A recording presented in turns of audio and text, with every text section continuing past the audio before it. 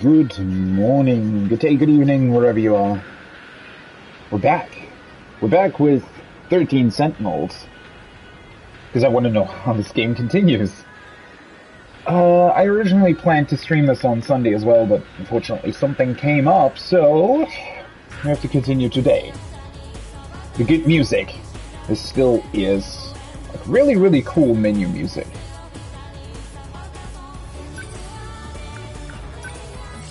I actually wish the game would do a little bit more in terms of music, because the music that's there is really good.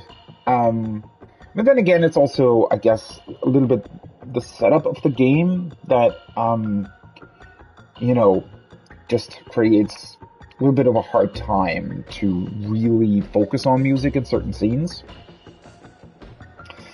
Anyway, though, we've progressed, at least according to the game, 44% through the actual story. Now, obviously, the destruction part needs to come back into this at some point as well. So, we'll see how that goes. We do still have a lot of character stories left, though. So, let me actually think back. Which character did I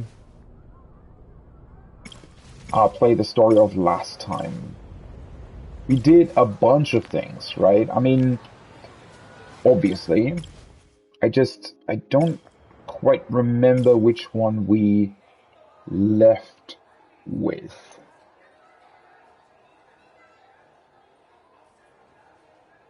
We definitely found out a bunch about her, about Shinonome. We still have no idea what Sekigahara is up to, or like why he's even there. Is he like an assassin from the future? I don't know. There's so much that is going on. Yuki is still looking for Natsuno. Something's going on with all the pilots. They're being injected with nanomachines, but somehow their memories are also altered. One big thing that we found out is that apparently, especially Shinonome, was the target of memory transfer. So at this point, we can't even be quite sure that all the characters... I mean, we've known that Juro... or Juro's personality was changed, but for the longest time we sort of assumed that it was mainly due to the fact that he basically lost all his memories while fighting in a Sentinel, or because he fought too long with a Sentinel, and so they inserted something else into him. But apparently they're also doing other memory experiments, which still leads me to believe that this entire setup of the Kaiju attacking, the Sentinels defending, and all of that might just be one giant experiment of some future company that's trying to, through this, experiment with memory altercation and, inserting other personalities into people. Well, so we can continue with Juro. He accidentally heard a conversation between Megumi Yakushiji and Renya Goto. He's troubled by the fact that there's another version of himself that goes by the name of Juro Izumi. So he slowly finds out more and more about the fact that apparently he's been changed into somebody else. Again, another thing that's definitely been a theme throughout the game that I still don't really know what to do with is that all of these different things that they're talking about, whether it be time travel, the Sentinels themselves, future Kaiju attacks, right? Since they're, at least to our knowledge, constantly shifting through different times and everything, a lot of the characters do have knowledge of either future events or different timelines, whatever, right? But everything seems to be, nothing seems to be completely secret. It never feels like they're actually, putting in the effort required to keep all of this knowledge and all of these things actually secret from everybody. Like, yeah, there's secrecy going on, but not in the scope that you'd assume you'd have if this was in fact happening, right? I don't know. They seem to be very kind of loose with a couple of the bits and pieces of information.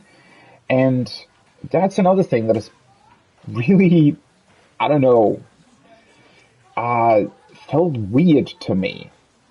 Which further, I don't know, shows that maybe that's even part of the experiment. Maybe they're trying to figure out, well, you know, can they, I don't know, fall back into old characters, or can memories be reclaimed by being essentially by being aware of the fact that your memory has been changed or something, right? I really wonder if that's somehow part of the whole deal. Okay, so we can continue with Juro Korabe. We could continue with Natsuno Minami as well. So technically, her story is only at 25%. So maybe I should continue with her story as well. All the others are currently locked.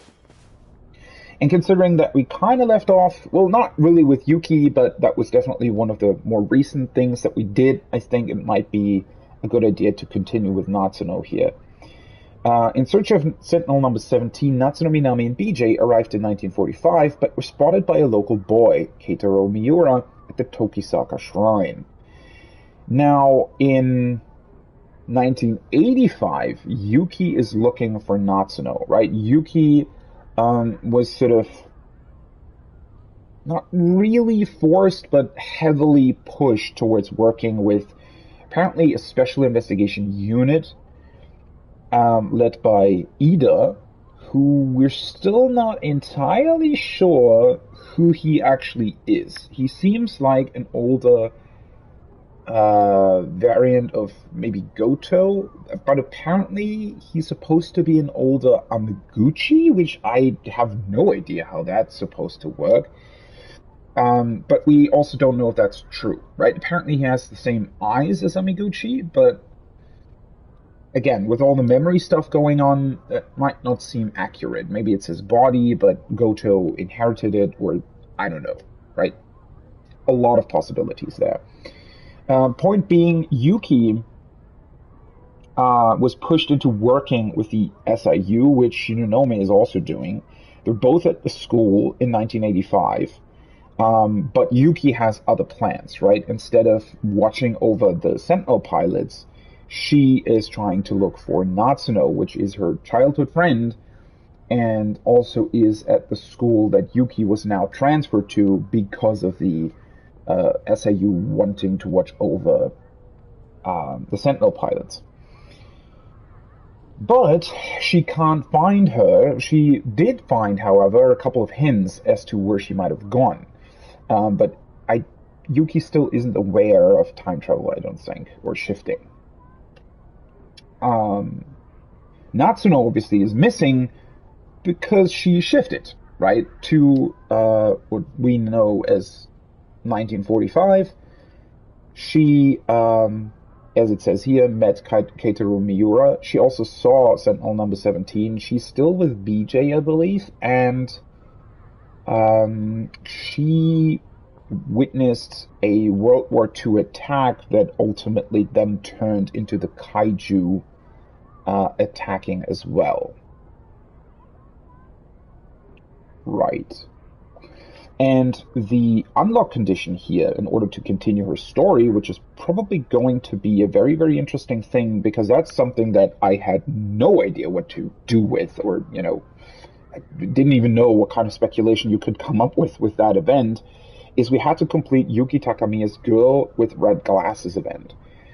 And I think I talked about that at the beginning of the last stream of 13 Sentinels 2, but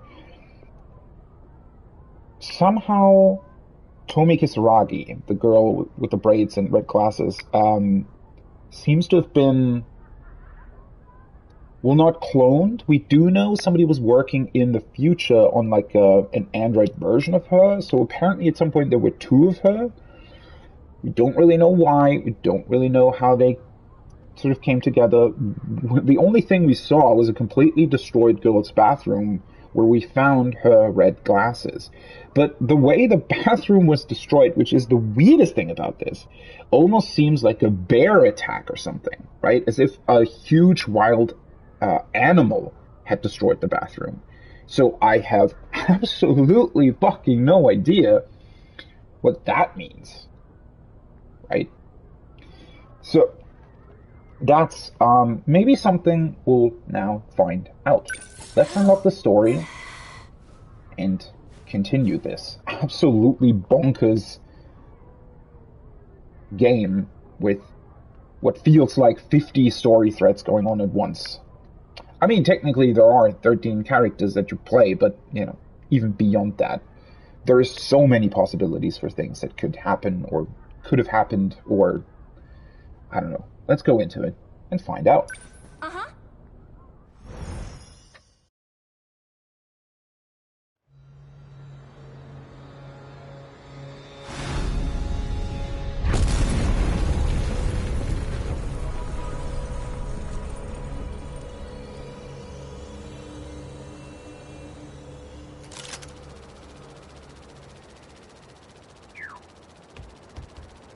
Ouch! My back. I felt like I was inside a washing machine. That freaking inspection hatch? Definitely don't recommend. He hit my butt so many times. Ah!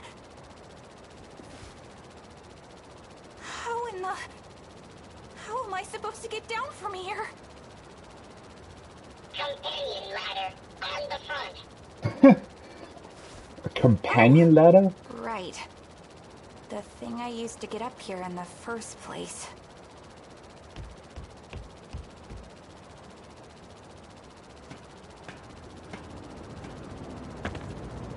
Whew. That was scary. Just the thought of slipping and falling all the way down. My hands are real sweaty. Mom spaghetti. Sorry. Okay, so, right. She found Sentinel number 17 in 1945, and now shifted with the fucking entire Sentinel back to her timeline, I guess.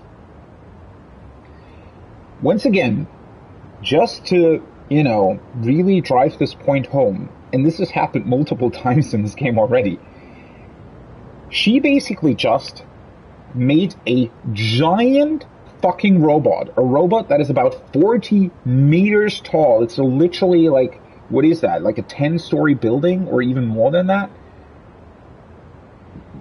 That appeared out of thin air, crashing into the side of, I don't know, a highway, a building? I don't really know. In the middle of a city where probably a couple million people live. Right? This is not being, like, secretive. Everyone, the entire world is gonna know about this, right? Unless they have some mass memory altercation device. So, again, this is what's so weird about this, but I think this is done on purpose, right? There's definitely something going on where somehow the rest of the world doesn't really care, maybe because they're not real even? Like, I don't even know what to make of this anymore, to be honest. I don't know. We'll see what happens here, but, yeah. That's kind of crazy. Let's try and see, if she has anything to say. It's been a while since I played her story, so maybe let's go through her thoughts, and see if I've forgotten anything. Sentinel number 17. That's the one she... Created to fight against the tripods. It's also the robot that BJ used to pilot. Another detail, I think she's just getting this wrong. It probably wasn't BJ that piloted it, but rather whoever BJ came with. We've seen BJ also deliver messages to both Shinonome and Ei Sekigahara. So either there are different versions of BJ, right? Maybe in the future everyone got their own personal robot, which is definitely a possibility. I don't really think that's the case here, but I don't know. Technically, there could be different versions of BJ just because there are different timelines as well, right? You always need to keep that in mind. But we do also know that a couple of Sentinels were in fact being autopiloted, basically, right? They didn't all have, in every case, pilots in them. But I also think, or at least it seemed to me, as if a Sentinel being on autopilot meant that there was a greater threat of it being hacked and possibly inserted with the Deimos code as well. Something like that, right? Which would have made it join the kaiju, so I guess they tried to prevent that from happening or try to always get pilots into the Sentinels, but then again, there's so much more going on with that as well, right? We still have no idea what that gun is about that everybody's been shot with. I mean, we do know that its purpose was to insert nanomachines into them, but again, we don't know if it was the first time that they got inserted with nanomachines. Like, was that the reason why they can pilot the Sentinels, or was it nanomachines that alter the already existing nanomachines in their bodies? We just don't know, right?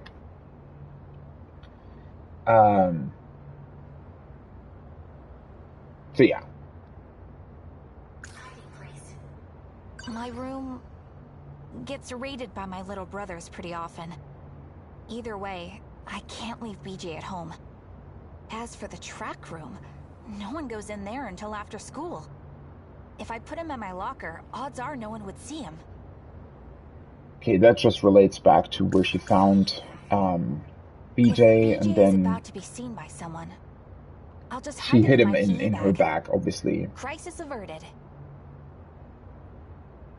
But again, I don't know if this sort of if somehow her having BJ or having found BJ or transporting him somewhere ultimately gets it also into Sekigahara's hands, or if that's where it originally came from. Those are also things I think we don't really know at this point. Like, the scene where Sekigahara found out about his memories, was that before or after this, right? I don't think we know that at this point. Although we might be able to figure it out based on the other events that took place, but then again, yeah, now that I think about it, that's actually a bit weird, right? Because I think, wasn't that scene with Sekigahara somewhat linked with Nenji and that gang on the dam that overlooks the city? And wasn't that closely after they met with Yuki, or was it before that? It's kind of hard to figure out. His name is BJ. He's an alien that came from a highly civilized planet. Yeah, no. His mission was to protect Earth from other evil aliens. Which is another thing, right? I mean, we're also still not really aware of where all of this technology actually comes from. I mean, BJ doesn't seem too advanced, to be honest, right? I mean, he could very well be from like 2065. But then again, yeah, all of this technology,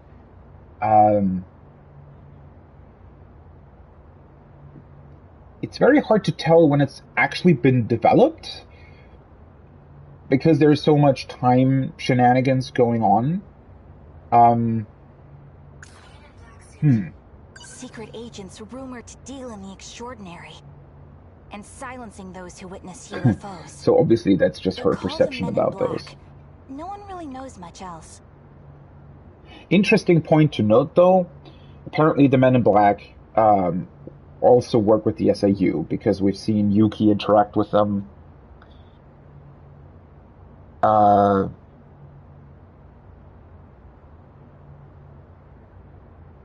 Yeah. Okay. Well then. Let's see where we crashed, huh? BJ, are we... We made it back, right? It is 1985. A robot as big as this. I can't believe it's capable of time travel. Alien technology sure doesn't disappoint.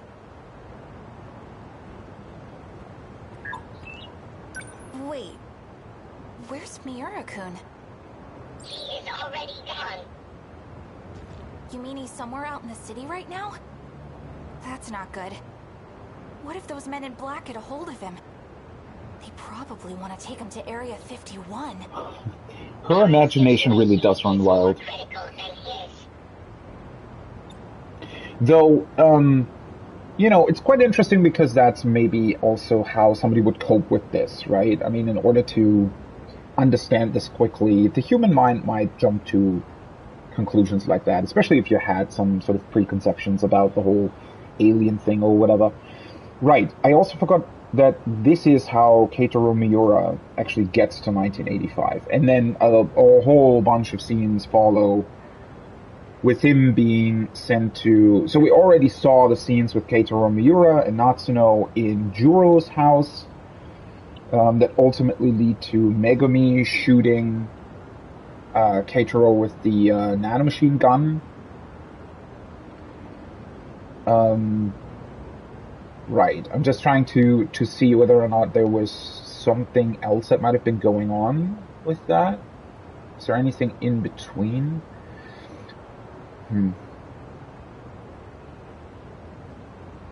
The most interesting thing about Keitaro Miura is that he's actually somebody who seems to have been unaware of a lot of this stuff, right? Whereas other characters like Tomi Kisaragi, for example, seems, in most scenes that we've seen, seems to have been aware of at least certain things that were going on with either time travel or kaiju attacks or sentinels and whatnot. Keitaro Miura, I always felt like, was the one character where we actually saw sort of the beginning of his story, really, so far. Sentinel number 17. Created to fight against the tripods. It's also the robot that BJ used to pilot. It's even capable of time travel.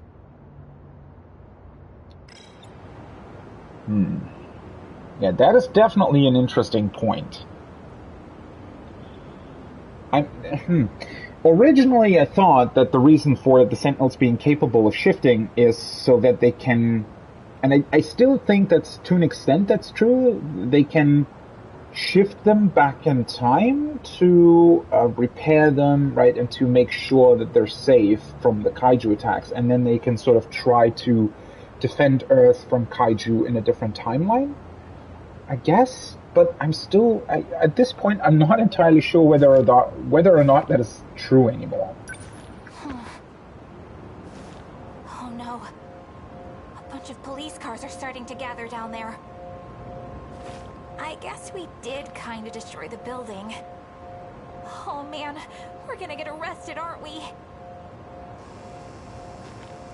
We need to leave. Yeah, okay. What the heck are we gonna do about this? Natsuno. Right. First things first. Let's get you in the bag. Yeah, I don't know. I mean, again, we're in like a huge city. An event like this would probably mean that there were like 100 police cars and, you know, emergency vehicles and whatnot out and about. I mean, this would be a monumental event, right? So,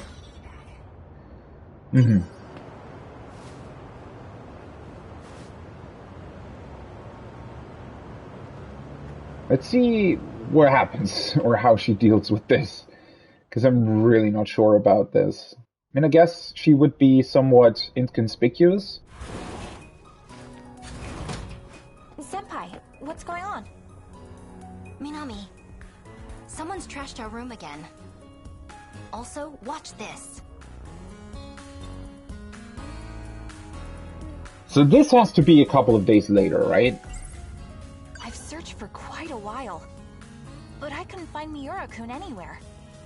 I bet he got captured by the men in black. And it's all because of me.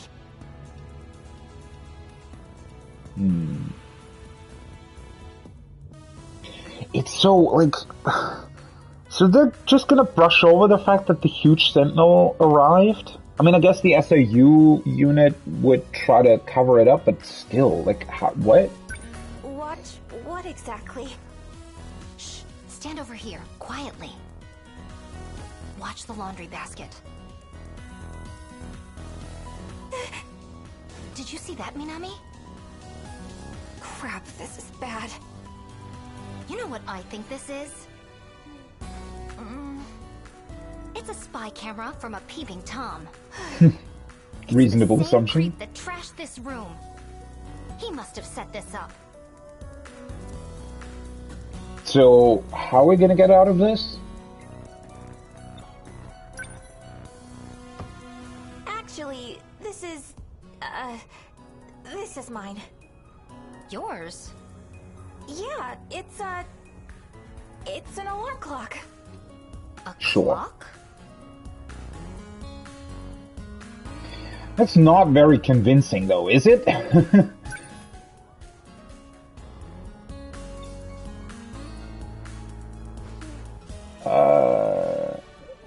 What now? Or we just...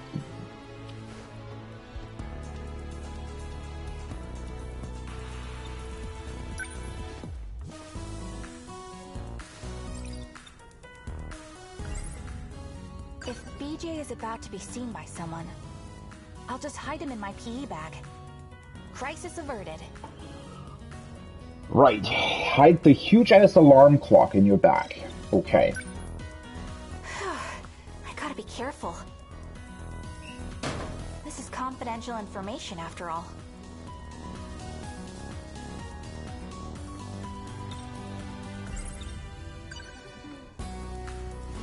So you just carry it around? Yeah, well, the thing is, I can't seem to tell time unless I look at this clock. Isn't it kinda big? Mm-hmm.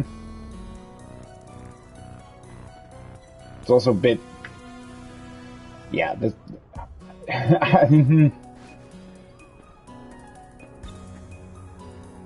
And we're just gonna leave the place, like, in the condition that it's in. Not gonna clean up with the other...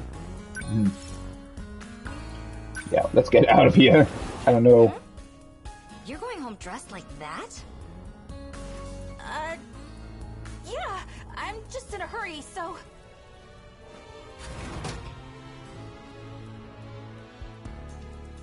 This is all... Definitely a strange setup. So now we have to sneak past the men in black then?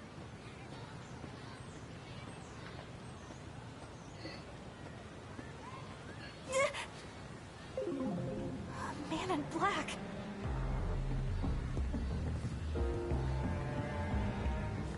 So we haven't found Teitaro at this point, right? So this is before all of the things that happen in Joro's room, as I said.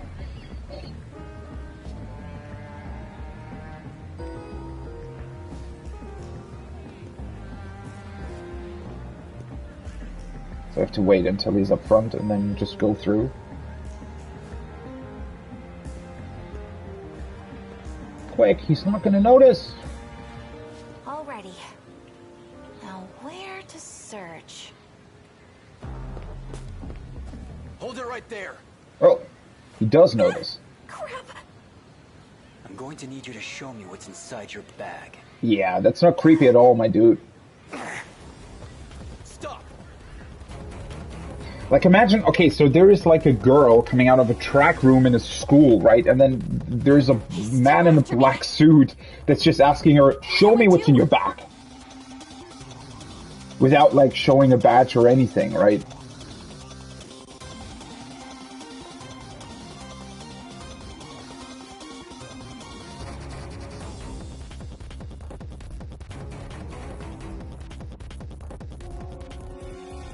This really sucks. So, wait, are we, like, trying to get somewhere else? Let's go downstairs.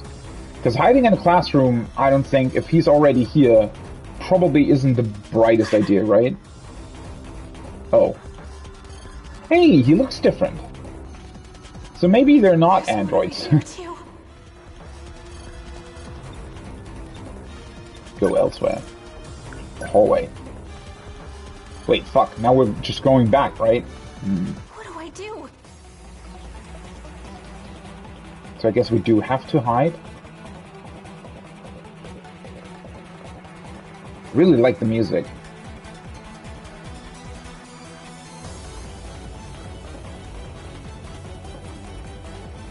This really sucks. Can we not just hide in... Well, if Oh, it is hi. Minami. Fuck are you coming from? Takun. What's up? Help us, dude. I'm being chased by men in black suits. What? What'd they do? Nothing yet. But if they catch us, who knows? Dissection, maybe. Definitely a full-body search. Full body? So those clothes will probably be in the way. Huh? Come on, my dude. Not the time. Little outfit? Outfit? You mean the spacesuit? What? Yeah. They'd take the whole thing off. I imagine they'll search every nook and cranny. For real? Those lucky Okay, Ryuji, calm down. Those sick bastards! Don't worry. I'll take care of this perv. What, you just gonna... Hey! You ain't getting away with this, asshole!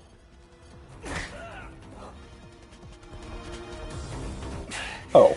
What the? Where'd this guy come from? Never seen someone go down so easily. What? Came from over there. Well, that wasn't the brightest idea. Also, Well, that was... something. so they're a lot stronger than I thought, actually. One of them is blocking the stairs. So what now?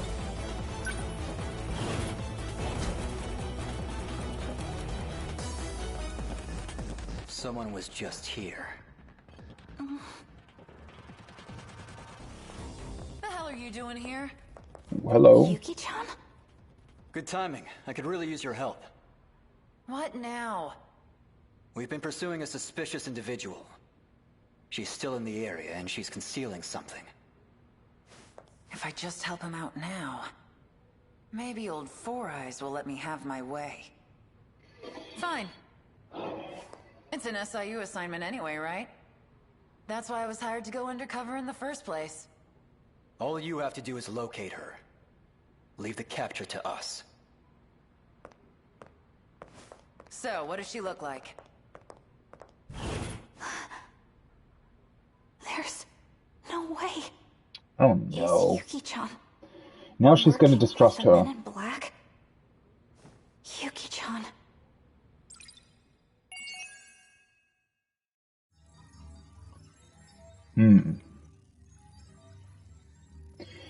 Okay. Well, that's that's a complicated situation for her. I mean, if Yuki finds her, right, then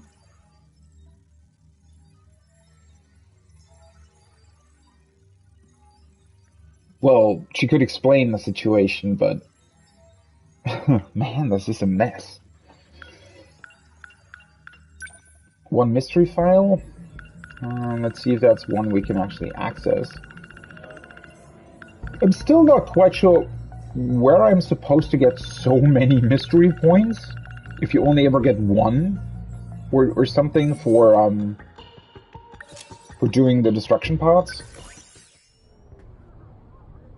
Natsuno Minami ran away from the men in black suits in order to protect BJ. During her escape, she witnessed her best friend Yuki Takamiya working alongside them. Cool. Well then, let's see how this mess continues. It's such an interesting way to tell the story as well, because, right, there's so many, like, Seriously? incredibly Again? important things going on. And we're just sort of running away from the men in black. I mean, not that that's unimportant, but, yeah. I can't believe my one and only Yuki-chan. She's working with the men in black. That means she can't know. She can't know about BJ. Let's Sentinel. I'm sorry I have to lock you up, BJ. But those men in black are still wandering around. Let's go to the gate. Okay. We need to get out of here before someone sees us. I don't know if shifting through time is necessarily the answer to that. Wait, I wanna... Can you please just... Oh.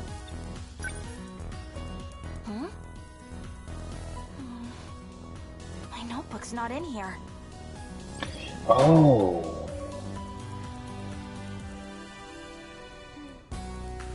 Right. Who found her notebook again? That was Yuki, right? Yeah, Yuki found her notebook.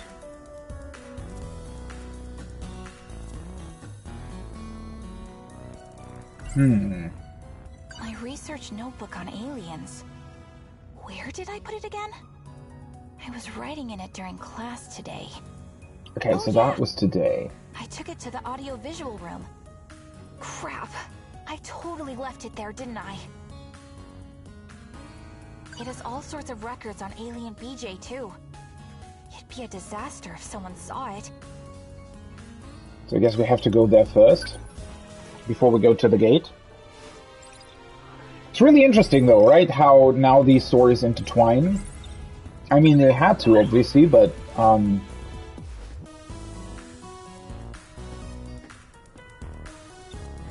again, it's such an interesting way, right? They're really, really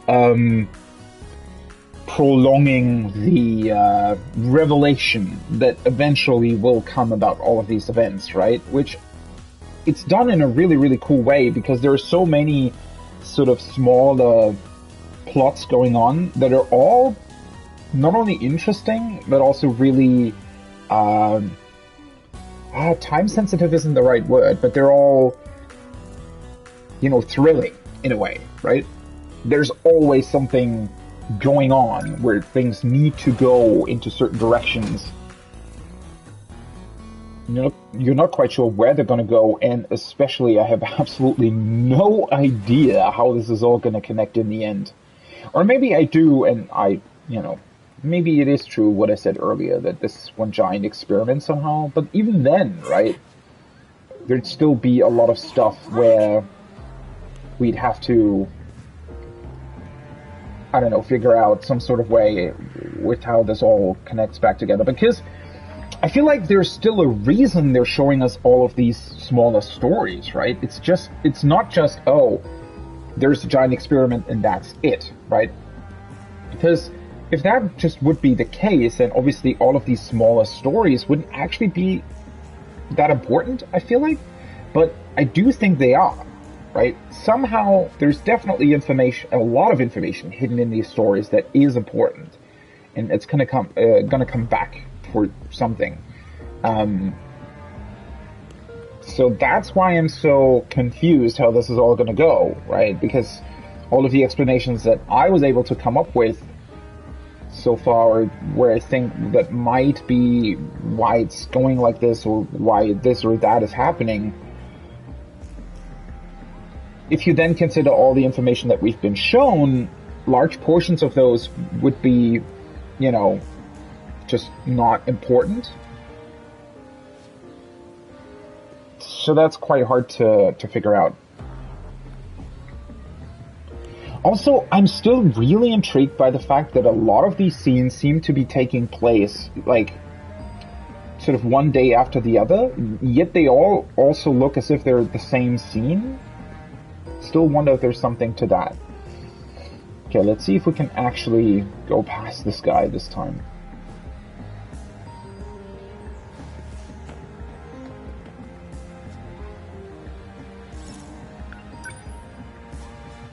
If someone saw my notes. You move! Gotta get my notebook back, no matter what. He didn't notice that you were the same person. Okay. That was a bit weird. Yeah, got it. Wait, what? All right, Minami, listen up. All top secret documents need to be kept extra secure from now on. We can't afford leaks. Put them somewhere safe and keep a sharp eye on them. Right. got it, boss. Natsuno, we have to keep moving. I know. To the gate, right? No. I've detected an unfamiliar signal. It's coming this way. What? What is it? Unable to identify. Estimated threat level is extremely high. Leave this area now. Okay, wait a second. So, how was she able to find her notebook? Was that just sort of a fake out? Or did Yuki leave the notebook somewhere that just happened to be the same location where she was suspecting it was? Maybe she just left it there and this... Wait, I also don't remember... No, Yuki took the notebook though, right? I'm pretty sure she did actually take it. Because we had it in our inventory, and you were also always able to read through the different entries, right?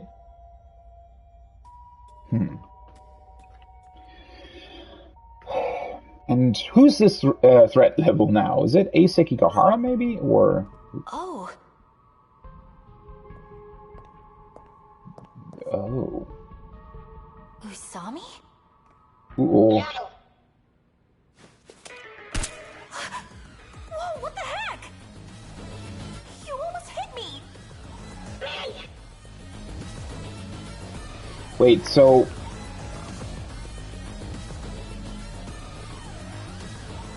Ah, now we're gonna find out how this place got trashed, huh? What's going on? Why is Usami... Wait, so that's... It's not Tomi Kisaragi. What? So she's an imposter? No. It's an android created... Okay, that's the Android version of her. Oh, I get it. Those evil aliens are after you. So they made a robot to track you down. Where are we now? I ran Okay, into so the that's bathroom. interesting. This is a dead end. There's nowhere to run. Not helping. It's too late.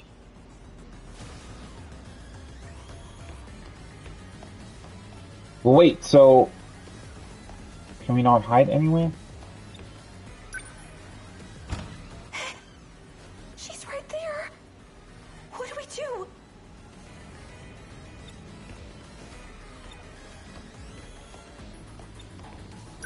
I've got to hide.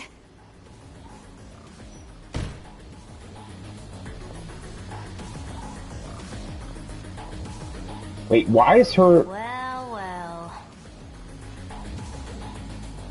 Okay, Please don't make me use force. her leg is Do as I already, say and come out quietly. like, broken. Someone else is here. Fuck, No I don't surprise. remember all the scenes. How'd you find me here? I thought number 17 was gone. What? Its signal led me here. Now that I've found 426, What the hell's going on with just her? walk away. Whatever you have planned, I won't let you go through with it. You know Ida was full of crap, don't you? And you still have something against me? Many people fell victim to you. That much is still true. That's why I have to destroy you here and now. You're awfully dramatic for a machine. So she's an android too? And I'm awfully strong, too. So it's an android fight that destroys the bathroom? His body really is falling apart. I can barely hold my gun straight. Didn't think I'd ever see you resort to violence. I would have expected it, knowing who you were. I guess even your heart is just a machine. You're a monster yourself. No answers from me. Whatever. Makes it all easier. What the hell is going on here exactly?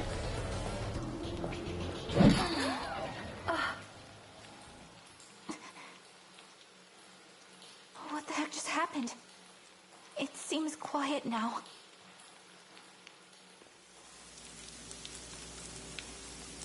Okay, so that makes more sense now that the place is trashed like this. Holy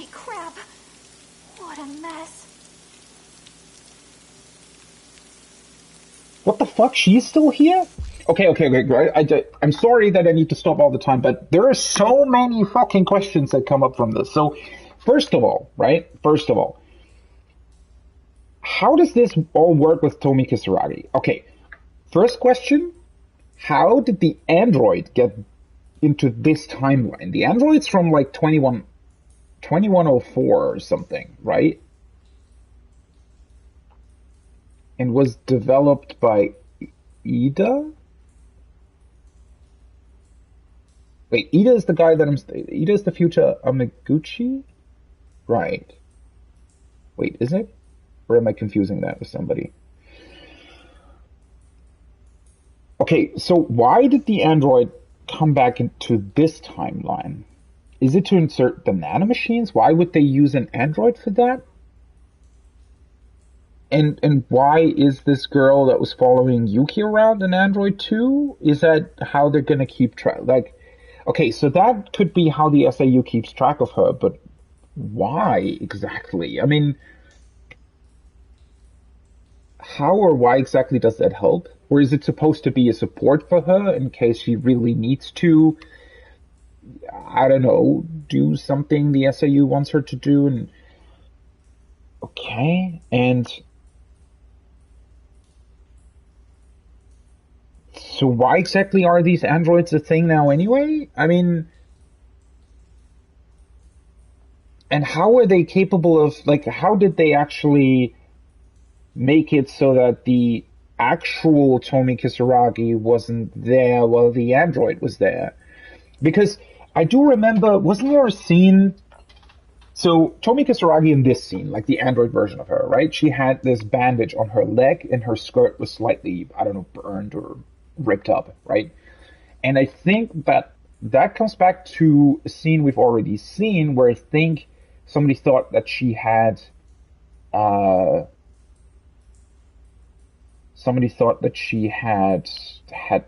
an accident or something, right? I don't exactly remember what it was. So maybe somebody tried to get to the android or take her out already before this? Maybe this girl here that's been following Yuki around already tried to somehow get rid of her. But then why would the androids fight with each other, right? Wouldn't they have been sent back by the same people? Like, what? And also, if you can make a convincible android version of a person, why would you then need to alter their memories? Like, why is that a technology that we potentially need to experiment on in the future if they can already do that in 2104? Unless they, well, that's the weirdest part, right? Technically, I think they're all using technology that has actually been developed in 2188. And they've been able to access at least part of that mainframe UFO thing below the city. And we're able to extract future technology from it, right? Possibly.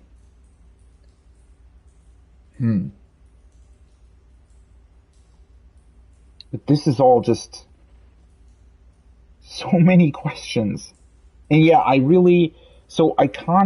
it's so difficult to, I mean, I can go into the analysis, of course, but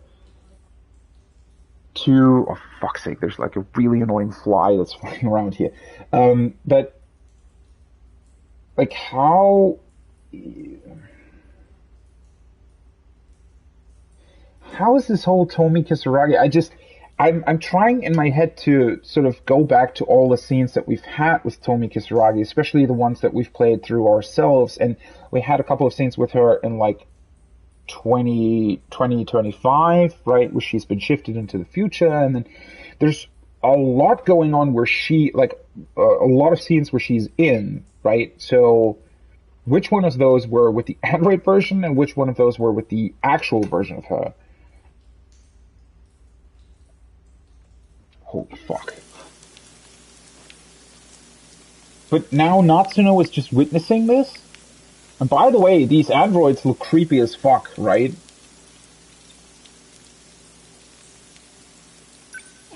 Hey.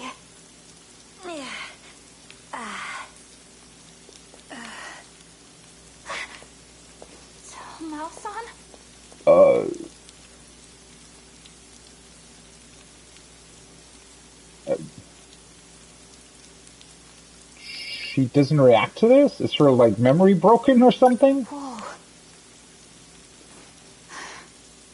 It really is a robot. Okay, It seeing looks this... just like Usami. Seeing this in real life, this would seriously freak me out, right? I mean...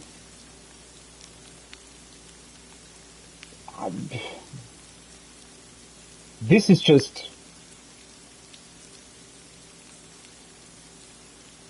That's crazy.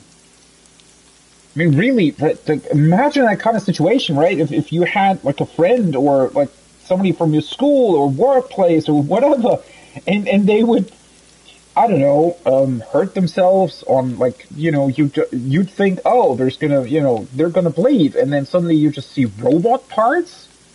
Like, imagine how absolutely bonkers that would be. Would you just freak the fuck out? I mean, she's sort of keeping at bay, I guess, with her imagination, making up all these stories about aliens and whatnot, but holy shit, this would be crazy to witness. What are you doing here, Tamao-san? And this... Did you do all this? Matsuno, stay back. Wait, what is BJ gonna do? Don't jump out like that. She's also an android. Created in Tamao Kurabe's image. She's a robot too? Wait, Tamao Kurabe? Did we ever get her full name? However, as of a few moments ago, I can no longer identify her. What? What? Okay. Tamao Kurabe. We've heard that name before. Isn't that a researcher in like 2188? Or something? Did she insert herself into this timeline to somehow be able to... So maybe I was speculating before why Juro Izumi got turned into Juro Kurabe, right? There had to be some sort of connection there. That's just not... That's not just a name they just came up with, right? And what happened now? Did she get shot with nanomachines that took over her body or something? What the hell is going on? This is...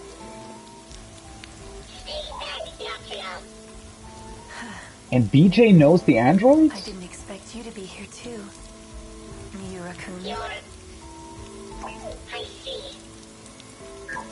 What?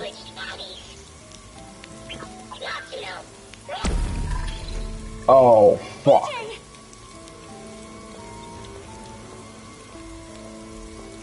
So, the android that was in Tomi Kisaragi switched bodies. That's what's happened. Uh-oh. But why did BJ know about all this? How is BJ connected to this? BJ? Say something!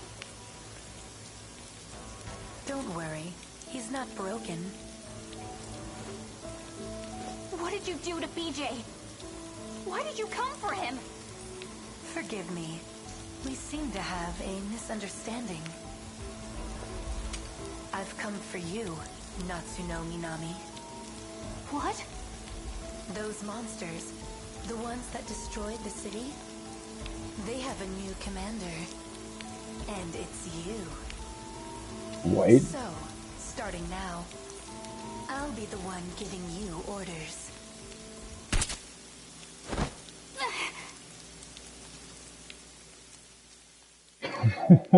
What?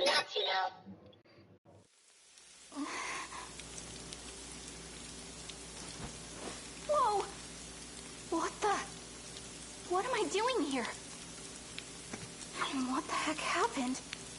I'm not sure. That's right. I came to get this. And then... I feel like I saw Usami. Man. I can't really remember what happened here.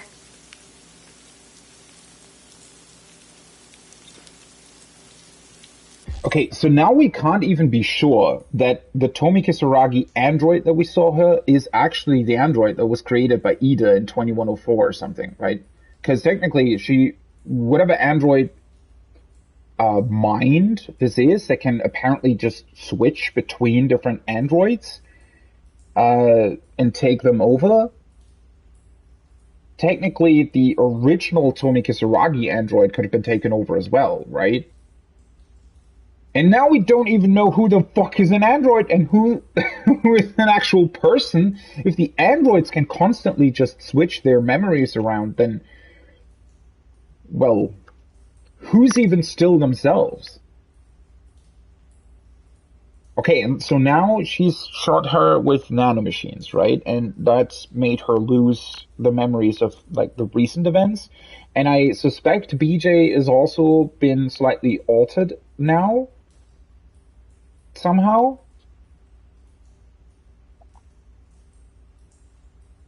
Once again, wondering whether or not this is before or after BJ shows those images of to either Ei Sekigahara or Shinonome, and how this potentially influences whether or not he does that. But, okay, so the thing that this android originally wanted to do was insert Natsuno with nanomachines that make her control the kaiju? So...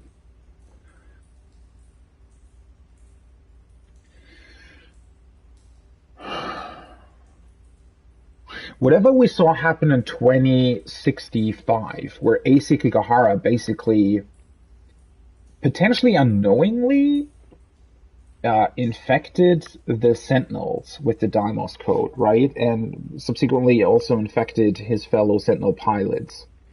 Is this the reason why? So all that's been going on with the cat influencing Megumi and now this android, is it somehow to change the Sentinels so that they fight with the kaiju? But why?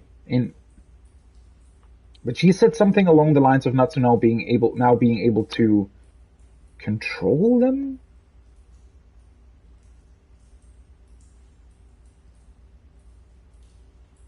Why control? Yeah, this is kind of blowing my mind, and I have absolutely no fucking clue what the hell is going on or why this happened. We should go before anyone else shows up. Yeah, you're right. Come on. We can't let anyone see you.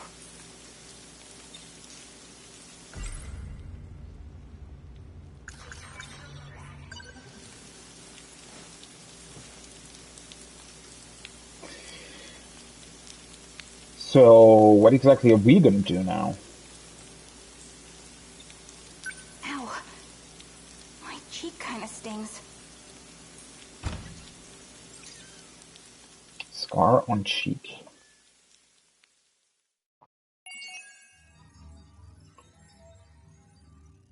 Exterminator. Ei Sekigahara unlockable, okay.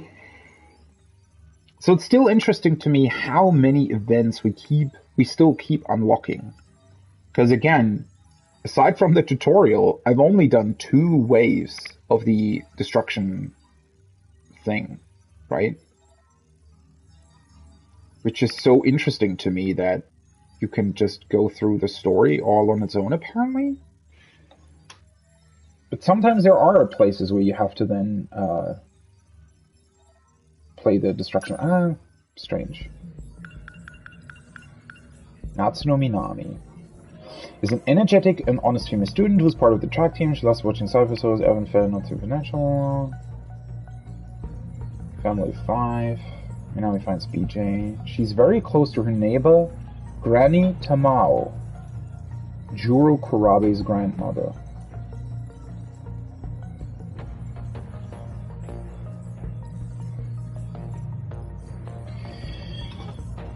So, but this girl, right, that apparently now is host to the android that was in Tomi Kisaragi before that, why is she also called Tamao? Why doesn't she live with Juro Kurabe then?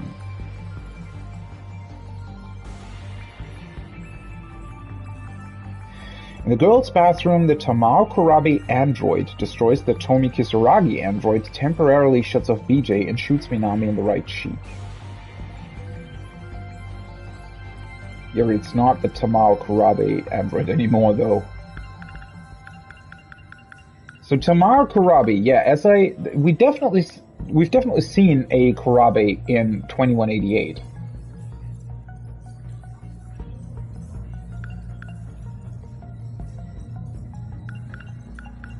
This is all incredibly strange. I mean, obviously it all, at some point, will link back to 2188 and the stuff that they're doing there, right?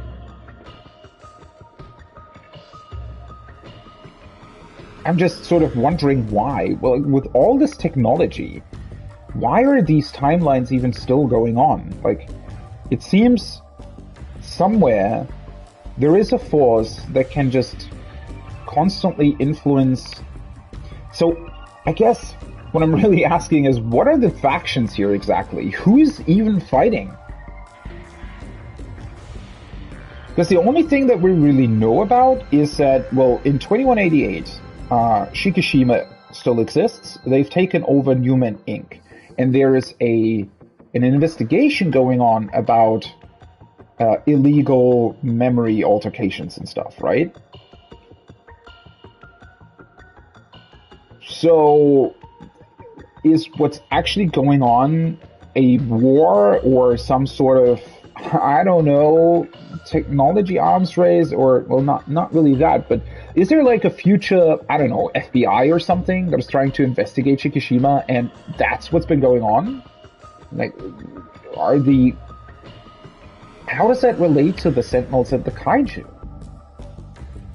Because we also know, like, the Kaiju were produced by Shikishima, right? We already know that.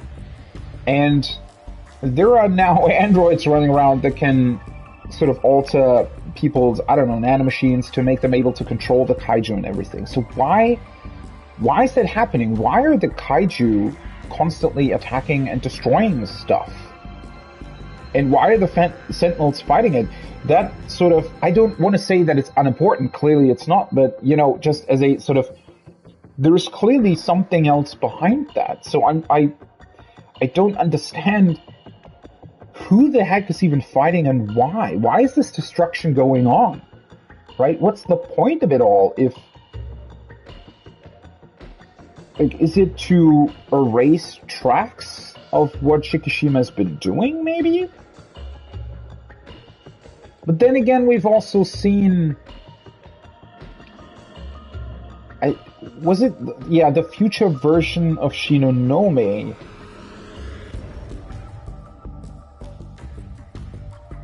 Who somehow set something up so that something can't... I don't know.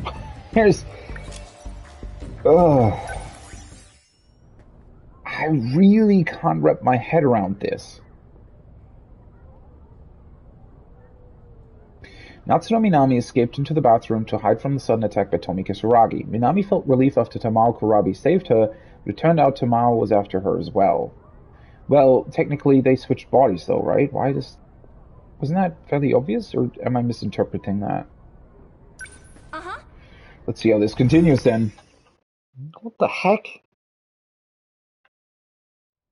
Does the SIU know about this? I mean, yeah, so this Tama girl has been following Yuki around, right? Huh? Tamao-san?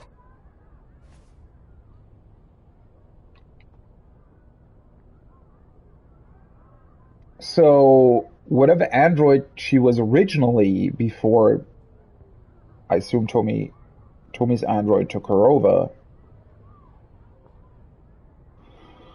was potentially part of the SIU?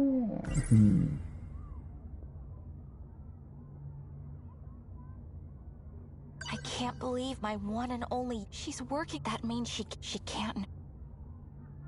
Scar A on small cheek. puncture on my cheek. Looks like I got stabbed by a needle. I must have gotten it in the girls' bathroom. But why can't I remember anything about it? Was I captured and had my memories erased? What if they implanted something in me? I'm probably overthinking it. No, you're not. Yet again, that's a strange thing, though, right? If they can alter memories like that, why wouldn't they also kind of prevent her from even thinking about it? I mean, maybe that's not how it works exactly, but that seems incredibly dangerous. If she is basically aware of the fact that her memories have been wiped, and she even knows where and when it happened, then she can still, or what, in theory, if she's, like, thinking about it deeper, could figure out who might have done it to her or who she shouldn't or should trust, right? I don't know. Seems a little bit of a, I don't know.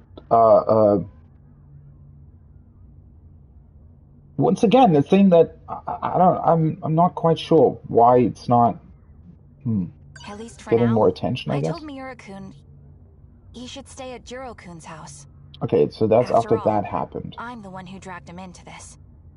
I need to take responsibility. I mean, not in a weird way.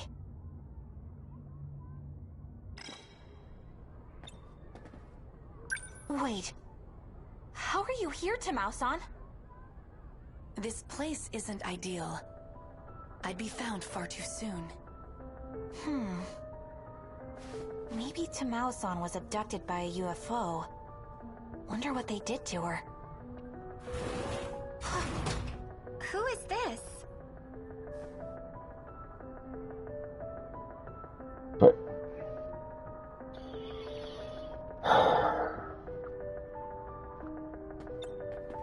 Does she want to join the team? Oh, well... Wait, don't tell me. You turned in your sign-up form but never came, huh? It's Aiba-san, right? Erika Aiba? Wait, fuck, where did we hear that name before? Oh! Wait, didn't somebody call her by her real name? Or is it even her real name? Or did she go undercover as Erika Aiba, but Tamao-san is her actual name? Wait, I completely forgot about that. Wasn't that in Yuki's story, where she suddenly found out that she's apparently called Erika Aiba? Completely forgot about that as well. The fuck is going on? So, Aiba-san, you're in Class 1D? Right next to Minami-san in Class 1C. Yeah, right. Have you recovered from your illness? Well, actually, she... Not entirely, so can't join yet. Huh? Oh, okay. Well, that's too bad. I hope you get well soon. Maybe she just looks like Tamao-san. Could there really have been someone like this just next door? What? Erika Aiba, Class 1D, next door. She... What?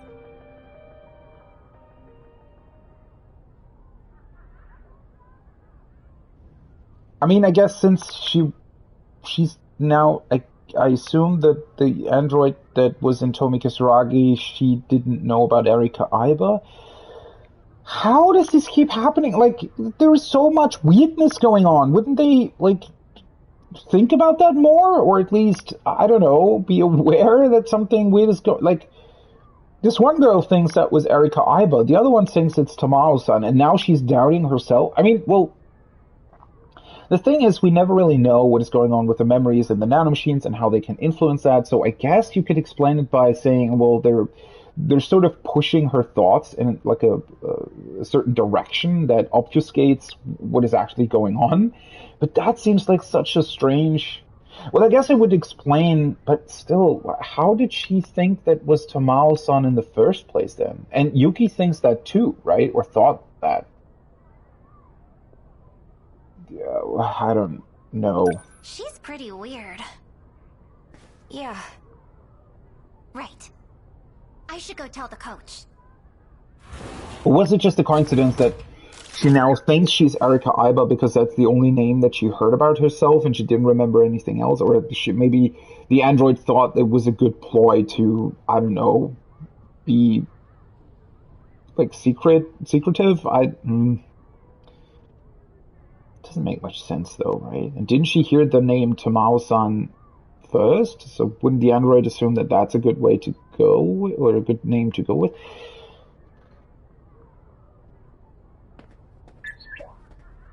What the hell, man? Did she find you? She? The girl that was just here. Iba-san. Nobody was here. Wait. So now BJ is trying to influence her memories somehow? Let's go to the gate. Does he still want to do that, though? I'm almost done with practice. We'll go there after. Sound good? Natsuno, the gate.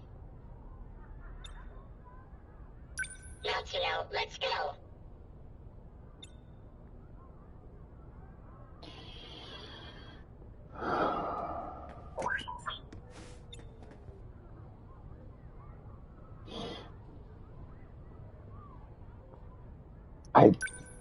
I feel like I'm missing something really important here. I don't know. We can sneak out.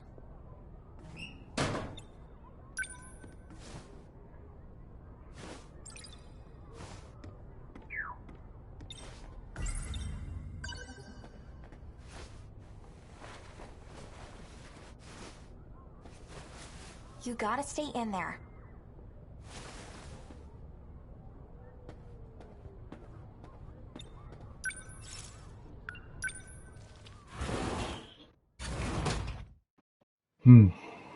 Maybe we're now going into like a completely different timeline? Maybe that'll explain something else? Are you going home, Natsuno? You got me. Please don't tell Senpai. Our planet is in danger. There isn't a second to spare. Yeah, whatever.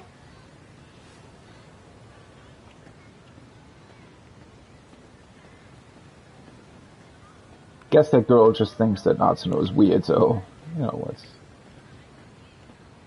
let's just let her go.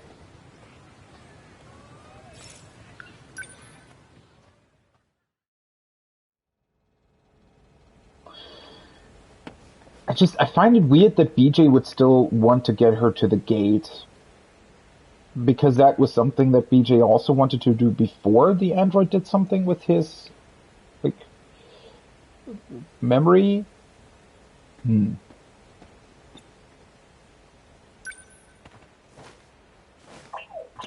Okay, we're here.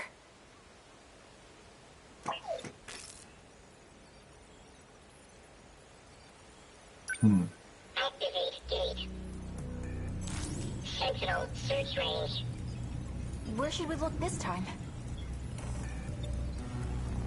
What are you even looking for?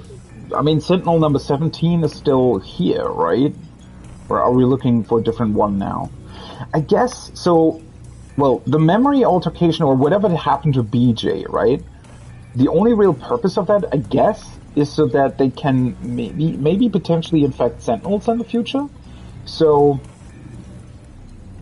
I guess the android just wants BJ to do what he wanted to do before, because that was looking for the Sentinels, right?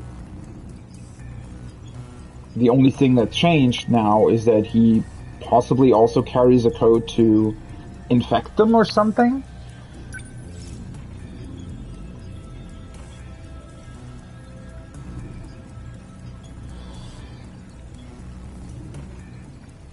Didn't I choose something here last time? We were already in Sector 1 and 2, right? Sector 1 has been searched. No Sentinel found. I see. Bummer. So wait, BJ's original task was to gather the Sentinels? But why? If they can freely shift through time, or I guess it's not that freely? I mean, it still costs energy, right? But why? Sector 2 looks suspicious.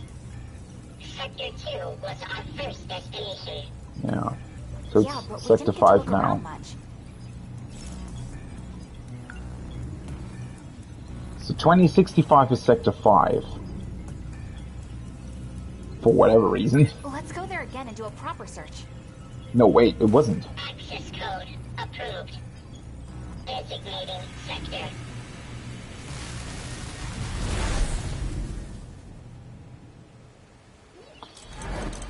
Huh.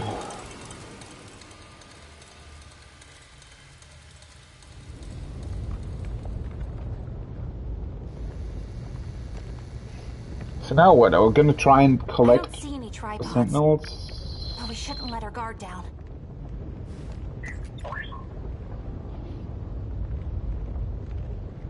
Okay, how should we do this? Natsuno, you wait here. Huh? You're going by yourself? Fires continue to burn on the surface. It's too dangerous.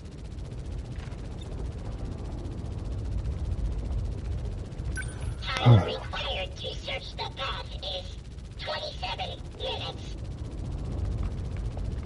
Oh, come on! We come all the way out here and you just leave me all alone? I mean, well, like... How does this all fit together? I don't understand. Who is BJ? Why was he created? What is he trying to do? Why does he keep taking Natsuno with him? And how do these places still exist? I mean, yeah, sure, the kaiju trashed this place to the ground, basically, but it's not entirely destroyed, right? I mean, it's not like they blew up the planet or something. Life could theoretically still exist here if you were to rebuild the city or something. So... It's not often I get to time travel. I certainly won't waste it waiting. Go I'll explore. make it quick. Just gonna peek around a bit.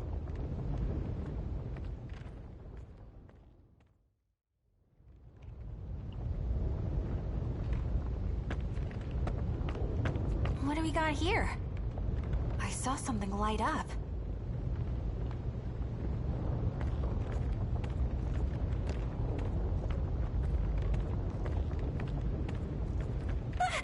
Sentinel. Isn't that what BJ was looking for, though? Possibly? Is that a sentinel? Look who found it first. That's what you get for leaving me behind.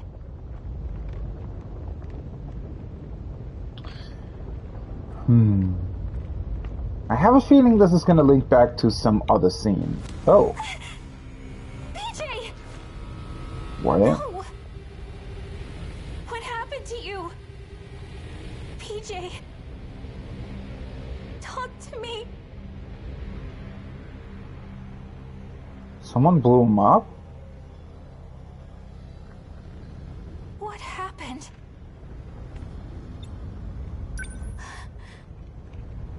That's right, his brain. As long as his brain's okay, I'm sure I can save him. Oh, where is it? How would you know what it looks like? This light bulb thing. I think it's this. Wait, what? It looks like an actual brain. Are you kidding me? What?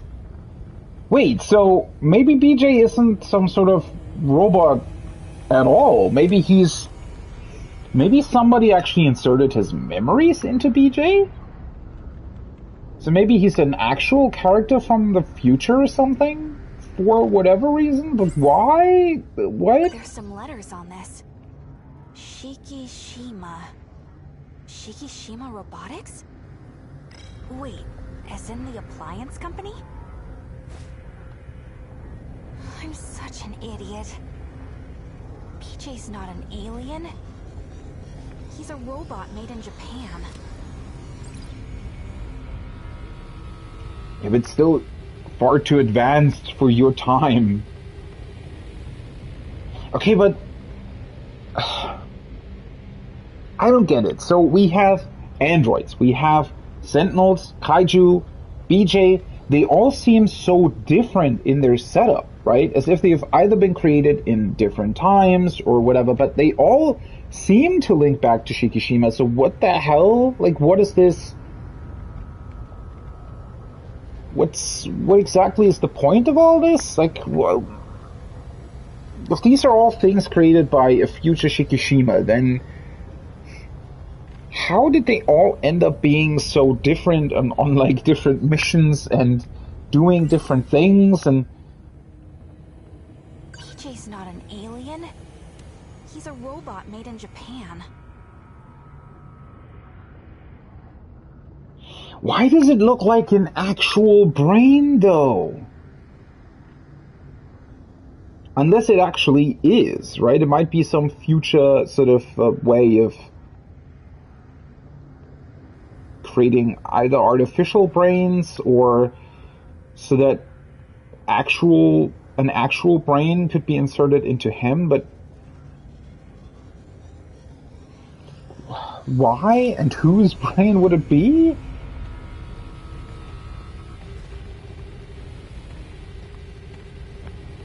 So what now? Aren't we stuck here now?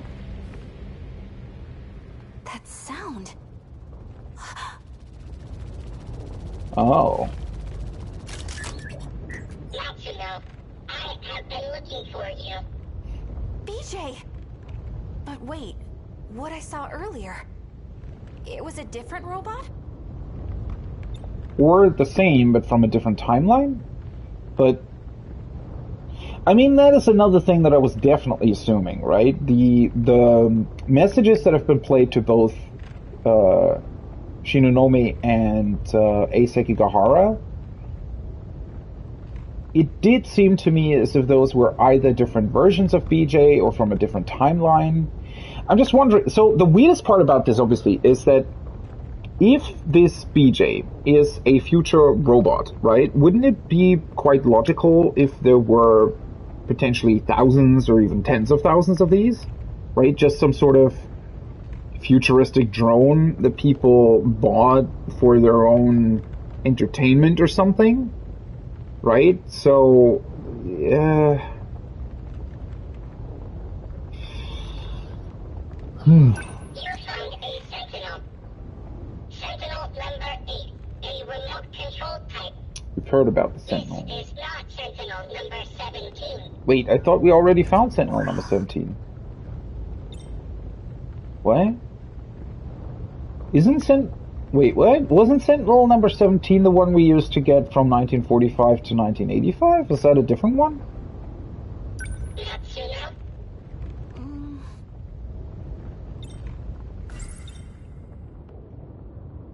Were you made by Shikishima Robotics? You're just a robot made in Japan. You're no alien. Isn't that right?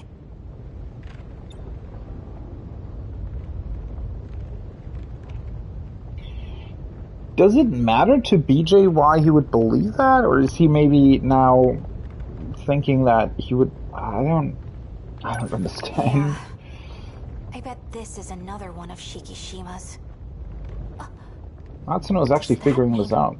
The tripods too? Huh. four-legged autonomous cranes from Shikishima Industries.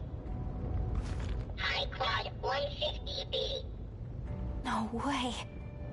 They're heavy machinery robots for the development of Mars. But why? Why are robots meant for Mars invading Earth? They are not. Because this isn't Earth? Is this some artificial planet or some experiment by Shikishima? How... I mean, that's what I've been assuming, right? I still don't understand why. Okay, I was correct with that. Earth? Okay. It is a speculation. Wait. The lack of proof makes it only a possibility. Okay, but... what? The basis for my speculation is this log. Wait, BJ doesn't know either?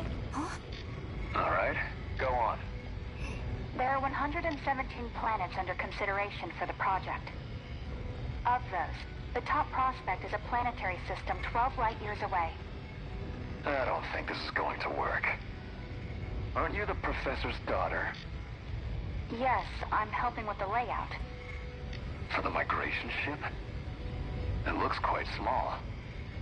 In the harsh environment of space, it is not possible to sustain life for extended periods of time. The ship will be carrying only our DNA. In the final phase of the project, humanity will be restarted. So we're creating aliens. How large of a population are you estimating? We're planning for 6 million. And you really expect me to approve of this project? If you just listen to my mother's explanation. It is not necessary. This endeavor is nothing but self-satisfying. It is impractical. Now that my father has passed away, I am the one in charge. The research will be disposed of and the funds suspended. You can't! Ogata-san, please! That's Ogata? This was recorded in 2188 with Natsuno Minami's ID. A communication log between Natsuno Minami and Shikishima's top executive, Renji Ogata. Wait, that's Natsuno Minami? After this log, the plan was implemented. But 2188 is in the future. We are further into the future than when the log took place. Natsuno, do you understand? This is not the past, and it's not different timelines, You are the alien they created. as I suspected. That's why they're calling it sectors as well. They're not different timelines at all. Okay, so finally, we've actually gotten quite a big revelation here, and quite a big confirmation as well. Obviously, it still doesn't entirely mean that this is actually true, right? So we still have to take everything with a little bit of a grain of salt here. Okay, and there's still a lot that is not explained yet, but we're getting closer to the truth. So, there are no different timelines. I think, well, that's a very logical explanation, actually, right? There are no different timelines.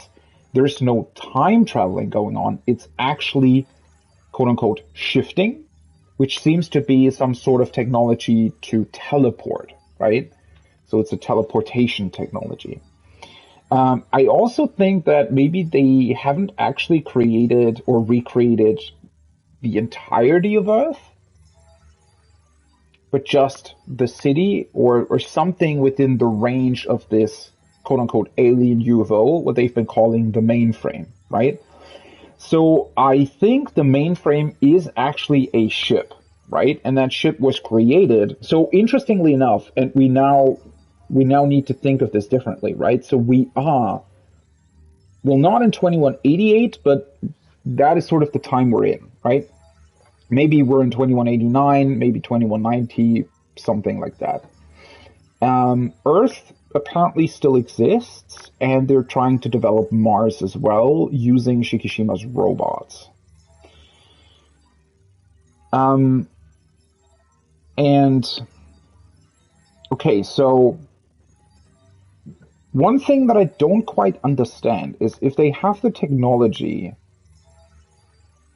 to possibly do an experiment or run an experiment in a system that is 12 light years away, why are they even still developing Mars?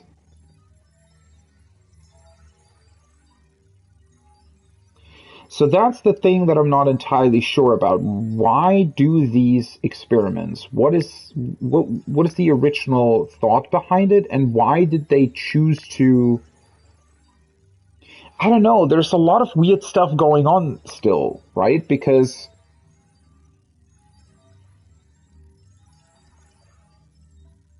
I feel like somehow the experiments were either manipulated or, I mean, something really, really weird is still going on there. I can't, like, what was the point? So their experiments, we definitely don't know why they were done in the first place. One thing that I do suspect is that whatever they were for, they were definitely also manipulated, right? So, I think the memory manipulation stuff that we've heard about from Newman Inc., right?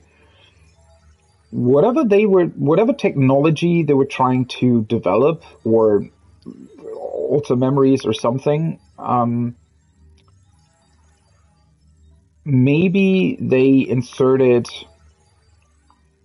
something into this experimental project and manipulate it in a way where they could sort of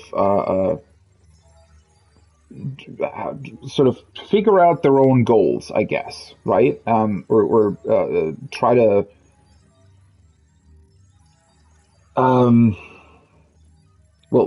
try to further their research about this memory altercation or whatever. And in order to do that, they were manipulating these clones that were sent to these different systems. Well, do we actually know if they have faster than light travel, though? I mean, I guess they have to, unless the shifting... I mean, the teleport... theoretically, they could be all on the same planet, right? I mean, this 1945, 1985, all that we know about, they could all be on literally the same planet. Maybe even, right? We don't really know that. And if it's 12 light years away, maybe we're actually 12 years into the future. So maybe they're only, quote unquote, traveling at light speed, or have been traveling at light speed when the experiment began. That is certainly something to possibly consider. What I also don't really understand, so they basically took their own DNA, I guess, right? And used that to populate the... But, I mean, the rest of humanity still exists as well? And it still doesn't really answer the question. So, I mean, we have seen... What was it? Shinonome's future log, right? Or I'm still calling it future log, but the log of Shinonome in 2188 or something. And what seems to have been happening is that I think she found out about a possible manipulation of the project and ultimately canceled it, right? Or maybe she was just following the new president's orders, which is Ninji, right? And so I think the reason why the quote-unquote kaiju have been quote-unquote invading is because they want to get rid of the project, right? They basically want to scrap the project, so they're destroying everything. What I don't quite understand, though, is how it was possible, like, what are the Sentinels trying to do? Right? I mean, it still doesn't really answer the question what kind of factions are going against each other here. Is there somebody at that future Shikishima, or I guess now current Shikishima, that's trying to save the project through the Sentinels? But that seems... Why? Right? I mean, that seems like a bit of a very elaborate thing, unless... I mean, there is the possibility, right, that everything's been going on, even with the Sentinels. It's just that, you know, this project didn't really turn out the way they wanted it to, and maybe they didn't consider a couple of options, and now the subjects of their experiments slowly have been been getting aware of the fact, maybe not that they're in an experiment, but they've found technology that wasn't meant to be found, and that's how they were able to create the Sentinels. And I don't know, or maybe the clones just figured, oh, maybe somebody actually figured it out. Maybe they realized, oh, we're just some experiment created by the Earth's population 12 light years away, and the clones just decided, hey, we want to save ourselves, right? And that's why they developed the Sentinels. Maybe there is, I mean, we've seen about Gota and everything, right? Maybe there is somebody, Morimura, for example, right? Maybe there is somebody who actually figured it out and said, well, no, we're not going to stand for this, right? We don't want to actually be destroyed. So they've been trying to save the different sectors, but most of them were ultimately destroyed, right? And they're still destroyed. And the population has been wiped out, the population of clones or whatever. And but some of them are still alive. I don't really know. Like, what has actually been going on then? What kind of stories have we been following? What was the purpose of it all, right? There has to be something here that explains why we've been so closely following these stories. I do like the twist of the DNA stuff, though, and the explanation of why they're potentially clones, because,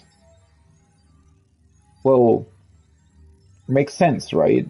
That's how you would travel to other planets, right? That's a really, really cool and reasonable explanation how they got there, right? Because that's how you would...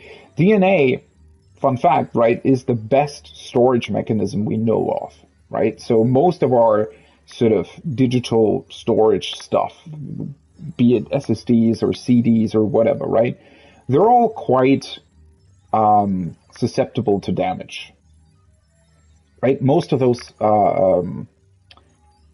technologies only last for 10 to 20 years, even if you keep them so you'd constantly need to copy the data basically to preserve it, right? Books obviously are much more sustainable, but even those are, they can be destroyed obviously very, very easily. DNA, though, is a very, very good idea, or is a very capable mechanism of storing data, right? And I think I am honestly not that knowledgeable about what's currently going on in that kind of research, but I've definitely read and seen about proposals that we should maybe save our data or save knowledge that we as humans have in DNA, right? So you could just, not DNA to create clones or anything, right? Not DNA that's just copied from humans, but literally just use the biological structure of DNA and store data on it, right? Because the DNA, the what are they called? The bases or whatever, right? The different things that are interlinking with each other in your DNA, they can be utilized sort of like ones and zeros to literally just store data, basically like an incredibly advanced CD, right? And the amount of data that you can store is actually insane because of how DNA works, right? And how the different molecules can sort of curl up, and also they're tiny, right? I mean, they're molecules, so through that you can also store a ton of data. And DNA can be preserved quite well, right? Especially since in space, well, obviously you'd still have to shield it from I guess radiation and stuff, right? That's definitely very threatening in space. But if you were, obviously it's way, way easier to shield DNA than to shield humans, right? Especially since humans need to live, the organs need to work, all that kind of stuff, right? So just sending DNA makes this far easier. Still don't really know, I mean, why are these characters, so they've used their own DNA. Okay, so far so good. That makes sense. But what's with all the other humans? Are they all just androids? Why did they even send DNA then? Again, what's the point of the experiment in the first place?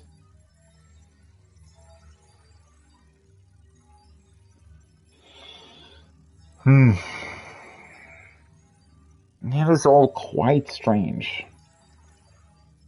And how is it ultimately going to matter? Are we at some point going to fly back to the actual Earth and just invade that? I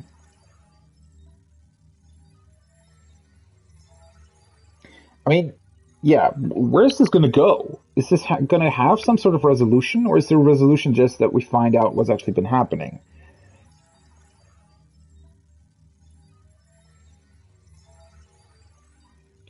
Also, if Nenji, for example, now took over the company and he's scrapping the project, why was his DNA included in the experiment then? It's also weird, right? Unless it was also done in secret?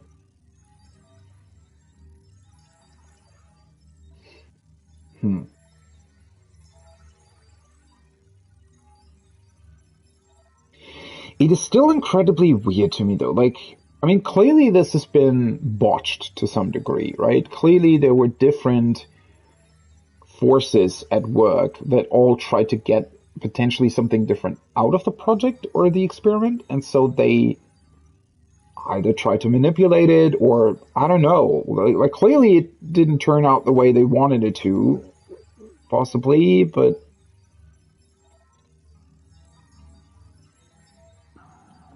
Man, now I'm even more confused. This answered quite a few questions, I think. But that being said, what is the actual story here? Right? Because it now feels like a lot of what we've seen and heard about is just a little bit of a fake out, right? These are stories, or are these stories that are ultimately going to matter? I think they kind of will, but why and how? And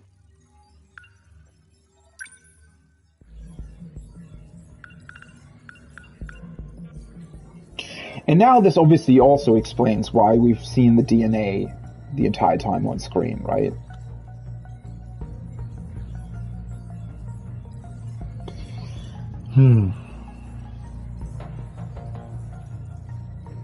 In the 2065 ruins, Minami discovers something that looks like the brain of a destroyed BJ. On it, she finds the letters Shikishima. To her dismay, Minami realizes that BJ, the Sentinels, and even the Kaiju are all machines made in Japan. However, BJ implies that the planet they're currently on may not be Earth, and that Minami and the others are the real aliens. The Nenji Ogata of 2188 is the son of the distinguished family that owns the conglomerate Shikishima. He is opposed to Morimura's Project Arc, which his deceased father pushed for.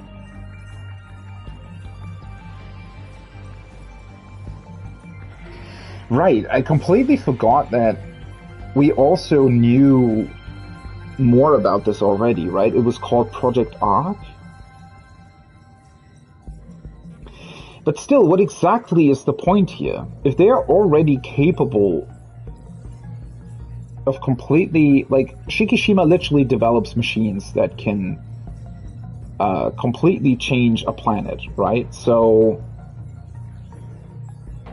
again, what exactly is the point of the experiment? Was it, I mean, I guess if you call it Project Arc, maybe it's some sort of way to, maybe there's still something going on in 2188, basically the current time, that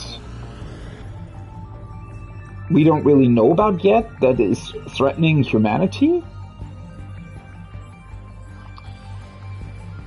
That might be a thing, right? And maybe so they came up with this Project Arc to colonize other systems, but maybe they weren't really sure how to do it, or maybe they wanted to test what would be the best way of sending human life to other planets and how to develop it properly.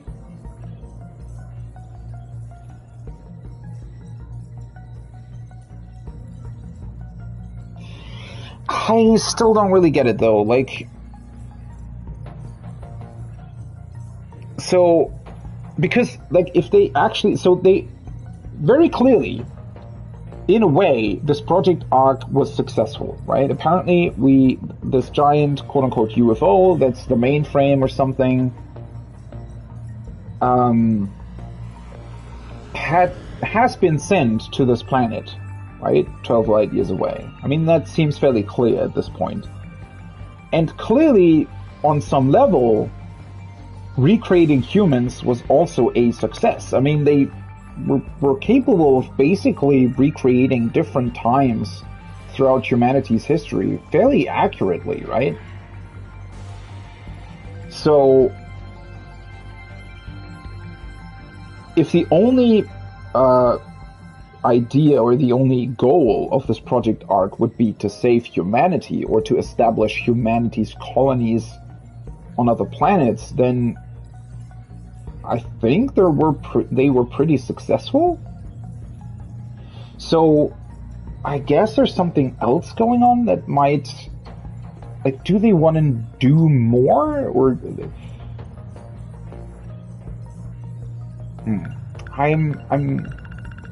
there's definitely a lot that we're still missing about what the actual sort of goal of all of this was, right? And why everyone's sort of fighting against each other. And then again, now that I'm reading it, right? So unlock condition is destruction second area, Shipogaki City Wave 5. So,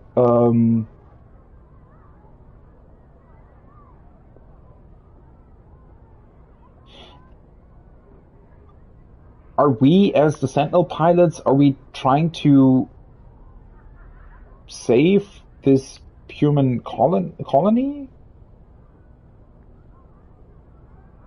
But why, though? I mean, I can definitely get behind the idea that clones, especially, like clones are still humans, right? They may be artificially created, but they would live a life like any of us do, right? So if they have a way of saving themselves, they would try their best to do so, right? I can definitely get behind the idea of that, but again, still, where the hell is this going? How are they capable of developing Sentinels, and how does that connect with all of these sort of bits and pieces of information that we got? Like, what's going on with the nanomachines? Why are only these guys capable of controlling the Sentinels? Is everybody else not real, and the Sentinels actually need human pilots, or what? Like, huh?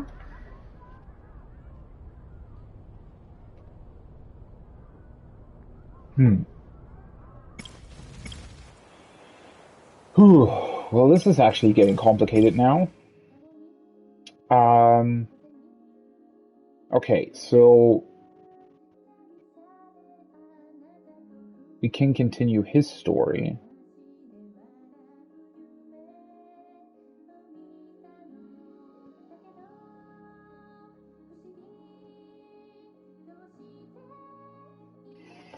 After a dream where he revived Tomi Kisaragi as an...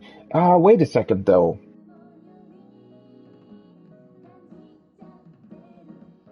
Wait. Okay. So, that is something that I hadn't thought about. We actually see different, like, versions of them, right? Like, we see the older versions of them, somehow. How can there be older versions of these clones?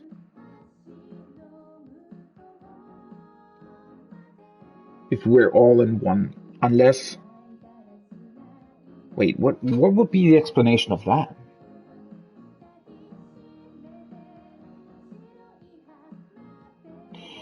Or are some of these scenes actually taking place in the past? Maybe there's time travel going on after all?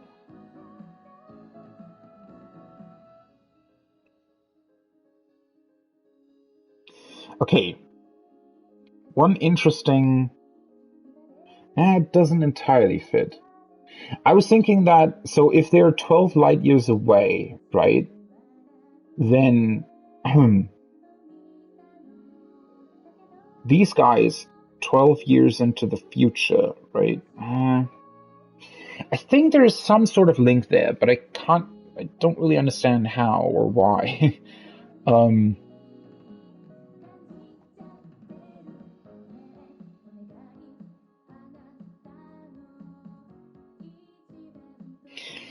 My God, this is getting complicated. So maybe there are a couple of scenes that have taken place in the actual past?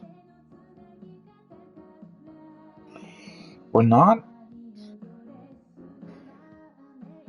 I mean, after a dream where he revived Tomi Kisaragi as an AI in the future, Shu Amiguchi realized that the Chihiro Morimura from his dream resembled Iori Fuyusaka, right? So as far as we know, Morimura is the future version of Iori Fuyusaka.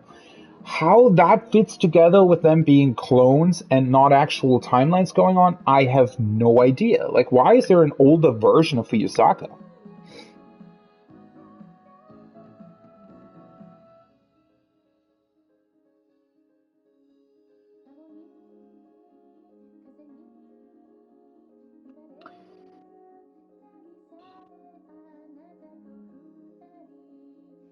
Because that's still, like, unless maybe after setting up this Project Ark in the colony, maybe 12 years later they actually arrived there by themselves for some reason? Like, as their actual selves? But why?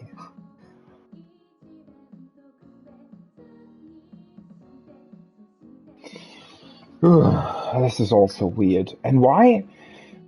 Again, all these little details that we've heard about. What's up with these dreams? Why can they dream of past or future, quote unquote, past or future events? How exactly does that work? Because if they're just clones, right, they wouldn't have weird memories of other selves? Unless, again, there have been some weird shenanigans going on with whatever this Newman Inc. company was trying to do with memory altercation. Okay, this is getting more and more complicated. Okay, let's see. I can continue Jiro Kurabe's story, that's at 55%.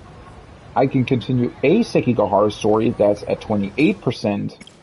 I can continue Shu Amiguchi, that's at 42%. And Yuki, which is at 57. So I think we're gonna go with A Sekigahara, right? A Sekigahara met Iori Fuyusaka, who has a fondness for him. He started to remember everything about the Aegis system that he regained his memories about his conversation with Morimura and Tetsuya Ida. Wait, did we actually get to know what that was about?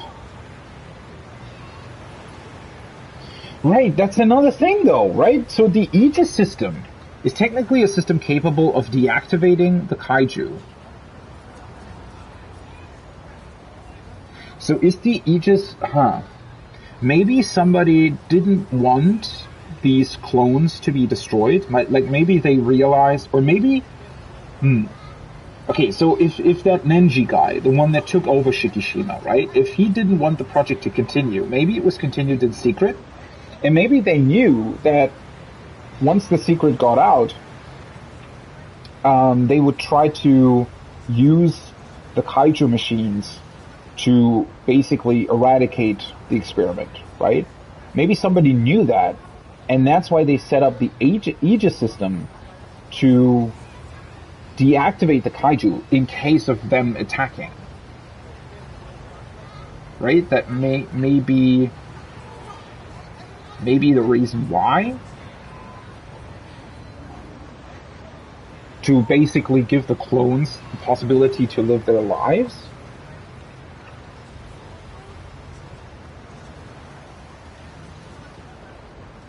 I don't entirely remember what kind of information Sekigahara got about the Aegis system, though.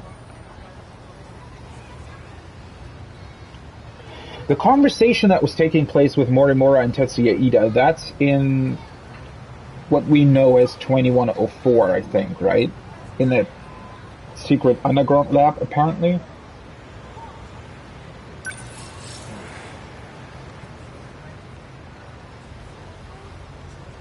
But I still don't understand how this all came to be. So Sekigahara, like, what's up with all this, like, SAU unit stuff? Why did he call himself an assassin from the future, right? How did those things start?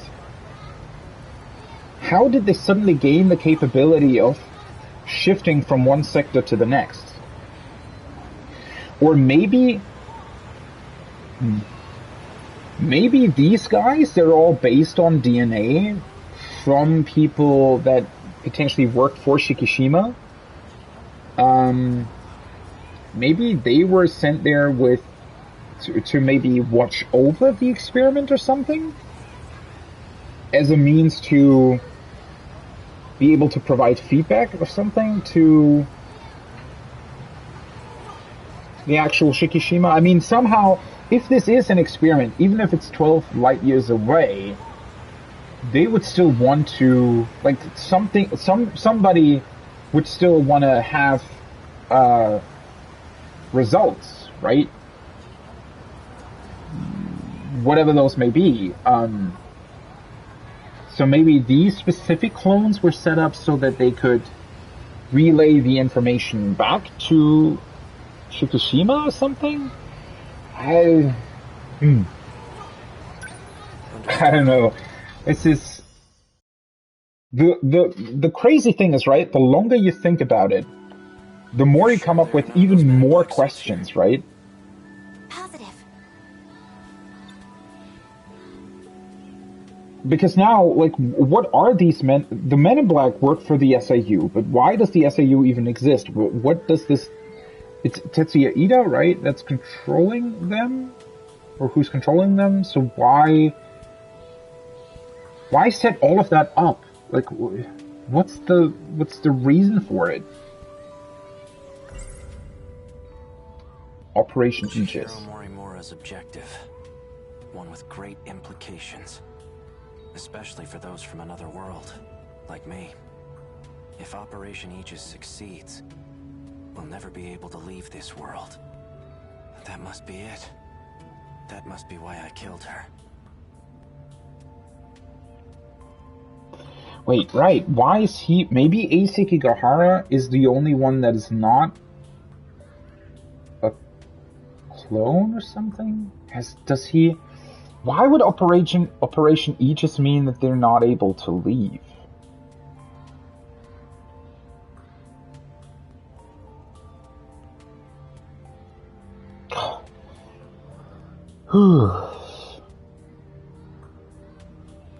How does this all fit together? I don't understand. Such a huge revelation, right? And still I have no fucking clue what these people are about. She seems to have a particular fondness for me. It appears she confessed her feelings to me, and I have yet to give her an answer. What was I going to do?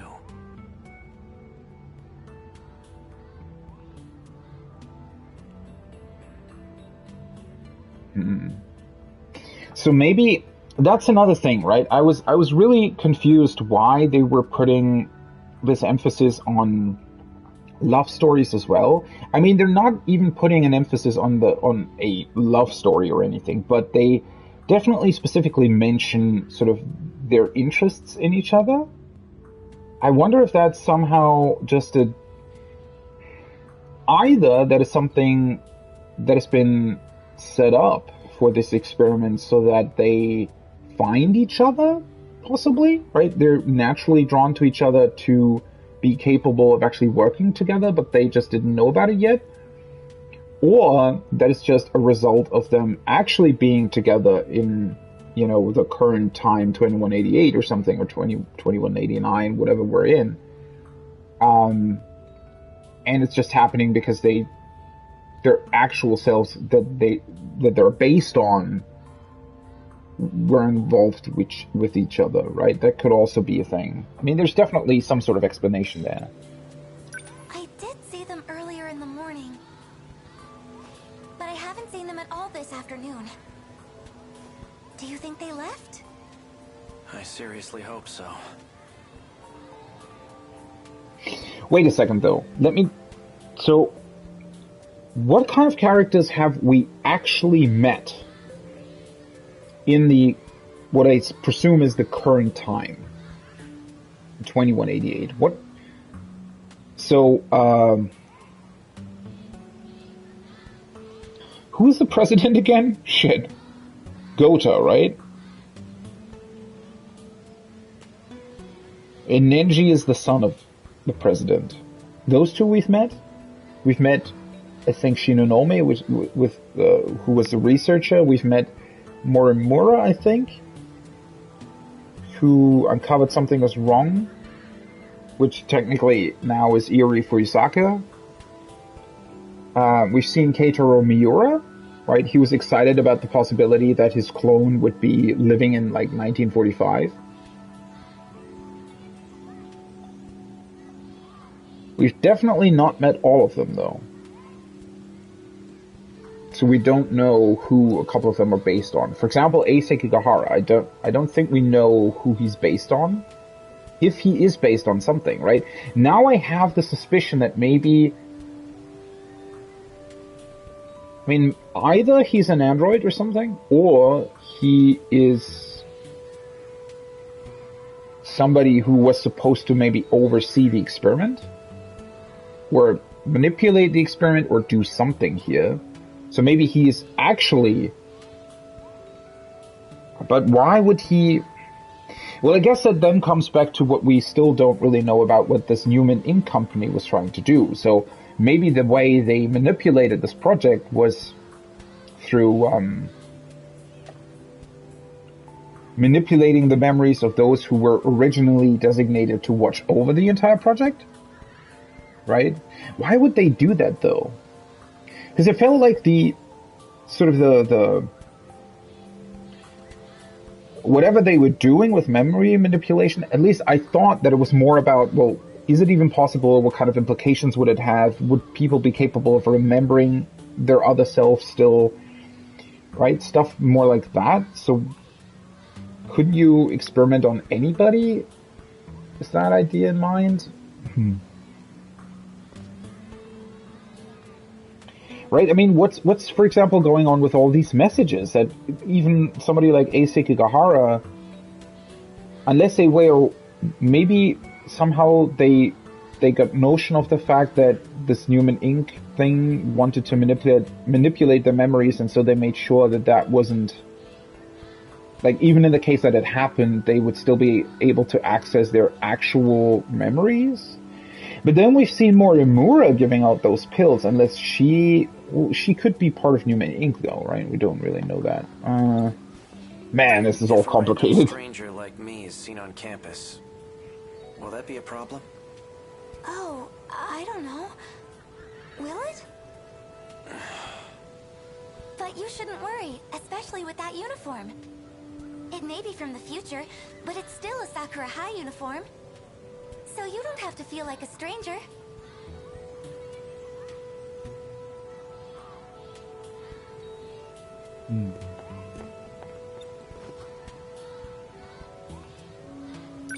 So tell me, what's Sakura High like in the future? In the future... Well... there should be a new building up and running. Should be? Yes, you'll see it for yourself someday. Not fair.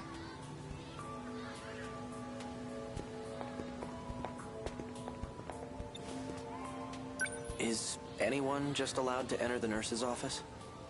Well, there's no teacher there, so it's closed right now. Leave it to me. I'll figure something out.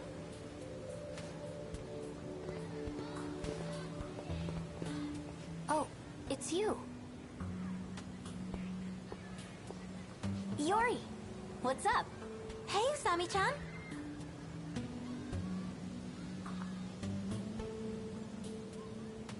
It's still incredibly difficult for me to tell, though, what kind of scene comes after what and what they know or don't know. Like, at what point do these characters figure out what's happening and what they're in and why? What are you doing here? Well, he wanted to check out the school. So I'm just showing him around. Oh, cool. Yep. Anyway, we better get going. Alright, see you later.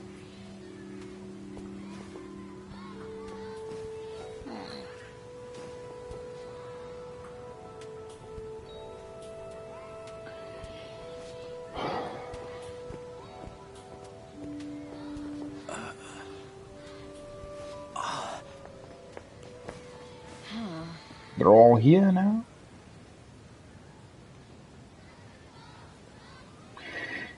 I feel like the most difficult part about all of this, right, is sort of to try and keep everything that you know in mind. There are so many little details that could tip you off about something, and trying to keep all of them in mind, I feel like I'm missing everything because of it.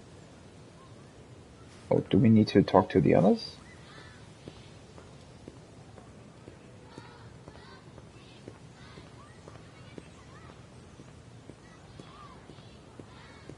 I'll talk to her, right?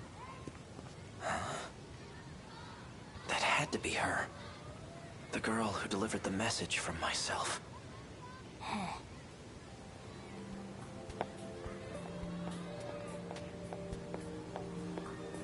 Wait, so Yuki? No, I'm fine. Must have been my imagination. Must have been the wind. Wait, so Yuki was the one who somehow got access to BJ, so that BJ could play that message to Ace Sekigahara? What? Nothing.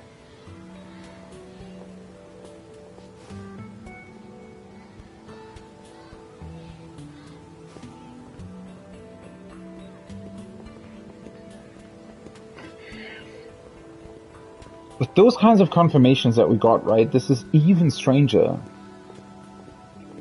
It's so incredibly difficult to try to figure out what they are about and why. The door's open. Because somehow you feel like every little detail is important, but then again, it's incredibly difficult to really figure out, like, a lot of these details seem so almost random. Check what's on the desk. Medicine? Oral NM.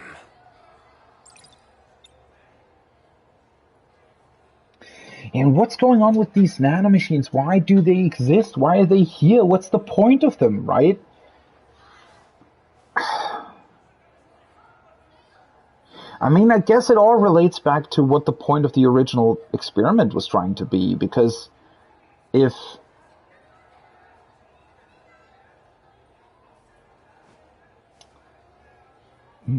I mean, if the original idea was that Project Ark is just to save humanity or to make it possible to colonize other planets or something, why would you want to have nanomachines that can alter memories?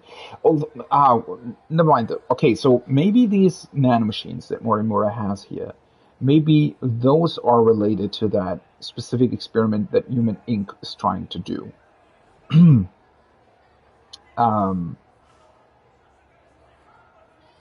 But again, why?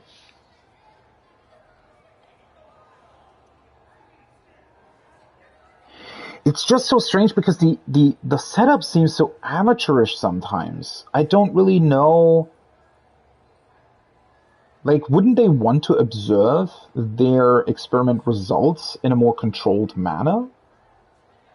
It feels like a lot of is sort of going out of control here, right? It just seems to me as if a lot of this stuff isn't going at all according to the plans that whoever designed these experiments originally came up with, right? What's inside the drawers? These drawers are locked up tight. What are you looking for?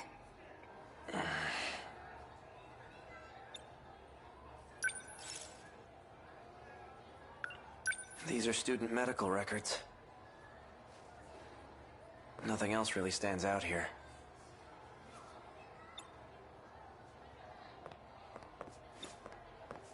I managed to borrow the key to the nurse's office. And all I had to do was lie to the teacher. Please, my classmate skinned her knee. Skinned her knee? Isn't that quite serious? What's wrong? Well, it's just the two of us in here together. All alone.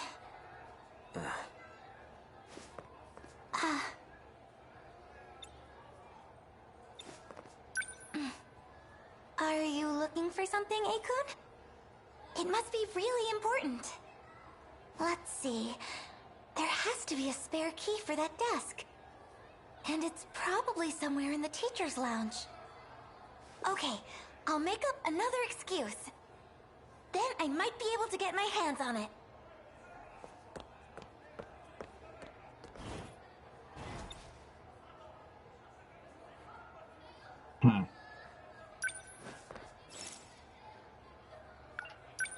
Let's take a look at these student medical records. Ryoko Shinonome. Looks like she was given C0204. Is that information we can do something with? C0204. Shinonome. The label's a bit different, but it lists the same medication. Oral NM, C0204. Just like the bottle I picked up before.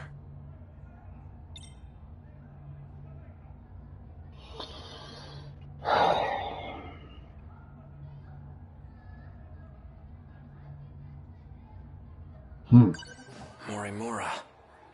She's been administering this drug to these students. Ryoko Shinonome. There are more. Shu Amiguchi. And Juro Izumi. Huh? That was quick.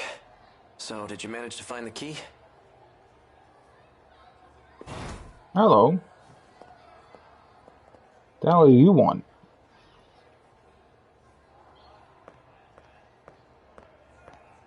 The nurse's office is closed.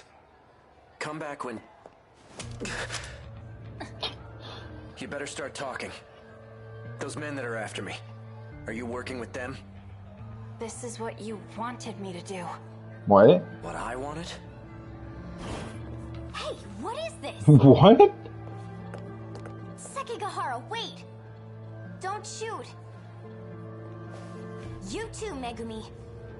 What are you thinking? Hey, Megumi! She just... What the fuck is going on? What do these characters all want with each other? Like, what? That's what he wanted her to do? So he was the cat in her memory somehow? I only followed you out of sheer curiosity, but... What in the world just happened with Megumi? Not a thing. And you're wandering around by yourself? Where's Iori? What's your problem? Well, clearly I'm just a hopeless busybody. I'm going to look for Megumi.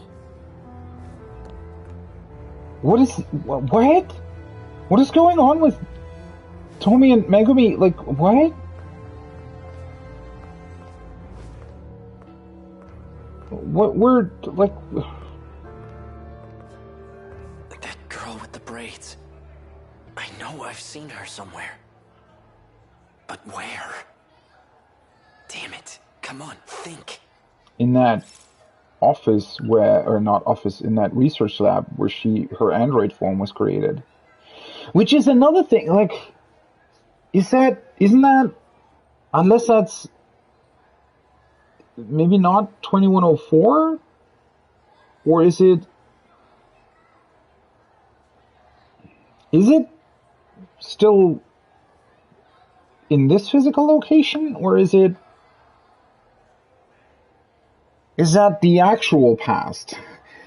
That's right. She's...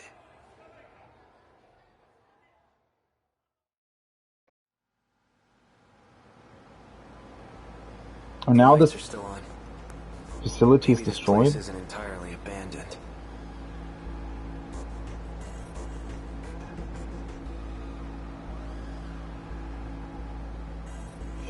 But isn't this still just a sector in this new colony?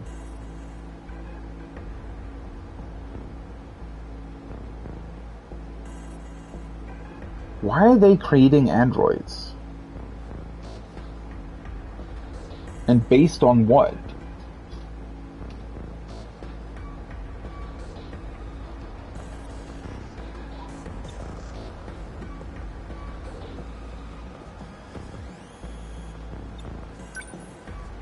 This terminal should be able to tell me where I am.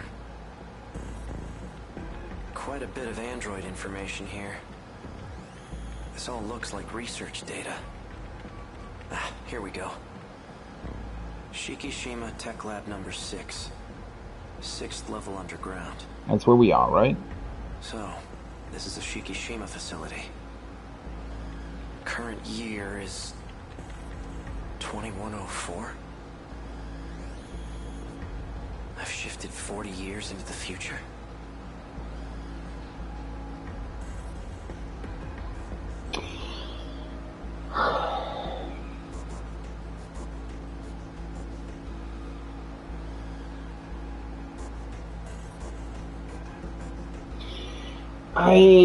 I still don't really... So, if one of the sectors was set up to basically represent the year 2104,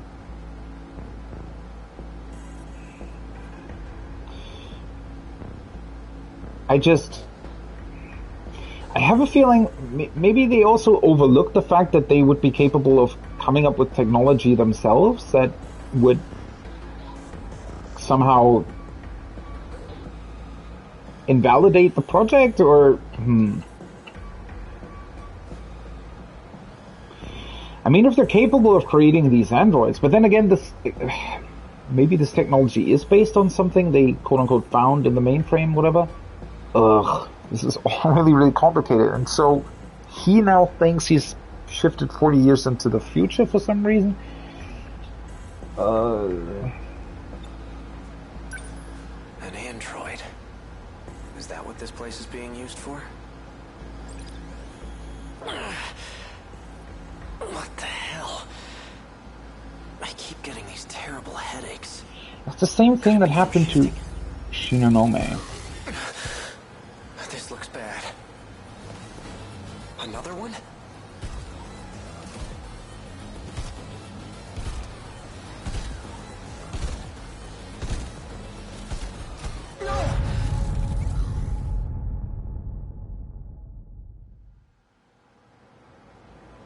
Wait, was that not what I think it was supposed to do something else there? Interesting. Okay, but still, what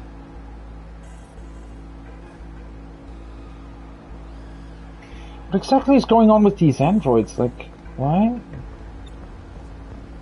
And why would they try to kill him? This terminal should be able to tell me where. Quite a bit of android. This all looks Shikishima. So, current 21. Maybe the androids are some sort of safe, something to sort of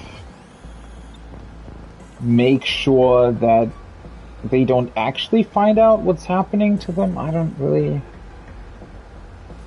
But why, though? An android. Is that what this place... What the hell? I keep getting these. Could it be from... What am I meant to do, though?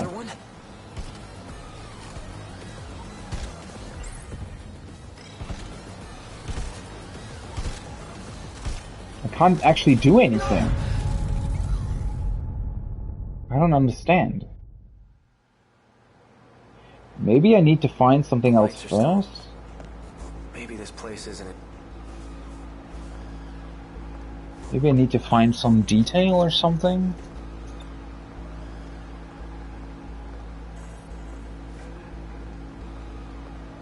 But that's the only thing that I can do. Can't think about anything. This term. Quite. It's all cheeky. So. Current 21. I've shifted 4.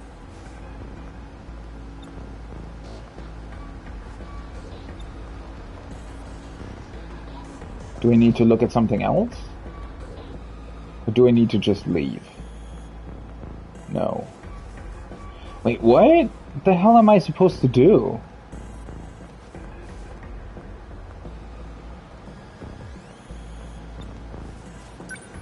And is that what the... What? I keep getting... Could it be from... This looks bad. Another one?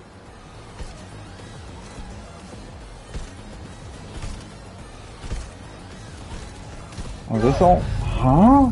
What the hell am I supposed to do? I don't understand. The lights are... Maybe this place is... This is kind of weird.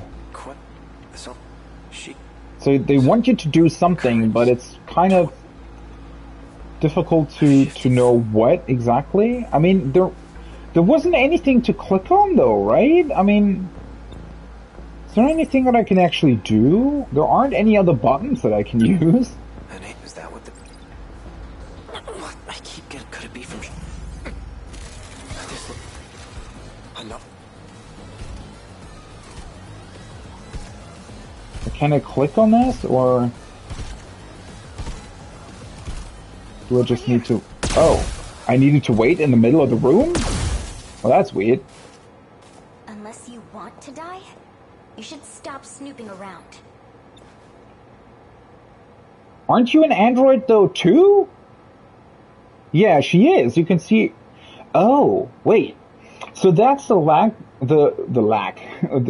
that she bandaged up, right? So did she somehow shift here from the 1985 sector? And this is sort of happening in between, before her android self gets destroyed. But why is she fighting the other androids then? What the hell? The surface is covered in lethal levels of radiation right now. How did that happen, by the way? Cough up blood until you're dead. Right, that's another thing that I find strange. How did that happen? That's different to the kaiju attacks that we saw in the other sectors, right? So was this sector attacked by a nuclear bomb? Who are you? Well, clearly, I'm just a hopeless busybody. I inspected the Sentinel that was transmitted underground. How much do you understand about the current situation? I'm really not sure. The Sentinel was transmitted underground. Do we... I don't know why, but I ended up here somehow. I have no idea what happened. Then allow me to fill you in. I'll start from the end. The Sentinel, or you rather, are compromised. Yeah, he's been inserted with the... with code DD426. Right. That's why they keep calling him 426. Because he has that Deimos code within him. Well, why though? So the Deimos code, is that something, is that like a backup in case the kaiju don't actually work? That they would still be capable of destroying everyone by activating the code? But how would a code deactivate clones? Code DD4... What is that? It's a program that's been implemented into you. Well, into the nanomachines in your body, to be specific. Its main function is to sever a portion of the nanomachine. The part that's cut is physically connected to the brain. And that region of the brain is where memories are stored. Your brain suffers damage each time a connection is severed. You can lose your memories. Or worse, become a husk. Is that why I've been getting these headaches? I've had them ever since I got here. Okay, so that seems to be the Deimos code, but why would it work that way? How does that make sense specifically? So is its original idea to erase their memories? So maybe in order to set up these colonies, they had to have people there that knew what was going on, but in order for the experiment to succeed, they needed them to ultimately lose their memories, which is why they're being manipulated? But wasn't the code inserted into him shortly before the kaiju attack in Sector 2065? And then we saw a couple of other scenes where they kept calling him 246, right?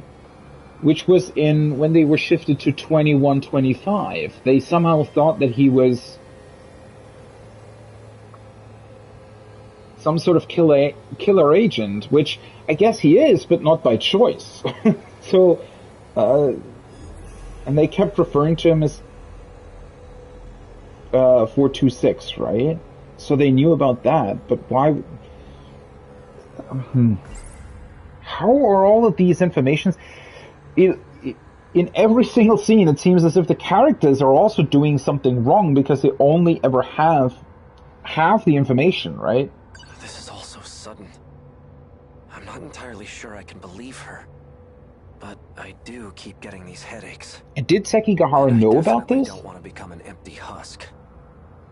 Like before? Did he know all of this before his memories were erased, or did he also only know about a portion of this? Why would anyone want to do something like this?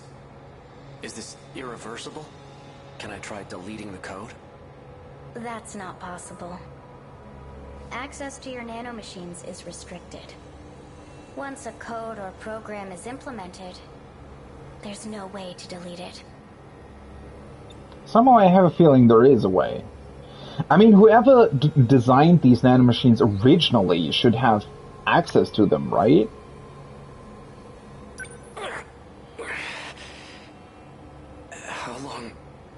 How long do I have before I become a husk?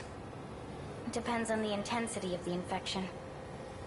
Or how much time you spend inside the infected Sentinel. The longer you're in there, the worse it'll be. Let's assume the infection is moving slowly. To spread to your entire body, it'll take about a month. That's the best case scenario. Worst case would be within a few days. A few days? I may not be able to remove it, but there is a way to delay its effects. The medicine? Possibly? Wait, so that's what happened to Juro Kurabe, right? It's not that he fought too long in the Sentinel, it's that he was in the infected Sentinel. Possibly. Why did she... That sounded so specific, right? The infected Sentinel? I mean, we have seen a scene where other Sentinels were infected. I guess it spread to the others, right? Somehow? But then what's shifting actually doing? It's not like... It's not removing the infection, right? Or is it? Somehow? Fortunately, I discovered a nanomachine lab here. I found it by analyzing the underground mainframe's data. It is a facility that researches future technologies, after all. I can create a code that'll temporarily stall the effects. You can? First, let's make a deal. What? I need a small favor from you. Okay, never mind that, but... so I feel like something that seems to have been happening, definitely, is that whatever project was, like Project Arc, right? Whatever that was, it seems like, well, at least I don't think that the intention was that they actually would find the mainframe, right? It seems that somehow, at least in this sector, possibly, somebody found the mainframe and extracted part of its technology, right? So even though this has been set up as sort of a historical Earth, right, throughout, for whatever reason, throughout different times, in different sectors here, I mean, there has to be a reason behind that as well, one that we still don't really know about, but I don't think that the intention was that the people, clones, whatever, that are living within these sectors, I don't think they were supposed to know about the mainframe, right? I don't think they were supposed to know that the current year is actually 2188 or something like that, and that that they're some sort of colony that's far away from Earth that has been established, right? I don't think they were supposed to know that. So I think all of this, what they've been doing here with the androids and possibly accessing or manipulating the nanomachines, I don't think that was necessarily intended. I wonder if we're now going to find out, maybe... So this is what he's recalling, right? So maybe what they're going to talk about now is that he somehow will become fluffy, and so maybe what they're trying to do with the nanomachines is to stall the infection, and that's why Megumi was tasked to shoot everybody? So that they would still be capable of utilizing the Sentinels without the infection spreading or something? It's nothing complicated. I just need you to get me out of here. Oh. Not anyone can use the shifter. Why? Only those who possess nanomachines can use it.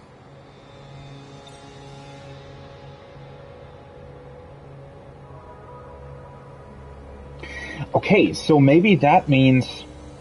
See, so this shifting technology, right? If it's not shifting through time, but instead shifting through these different sectors, maybe the only reason why that's even possible is because if somebody who set up this entire experiment was trying to, I don't know, keep watch over these different sectors that they created, obviously it would make sense for them to have a technology to allow them to teleport through these different sectors, right?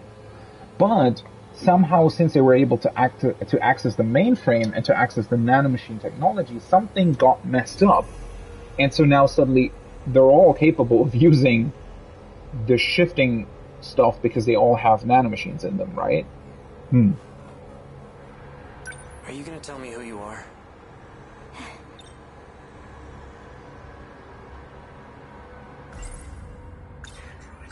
I have to ask. What's a young girl like you doing in this place by yourself? I see. The androids here are wrapped in a human-like skin. Just like you. Oh, this? Yeah. It's pretty easy to see the damage on this skin. Well, I guess the cat's out of the bag now. That's right. Okino mentioned something about this. Okino? He said some AI stole an android and escaped. Tsukasa Okino, huh? You should ask him about DD-426. No one knows more about it than he does. Is that so? So, how does my offer sound to you? Tsukasa Okino? I don't really have a choice. Okay. Then it's settled. How's he related to all I'll this? give you some pills for your headaches right now. Wouldn't want you to forget about our deal.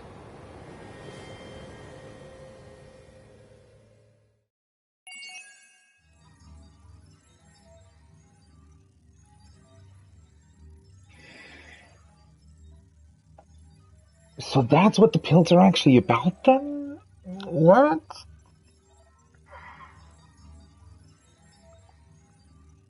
I mean, we do know that there are multiple versions of these pills though, right? I think.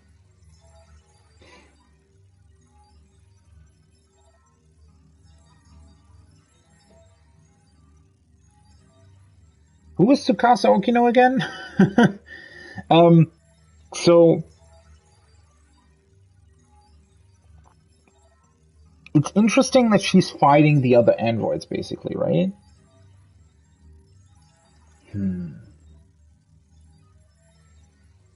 She was created by Ida, right? There's definitely a huge part of the puzzle that I'm still missing. It feels like I'm missing like one giant puzzle piece that connects a lot of stuff together. Sekigahara lost his memories due to the effects of the cold cult DD-426. But before he lost his memories, he did actually kill Morimura, right?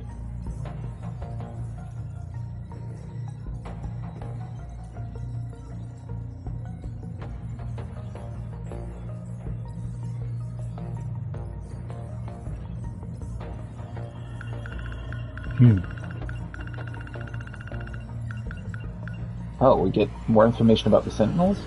Due to the effects of DD-426, pilots who enter the Sentinels may suffer brain damage, lose memories, and in the worst cases become mindless vegetables. Even being inside for a few minutes can be fatal. Wait, but this explanation makes it seem as if all the Sentinels are actually infected.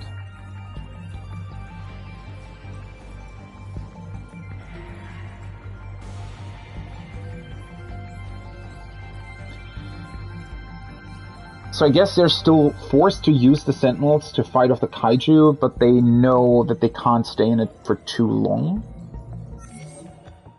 Why do they know that, though? Why? What happened? How were the Sentinels set up? How's this all... Eerie Fuyusaka showed Ace Sekigahara around school. He encountered two girls. Once he heard the word hopeless busybody, Sekigahara remembered about the android girl he met in the past. So what, is that like her catchphrase?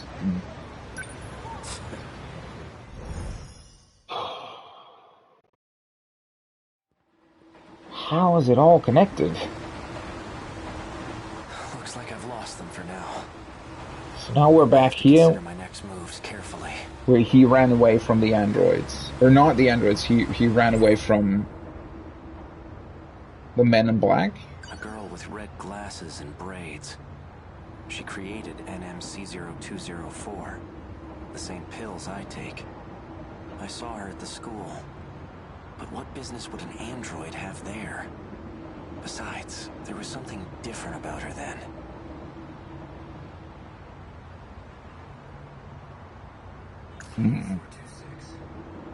DD-426. Likely the root of my memory loss. But who would create such a thing? And why? Come in.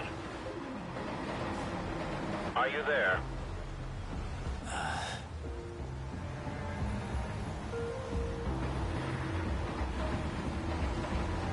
I know you can hear me, Sekigahara.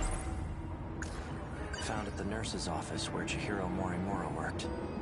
The label matches the one on the bottle I had. Oral NM, C0204. Don't be afraid.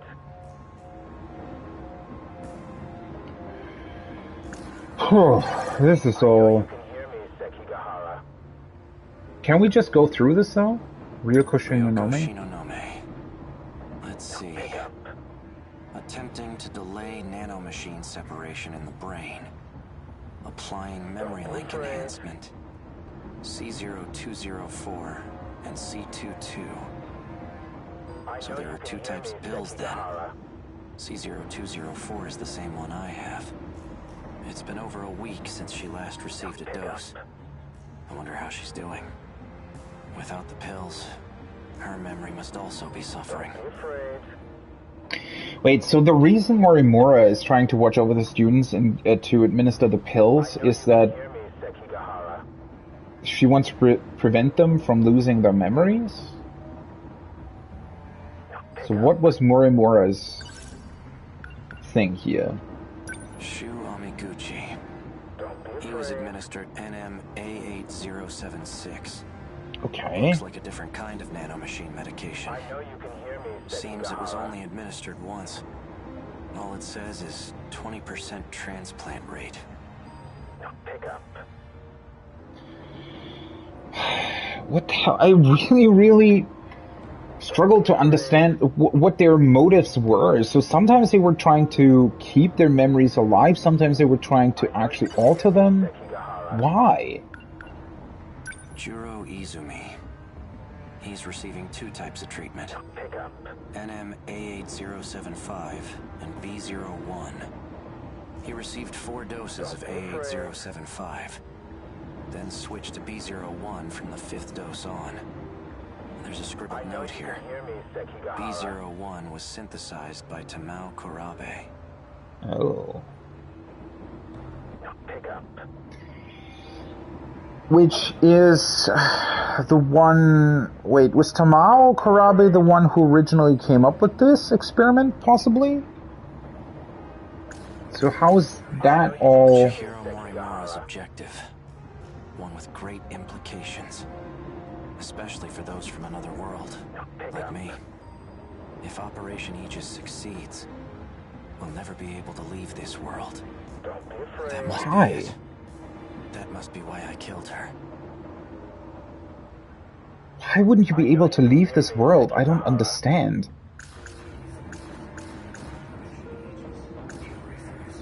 She seems to have a particular fondness for me. It appears she confessed her feelings to me.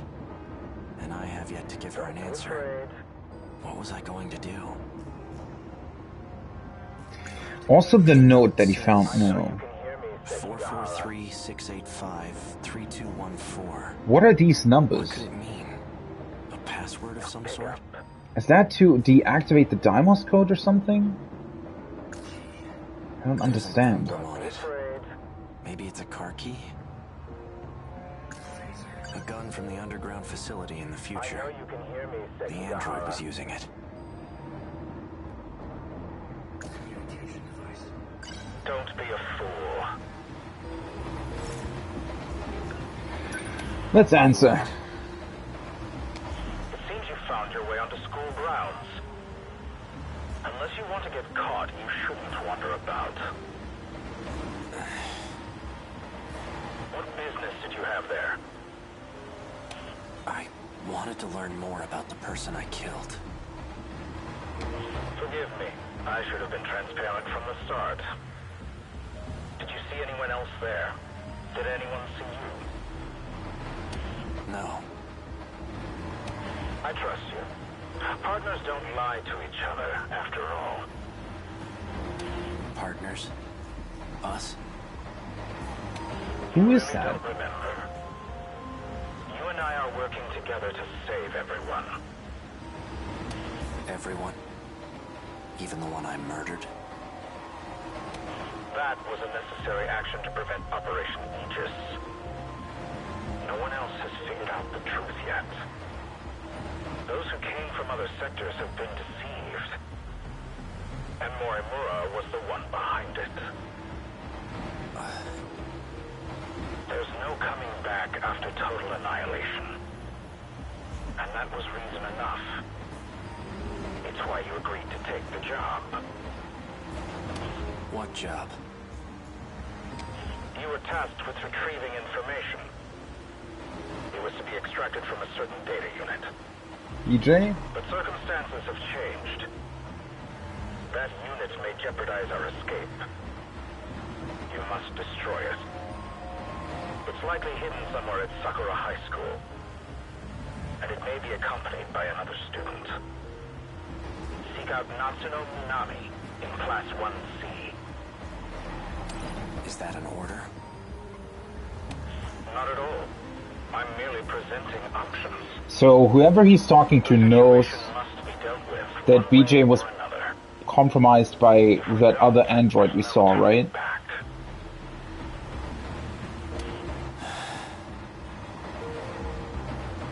Who's the guy that he's working together here, though? Right? Wasn't that the voice of Fluffy? Who is that, and why did they appear as a cat? So they were the stuff that Megumi did, basically, by shooting everyone. That's actually to save them, right? I think it was somehow she was inserting something like some altercation to their nanomachines so that maybe the nanomachines wouldn't try and kill them or erase their memories, something like that. And then, so,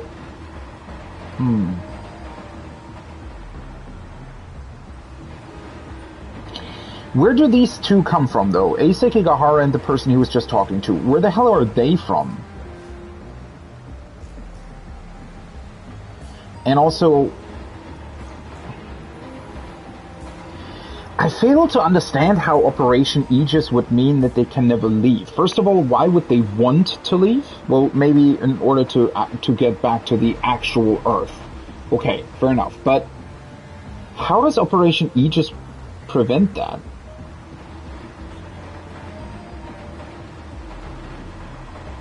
Unless it also shuts off their own nanomachines, but not really? I mean, the terminals that we activated during the destruction gameplay stuff, right? Isn't that Aegis? Natsuno Minami. All I was told about her was her name and class number. She may be in the possession of that data unit. If not, she'll know where it is.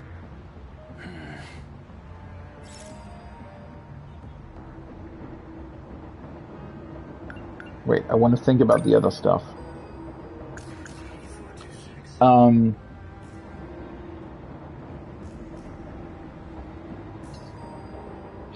Okay, last we saw about Natsuno Minami, though, she went to Sector 2065, right? And found a duplicate of BJ? Or rather, another data unit that for some reason had been destroyed?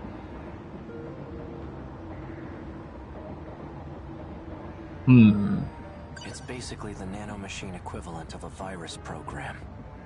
Except it causes brain damage. The infected will ultimately lose their memories, or end up as husks of themselves. It's likely the cause of my memory loss.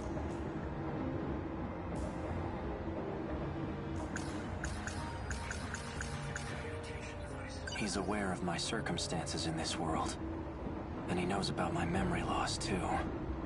Should I have gotten more information out of him? Who is that? Like, who is this? Natsuno Minami. All I was told about her was she may be in the if not. Let's try and find her then. Trust him, but for now I have to cooperate. It's my only shot at recovering my memories. Tomorrow, once classes are over, I'll pay a visit to the school.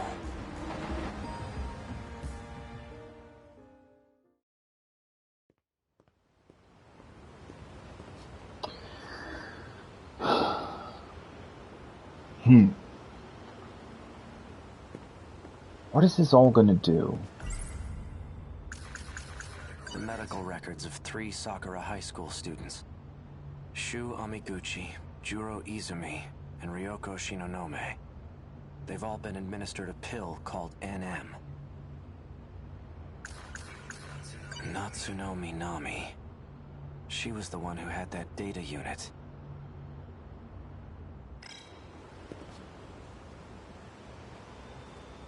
Well, that was easy. Hey, Iori.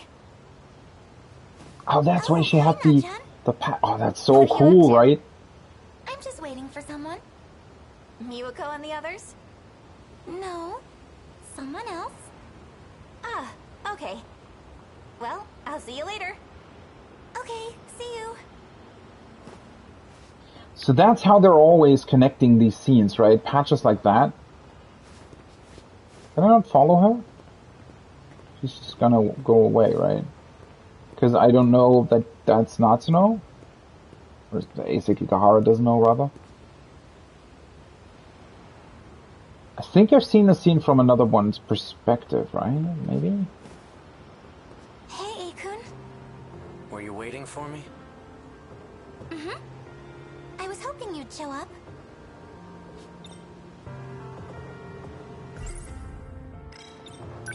Is everything okay?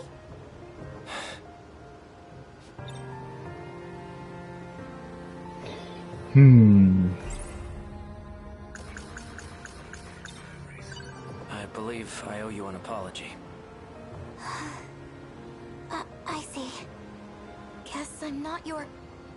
I lost my memories. Huh?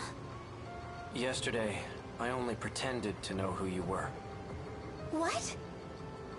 But there's a reason I wasn't honest. I still don't know who my enemies are. I can trust you, right? Seriously? Of course you can. Then I'm going to need your help. I'm happy to help, but I'm not happy you lied to me. Why didn't you tell me sooner? I'm sorry.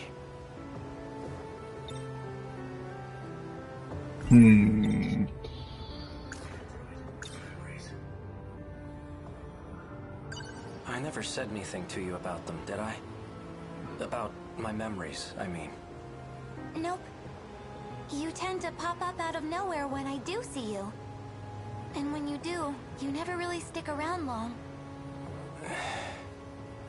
Although, the last time I saw you, you had this look in your eyes. Like you really had something to say. Maybe you were planning on telling me then. Fuck, I actually don't remember that. When did we... I feel like I definitely saw that scene, right? That must have been an Eerie for Yusaka story, maybe? So she saw him when he still had his memories, and then he lost them.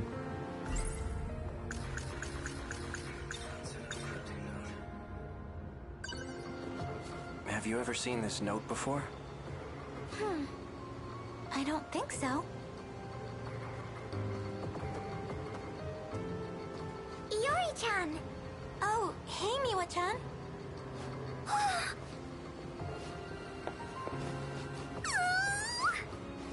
What? Chill out, Miwa-chan. So, are things going well with you two? Oh, well, I'm not sure. So, did you get to first? Huh? What? Oh, you didn't go to second, did you? Already, Yuri-chan? You move fast. Okay. Yuri-chan? Calm down, Miwako. Sorry, I'm doing it again, aren't I? Classic Miwa-chan.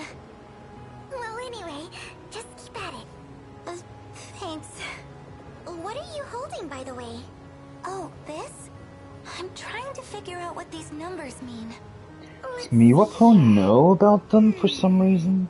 Oh, I think I know what these are for. What? Are they maybe something entirely different? You know what these numbers mean? Yes, I think so. Please tell me. They're for the telephone message service, I think. What? It just started last month. Oh, where you can leave messages over the phone? My mom uses it. Whenever she works late, she leaves me a message. Why don't I get out of your hair? Okay. You got this, Yori-chan. Wait, So that's... Miwa-chan. Maybe he... Message service, huh? So maybe he used that as a backup? Or rather, I mean, well, so the scene that we saw with him actually getting the information out of BJ, that must be later then, right? And maybe this message and this note is how he gets to know about the location of BJ? But that is strange. So, before he all started this, he then would have known that there's a possibility he might lose his memories. So whenever he set out on this mission to kill Morimura, he knew that she might, I don't know, inject him with nanomachine, or maybe he knew that he already had nanomachines in him that would cause his memory loss. I don't really... There had to be a reason why he did that, right? How did you find me? Easy. Your student ID helped me track you down. Oh, right. That was an accident though, right? That he had it? So that didn't seem like it was planned. No memories, huh? Does that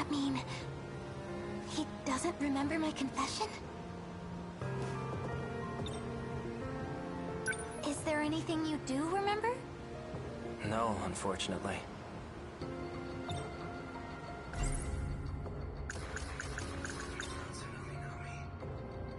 Do you know a first year by the name of Natsuno Minami? Nachan?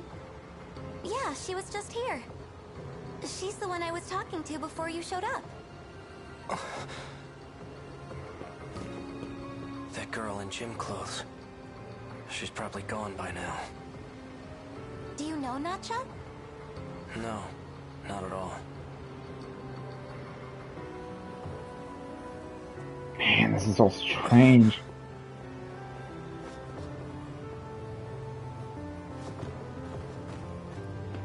Later, Fuyusaka-san. Oh, Kurabe-kun. See you later. That's Juro Izumi. Yakushiji. Right, they're still living together, right? He's the one receiving nanomachine treatment. And she's the one who aimed a gun at my head. She's definitely up to something.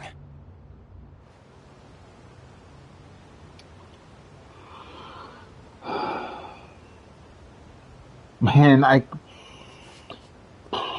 this is so incredibly hard to make sense of.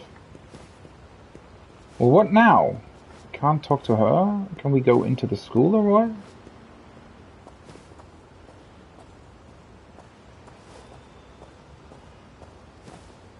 Maybe I can try talking to those two. Wait, they're gone though, right? Oh, I can follow them. Hey, Akun. Where are you going? There's something I need to do. Could she be connected to the ones chasing after me? Guess there's only one way to find out.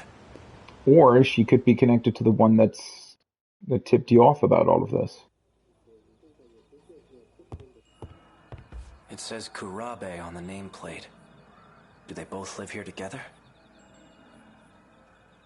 He's just barging in here. Isn't that incredibly dangerous? The table's set for 3. Miura-kun? Dinner's already. So we meet again.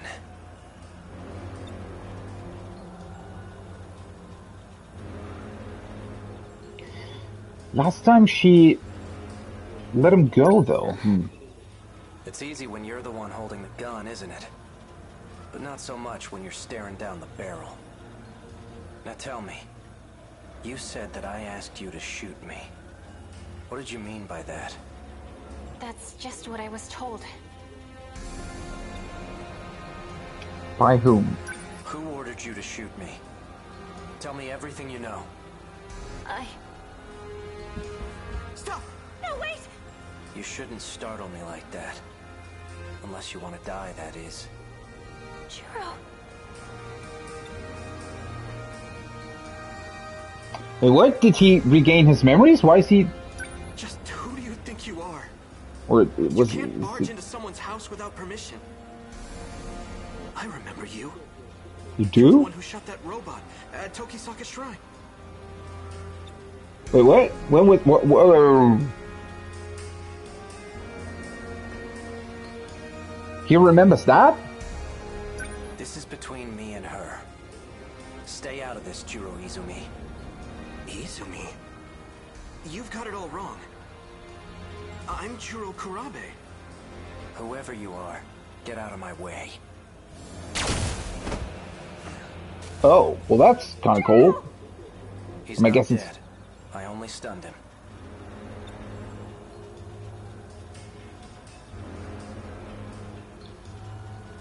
We saw that scene, right? When he was shooting the robot? Oh, this is so difficult to actually keep track of when, like, the continuation of it all, right? When certain scenes take place in relation to each other. I still want an explanation. Why don't you just ask for yourself? The brains behind the whole thing is sitting on the TV. The TV? Right? Well, I guess we're doing this whole thing now. A cat? Huh? Wait, he can go invisible? What the fuck is the cat? Is that some sort of... Is it actually an android cat? Like, what? No way. You are not a talking cat. There must be some trick to it. The only trick here is my unrivaled genius. Cats aren't stupid, unlike humans. Especially you. You tried to ditch your Sentinel. You thought you could escape the game? Wait, Sekigahara? Well, yeah, in 2065 he got infected. Wait, I thought the cat was the one we were talking about on the walkie-talkie, right? Are you talking about the fight against the kaiju? Sure am. All you could ever think about was running away. But it looks like you came around eventually. I'm guessing you learned some new information. New information? Yeah, you know. The unshakable truth. That's why you came crawling back. And begged me to put you back in the game. I did? What's going on with the cat? What the fuck? He begged him to come back into the game? Why? The gun she aimed at you is a nanomachine injector. Anyway, as promised, I'll let you back onto the battlefield. When you say all I could think of was running away, do you mean I was trying to escape from this world? Who knows? Well, you apparently. What did you mean by new information? Man, you really don't remember a thing, do you? You can always ask, you know. Maybe the guy behind you knows something. What? Just what the hell do you think you're doing? Miura-kun. Sekigahara? Miura? What? Did you say... Miura? The what? Shikishima Industries Sentinel Hangar 2064. What is she doing here? What the fuck is going on? So this was before he lost his memories? Now he's remembering it?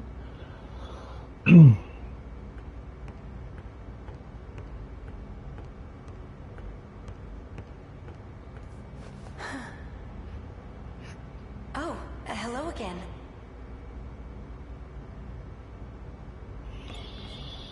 Tamao Kurabe. Getting the data for Sentinel number 17 as well? For all third-generation Sentinels, actually. Tamao-san. Just know, I don't intend to report what you told me. However, I suggest you stop poking your nose where it doesn't belong. Afraid I can't do that. Now, What? I need a favor from you. If anything happens to me, I want you to keep my line open. Fine. What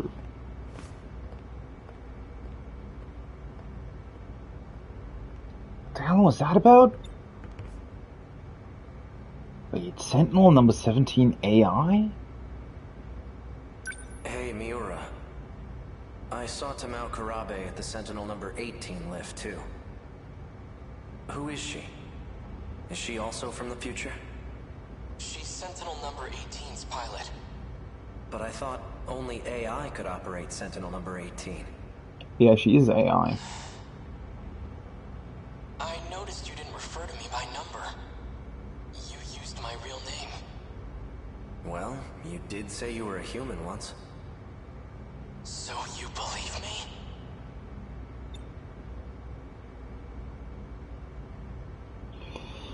What the fuck is this about now? What is something going on with this AI? What? Listen, Sekigahara, I have some matters to discuss with you. You got awfully serious. What is it? Let's talk face to face. Raise the lift so no one else can disturb us. So that's the Sentinel. But then, so...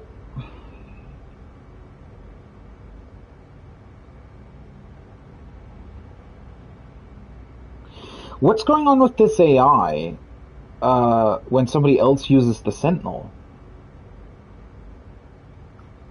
Wasn't Natsuno using Sentinel number 17? So that's why BJ was looking for 17? How does this all fit together? What the fuck? I've got the perfect view of your face from up here. Quite You could call that a face. Anyway, what is it? Remember the conversation about the mainframe? That's the computer in the underground UFO, right? Right. It turns out it was created in the year 2188. Okay, that makes sense. That's even further in the future than Ida and the others. I'm positive that's the era they come from. I spent a lot of time analyzing the mainframe's data. That's when I found a massive report on this so-called 2188. I've only managed to decode a portion of it so far. Once I'm done, we'll find out what set this all into motion. Who knows? We might even find a way to save the world. Really? Okay, so... it was talking about Ida and the others. So that's what I was sort of speculating about, right? Maybe the older versions of all of these people, maybe they actually come from, like, actual Earth and came here to oversee this experiment or something? Which is ultimately maybe why Sekigahara killed Morimura, because Morimura, as somebody overseeing the experiment, I mean, clearly something is massively going wrong here, right?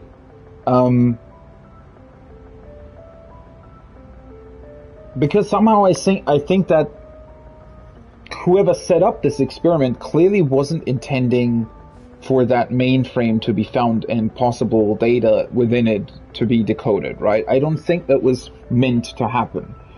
So somehow they did that, though, and that's why they were capable of actually somehow developing technology like the Sentinels that apparently can kill the kaiju, and that's another thing that they possibly didn't really anticipate. So maybe the quote-unquote older characters, or at least a couple of them, maybe they're trying to set this right and manipulate the Sentinel project so that they can't defeat the kaiju, and ultimately, you know, this is all going the way it was supposed to. But I mean, clearly they're working against that. Now, on to the real issue. The data on the mainframe has been quarantined. Someone made it inaccessible. I'm positive Chihiro Morimura was the one who did it. Morimura? If But I had to guess, it wasn't inaccessible. there are some things she didn't want us to find out.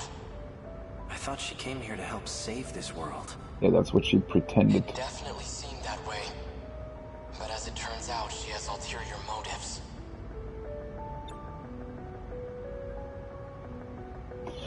Maybe that's why these older characters are here, though. So maybe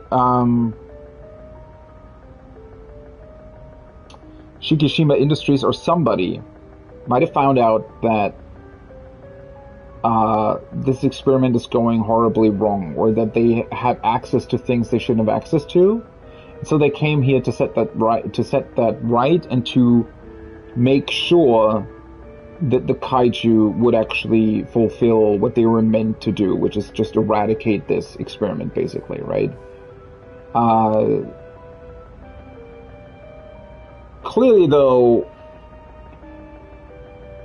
these guys here are at least partially aware of that, right? And that's why they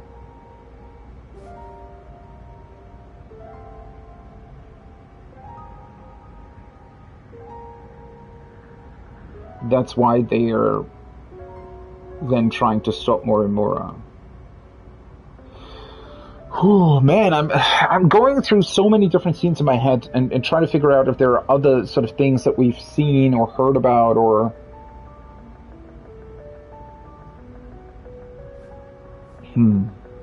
There has to be a way for you to access it. I've tried everything. It's impossible. So there's nothing we can do? I'm going to let you in on something. Something even Tamao-san doesn't know about. There's one more data log. The one I copied to my brain. So you created a backup. And it's stored in the memory of Sentinel number 17? That's right. But if Morimura finds it, I know she'll erase it. You think? She probably isn't the only one who wants it erased. That's why I'm asking for your help. If this Sentinel suffers extensive damage, please recover the memory block at all costs. When that time comes, I'll be counting on you. I won't let you down.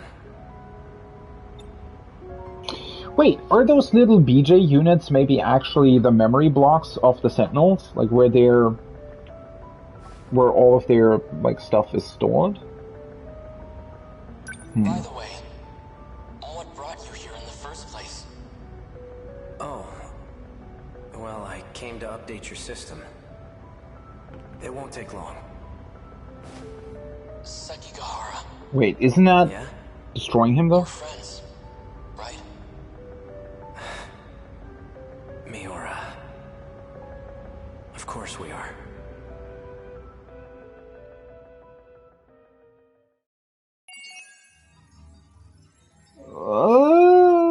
Wait, wasn't he tasked to update the system by Morimura though? Wasn't him updating the system what inserted the Deimos code into it to begin with?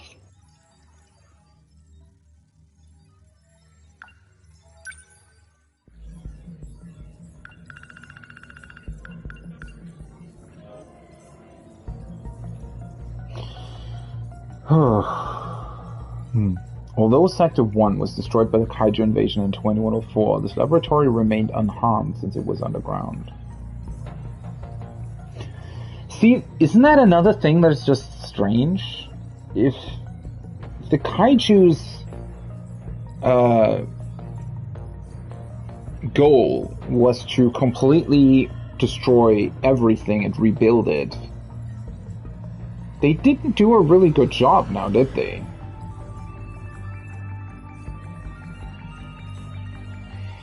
Unless they maybe weren't aware of that?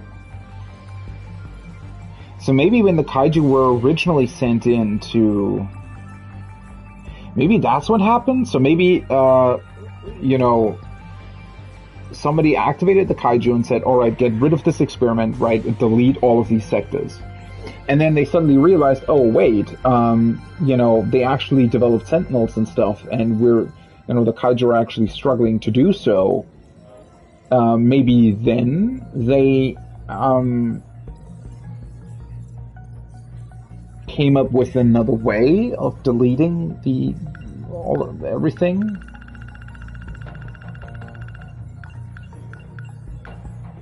Jewel Kurabe.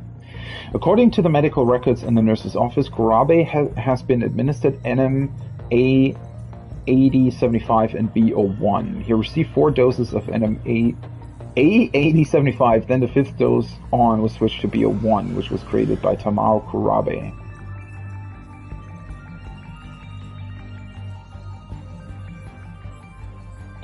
Which means what exactly? That seems like a very specific piece of information about the nanomachine treatment that he received. According to the medical records in the nurse's office, Amiguchi was administered a nanomachine medication called NMA8076 once. The records also stated that there was a 20% transplant rate. I mean, as I suspected, there's definitely multiple things going on here. So I still think that all of the memory stuff that is going on is that sort of secret experiment that Newman Inc. created and ultimately was found out. So, wait, so, yeah, right. How did they even find out about... So, some of these characters might also be investigators who are trying to find out what Newman Inc. was actually trying to do here?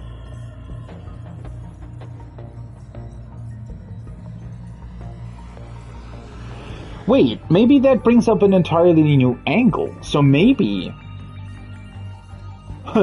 Okay. I don't know how far-fetched this theory is, but maybe the reason why the kaiju are trying to delete everything is because Newman Inc. was found out, and so they said, hey, let's just get rid of our experiment before... They're basically trying to get rid of the evidence, right? That they did all of these memory altercation things. Maybe that's what's going on. And maybe... well... Still quite difficult to come up with an explanation for the Sentinels then, but maybe the Sentinels are created to keep the evidence alive? I don't... like, does that make sense? Seems a bit too elaborate, but I don't really know.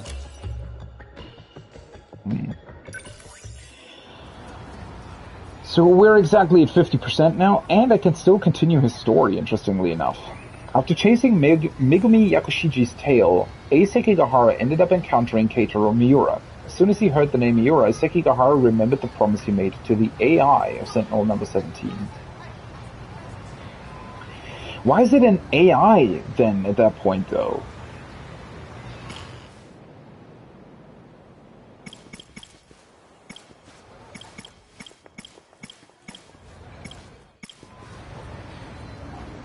Let's continue the story. Oh, I was thinking about... Somehow I didn't remember who Okino was earlier, but Okino is the, Looks like I've lost them for now. It's also interesting that we start over from here. But Okino is the one that's, like the quote-unquote child. I don't know what his deal is exactly. He also seems way more knowledgeable about a lot of things compared to other characters.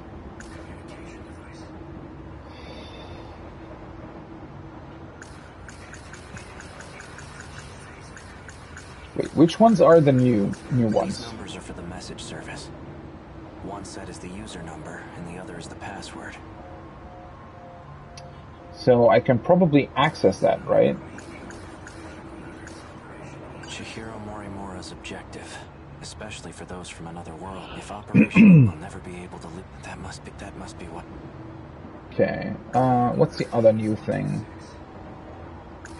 A girl with red glasses she created, and I saw her at the school, but what business would an android have there? Besides, there was something different about... No, I really wonder why sometimes these things don't properly show what's been updated and whatnot. It appears she confessed her feelings to me, and I have yet to give her an answer. What was I going to do?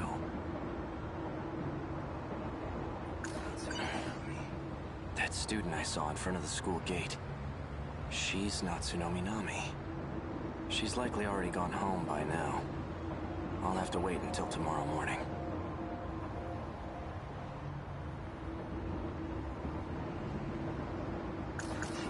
A gun from the underground facility in the future.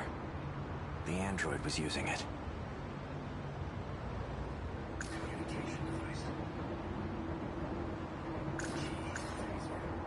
Why does this guy keep calling? Have I been following his orders this whole time? Seems like it. Information, and he was trying to extract it from that data unit.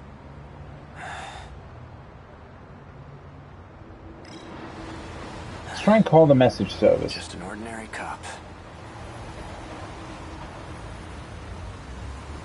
You think so? Someone's in there right now. I'll have to wait.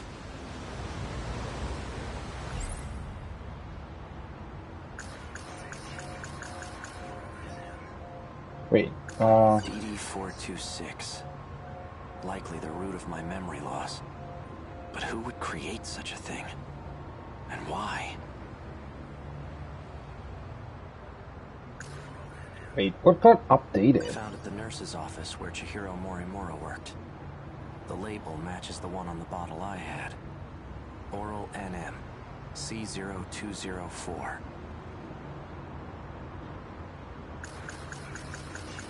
Now that I think about it, this is the same gun that android was using.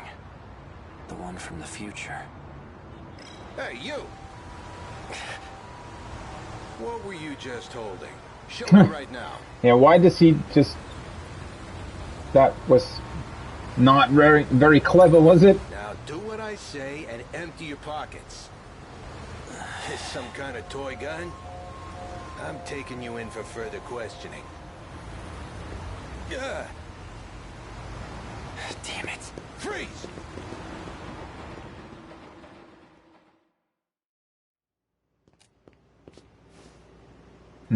Looks like I managed to lose that cop.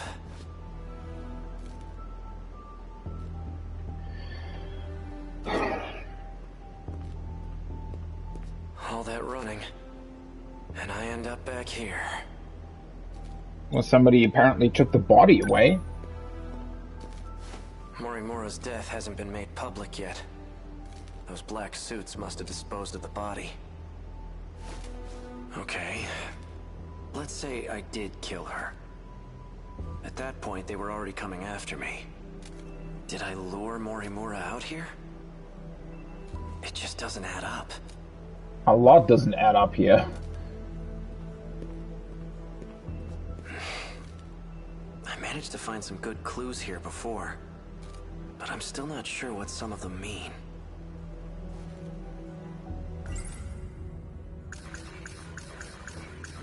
These numbers are for the message service. One set is the user number, and the other is the password.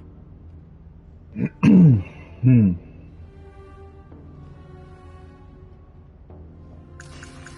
outdated transceiver for communication purposes. It has a very limited range.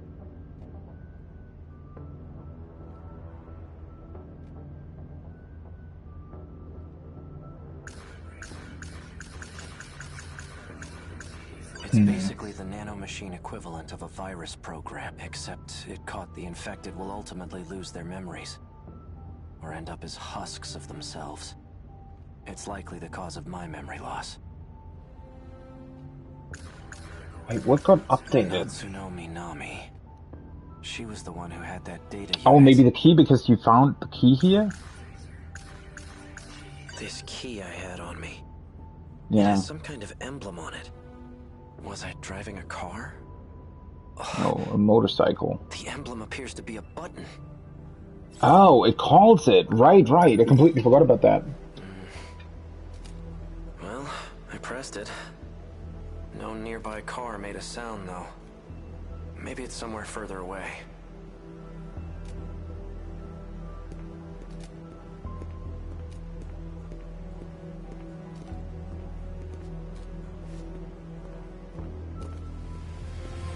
Oh, there it is. Hello. It looks really awesome, by the How way. in the world did this motorcycle get here? Did it come when I pressed the button on the key? Voice authentication. Verified. A key is required to unlock this vehicle. It's voice activated, too? Is this a self-driving motorcycle?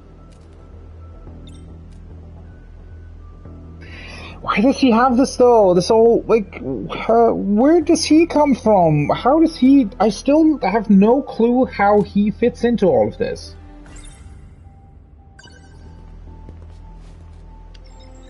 Vehicle unlocked. And Okino as well, possibly. You may issue commands using your voice. Please set your next destination. Hey, who do you belong to? Registered drivers of the Shikishima SXR-NR. A. Sekigahara and Chihiro Morimura. Wait, her too? And Morimura? What?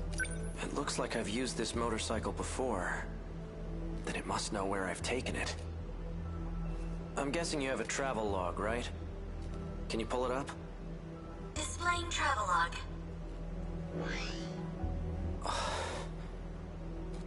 Looks like I've taken this thing all around the city. But there are only 2 places I've visited multiple times. Aside from Sakura High, it's just this one other spot. Set this location as your destination? Yes.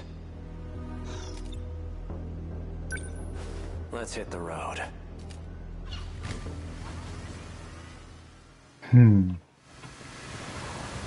Huh. I honestly have no idea where this is going. Did I leave anything with you? Invalid request. Please specify. I want to know if I left behind any messages. 2 logs found from A. Sekigahara. Seriously? Begin playback? Yeah. Show me. So, did you find it? Well, your intuition was right. I'm leaving this message as a precaution. Just in case I lose my memory sooner than I expect. So he left a bunch of messages all over the place. If you want to escape this world, you must acquire the data logs from 2188. One more thing, and this takes priority over all else.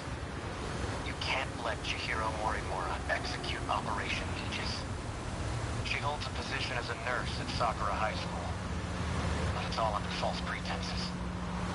Stop her at all costs. My headaches are getting worse. I'm running out of time. In any case, some interesting developments have come up. I've confirmed that Iori Fuyusaka was able to use the gate. I checked the log she left behind. The ID she used was The same as Morimura's Murm, biometric yeah. ID. Iori Fuyusaka is Chihiro Morimura. Knowing this, do I still try to stop Operation Aegis? Well, it's her clone, technically, That's though, the real right? question. Oh, so he got confused with... Okay. The answer's obvious, isn't it? Playback complete. Fuyusaka is Morimura? How is that possible? And what did I decide to do?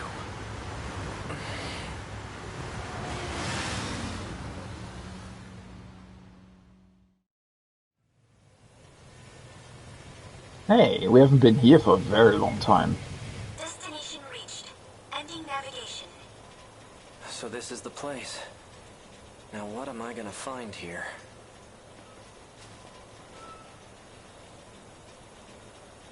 Okay, so...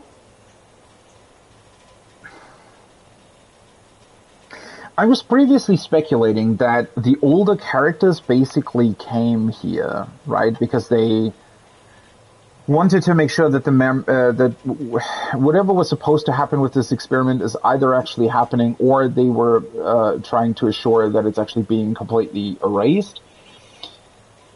But one thing doesn't add up there, because so I was previously saying, right, that the gates to shift between the different sectors, they're apparently locked to this biometrical ID thing, right? But that doesn't really make sense if you know that the DNA you're using to populate this place contains the same people that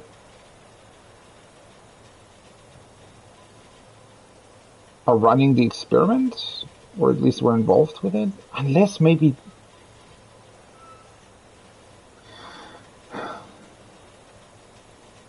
Was that part of it as well? Were they trying to simulate whether or not these people would be capable of finding out and accessing that kind of information? But what would be the purpose of that?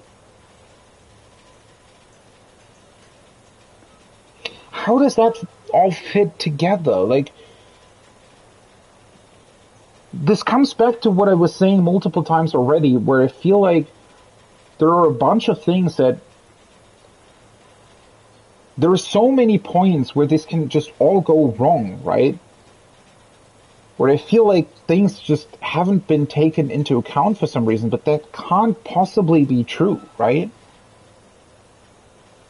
I don't really know. So something must have happened at some point to make this all go to absolute shit. I don't know, because wouldn't that, why are these people capable of shifting? What would be the point of that? And what are their older selves? Are they also clones, or did they actually come from the actual Earth? And wouldn't they, I don't know. This is all so weird. Locked. This factory has to be what I'm here for.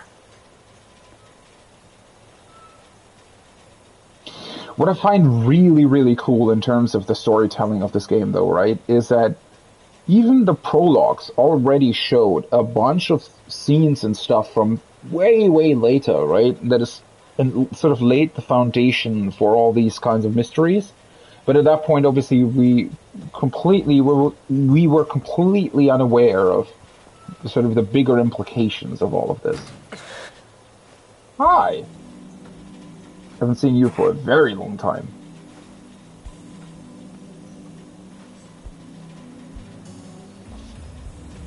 Well, look who we have here. Sekigahara. Here to cause some more trouble? Something wrong? No, nothing. Let me guess. You finally lost your memories, right? So he knows about that? How did you know? Just by the way you're acting. Kind of a dead giveaway. I'm surprised you even made it back here. Oh, hello. Do you know what I was trying to do here? That's odd. Okino. You're in my way. But wait, I completely forgot that the long-haired character here, right? Isn't he from the Sector 1944? How does he suddenly know so much? Maybe Okino told him? And you are?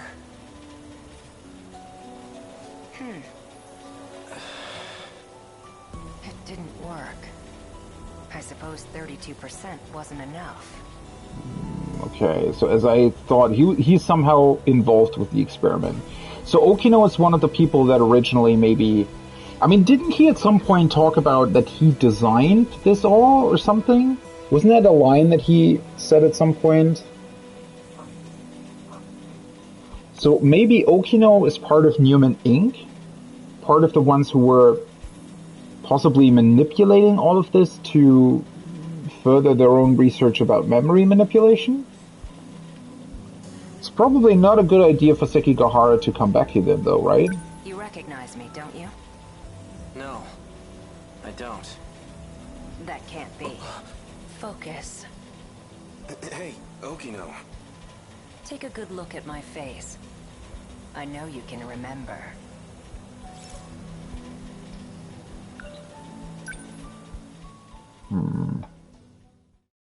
How does he know that they can remember that so well? Like...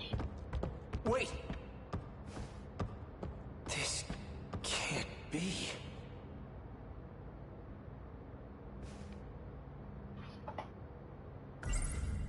That's the same Sentinel, right? Pills the android gave me in the underground facility in 2104. They slow the effects of DD-426. So that's after that, okay.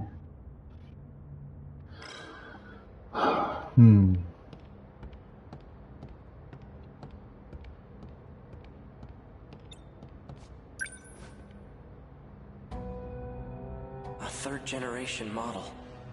Sentinel number 19. Oh, that's 19. So this is where it was transmitted. Is this a hangar for Sentinels?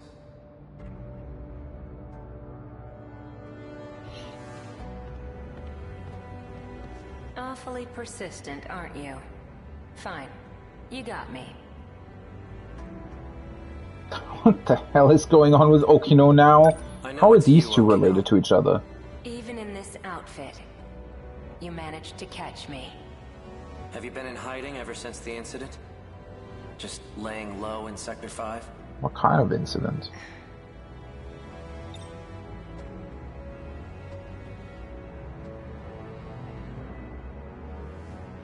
Sector 5 is 2065, right? Is that when they originally had the Daimos activated?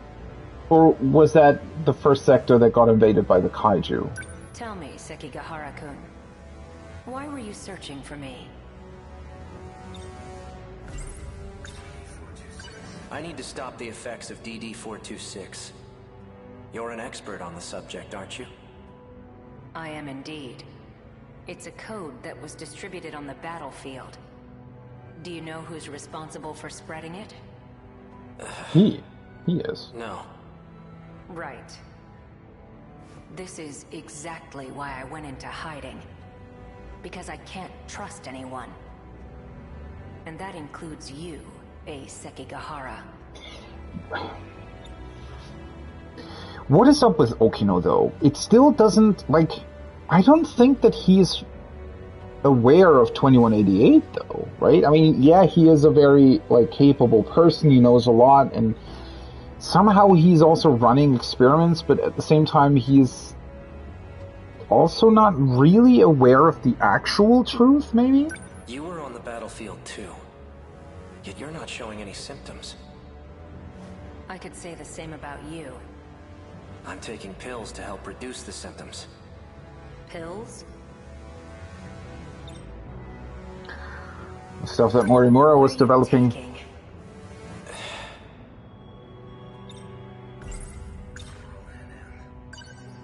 These. I see. These serve as additional code for priority processing. These aren't going to save me. Of course they won't. All you're doing is buying yourself some time. What about you? You're completely healthy. There must be some way to stop it, right? I'm afraid that's impossible.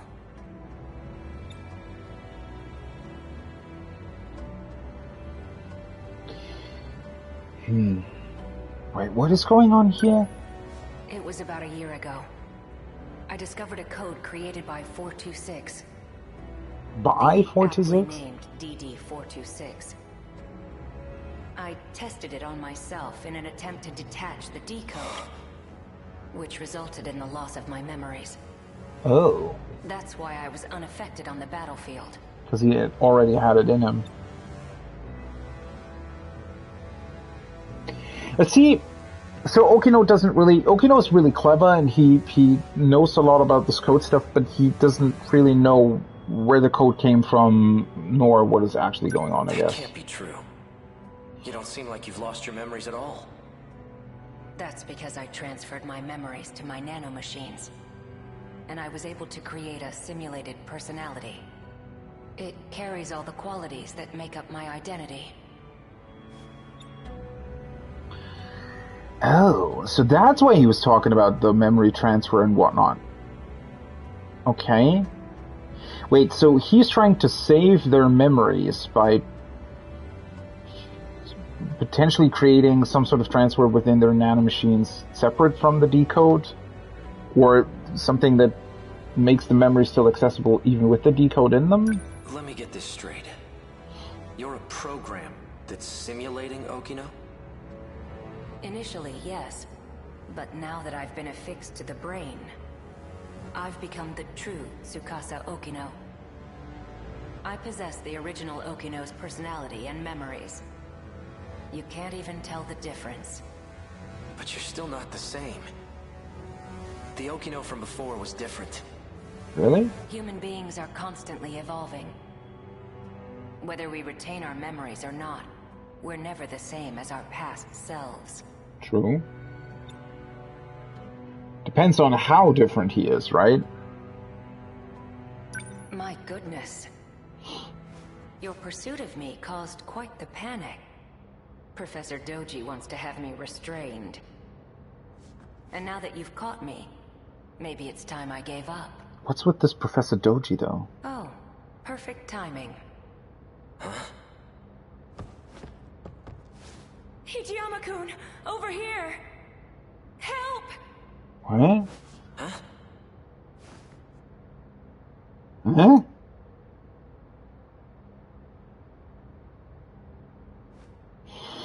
So, okay, Okino, we still don't really know where Okino came from, but Okino is apparently somehow able to...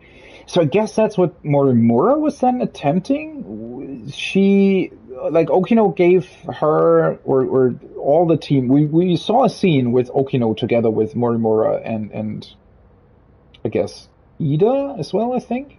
Or Goto. Or maybe both of them. So... What Morimura and Goto were, for example, trying to Shinonome isn't actually deleting her memories or giving her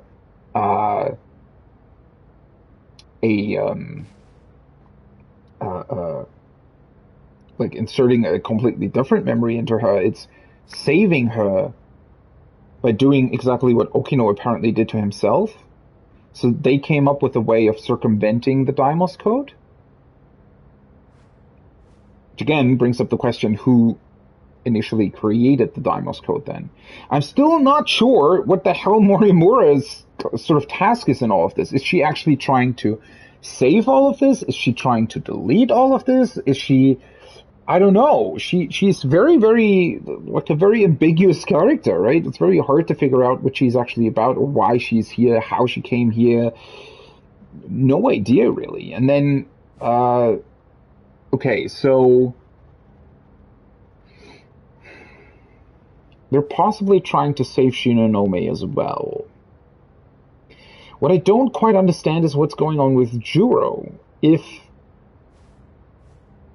Okino was basically capable of reinserting his own personality and memories into his nanomachines, then why can't they do the same for Juro? Why is he now Juro Kurabe instead of Juro Izumi?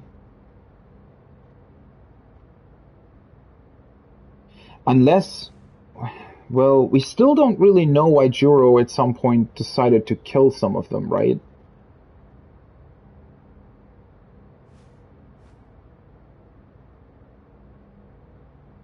He's somehow working against Morimura as well, but we have no idea why. What did Juro know? That's the thing, though, right? I still have the feeling that most of these characters just aren't really aware of the actual truth, which makes it very, very hard to gauge on whose side they're on, because you never quite know, are they doing stuff because they're actually on the quote-unquote bad side, the side maybe of Newman Inc., who is trying to do some memory altercation experiments, or do they just not know better, right, and are trying to save a world they don't know exists on a completely different planet and isn't actually Earth, and that's why they're doing certain decisions in a different way. I don't really know. Kiriko-san. What's going on? Oh. That man... Hey, who the hell are you? How'd you get in here? Please, make him go away. Hold it, Okino! Not so fast, you bastard! You're coming with me! This is highly classified material, and you've seen too much. Damn you, Okino.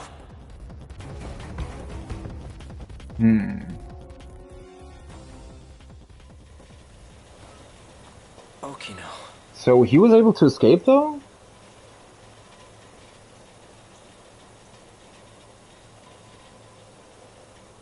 These are the same people, though, right? Just in a different sector. So it's kind of strange. Remember now? Tsukasa Okino. We met in Sector 5. Good. And you're an AI construct. Huh? Is that all? You've neglected to remember some rather important details. Let's try this again. Okino, do you really have to stand so close to him? Don't pay him any mind. He's just jealous. Yeah, right. Now concentrate, Sekigahara. Try to remember why you kept coming back here. Well, this is certainly going to be interesting. What the fuck is this now?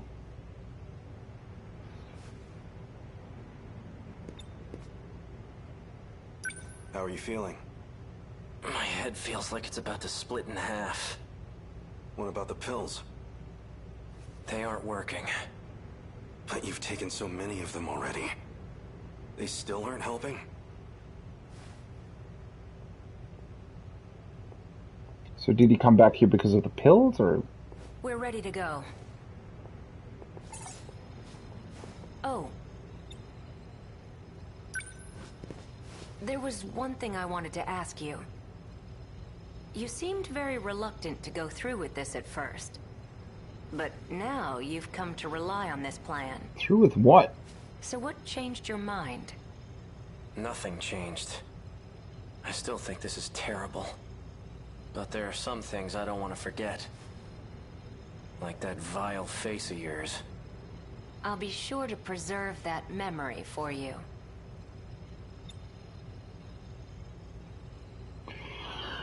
Okay, so now they're trying to do the same thing on Sekigahara as Okino did on himself, possibly? But yeah, how can you ever know if he's the one who's doing it, if he actually, like, maybe he's altering his memories somehow, and...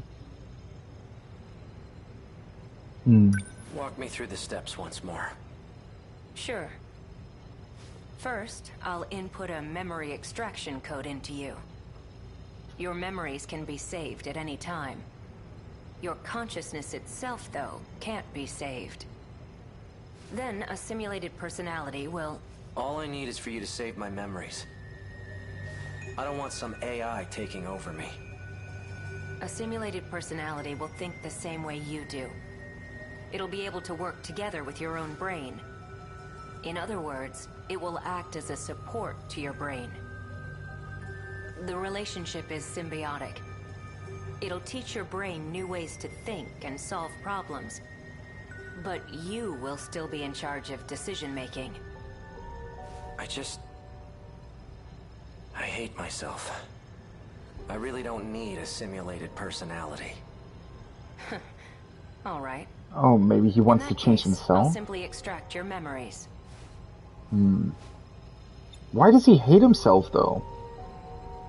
Because of what he was supposed to do here? After your memories are extracted, they'll be stored in your nano-machines. I'll configure it so when the decode region is detached, your memories will be backed up. We'll require an intracerebral map to save your memories, though it'll all be pointless if you end up as a husk. Your brain did have more damage than anticipated. My equipment can only do so much. I'll only be able to map roughly 30% of the region per scan. So you'll have to make multiple trips. Let's get started, shall we? Please, take a seat. Trips to what?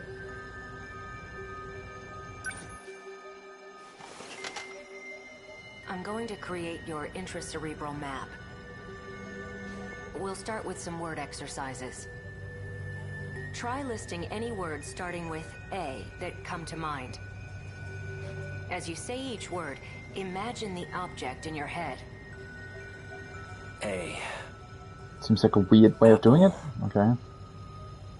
Asphalt. Anchor.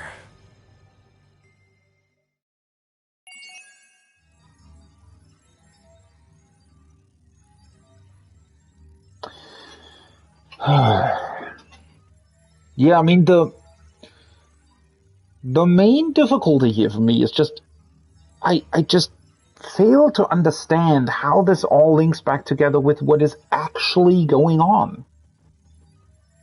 Like, who and at what point did who find out about something and acted on it, and why? And so Okino seems very clever, right? But again, he's still not necessarily aware of the actual quote-unquote truth. If that is the truth, I mean, there's still a possibility that it's not, but I mean, somehow this has to link back to 2188. 88, right? So that... But still, it's so weird. Okay, I haven't read the first paragraph for a long time, so let's see. Tsukasa Okino is a young genius with an extremely high IQ. Starting with the Sentinels, he developed various technology to aid the Defense Corps. Driven only by his intellectual curiosity, he tends to act on his own terms, regardless of what other people think. In 1944, he presents as a girl and goes by the name of Kiriko Doji.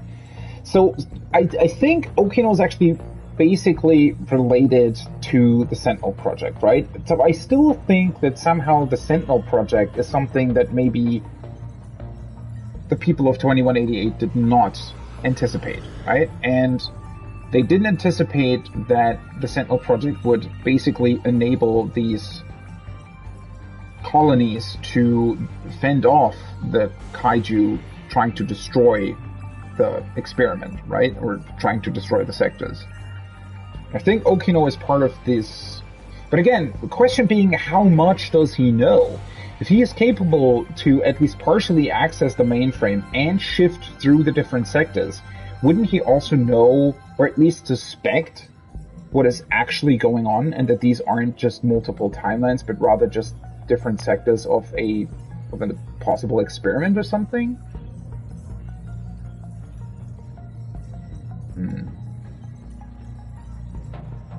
And all this stuff with the memories basically comes back to the fact that they,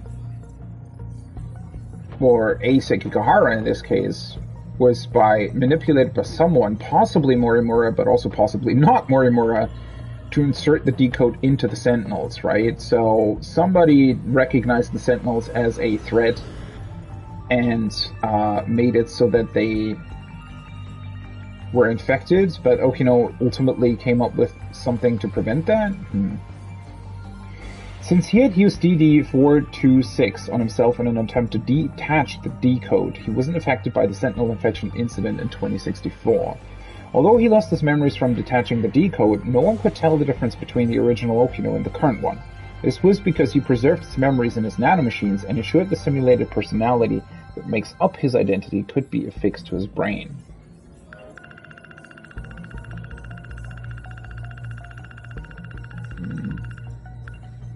Oh, hey, key. The key to Sekigahara's motorcycle. The emblem portion is a button, and pressing it causes the motorcycle to drive itself to the key's coordinates.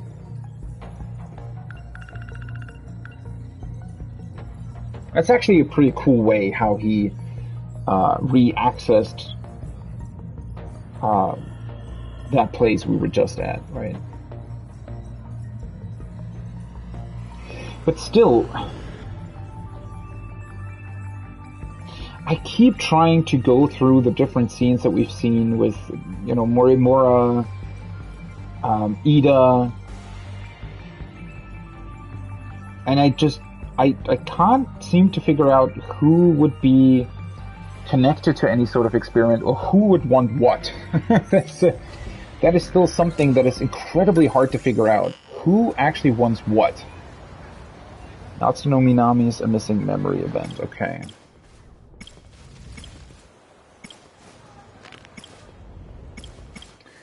I also still find it interesting that characters like Takatoshi Hijiyama are still locked, right? That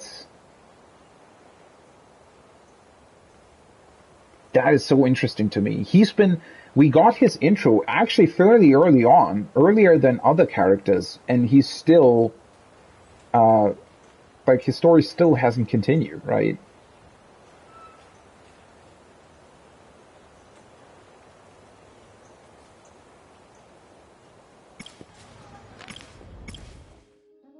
Okay, so Shio Miguchi 42%, Yuki Takamiya 57%, Jiro Korabe 55%. So let's go with Shio Miguchi then, I guess.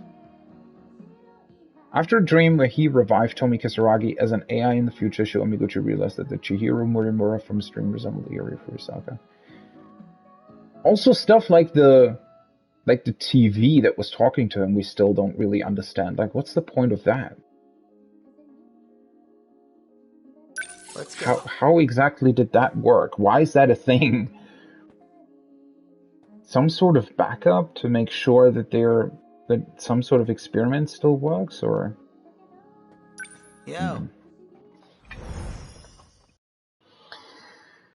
Man,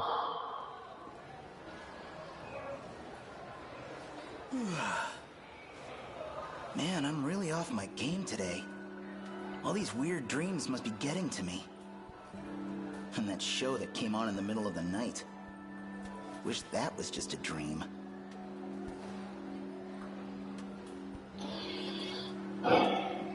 Yeah, what is up with these dreams and everything? So...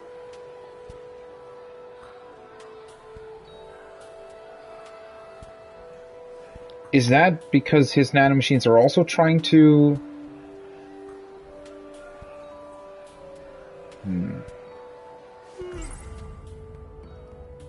Back in my dream, he called himself Tetsuya Ida. We look identical, but that's not my name, so...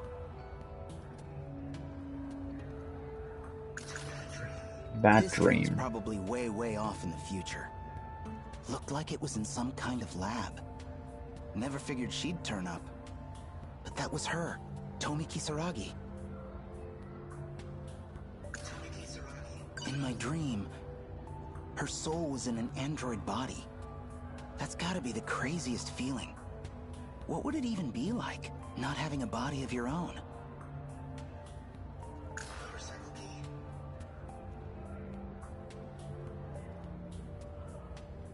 Why does he suddenly have motorcycles? A Shikishima GRD 250.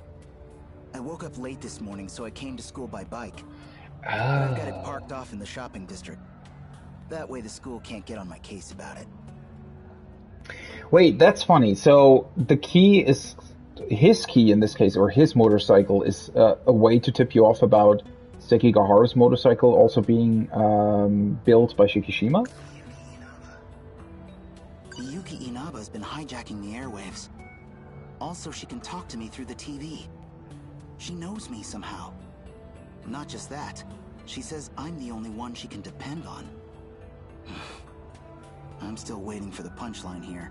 Yeah, it's all so strange, isn't it? Like,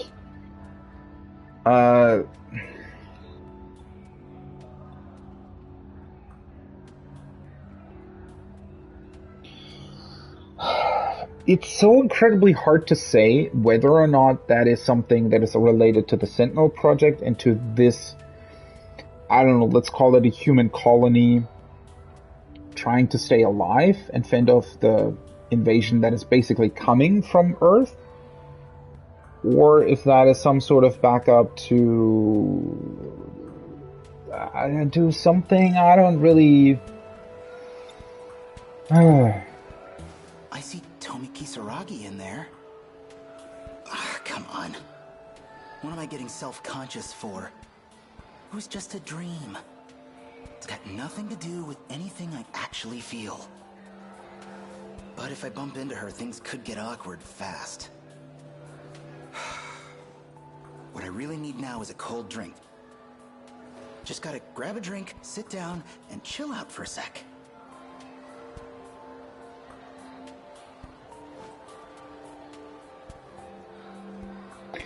Also, one thing that just came back to my mind, you know, being in the school and all. I'm still wondering about, so the kaiju and everything, aren't they also in like movies and stuff? Why would that be a thing? Like, why would this world be created in a way where was that some sort of manipulation of the whole experiment? Did somebody specifically plan? See, that's what I'm trying to figure out. Or like, all these little bits and pieces. Did somebody maybe realize that before this experiment was set up, or before these colonies were set up, that somebody was trying to either manipulate them or use them for their own memory, you know, experiments or whatever, and so they specifically planted... Like, did somebody already know that these colonies were possibly under threat from kaiju destroying it, and so they left hints about how the kaiju can be defeated? Right? Is that what's going on?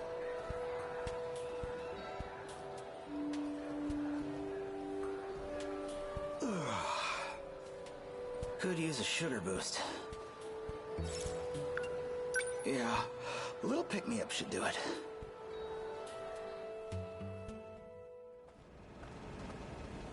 Okino.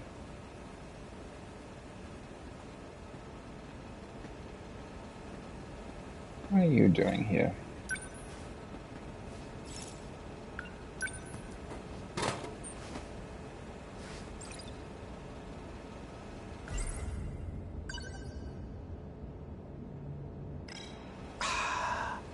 Love me a little fizz. Man, I needed that. Okay, let's think about this. Think about what?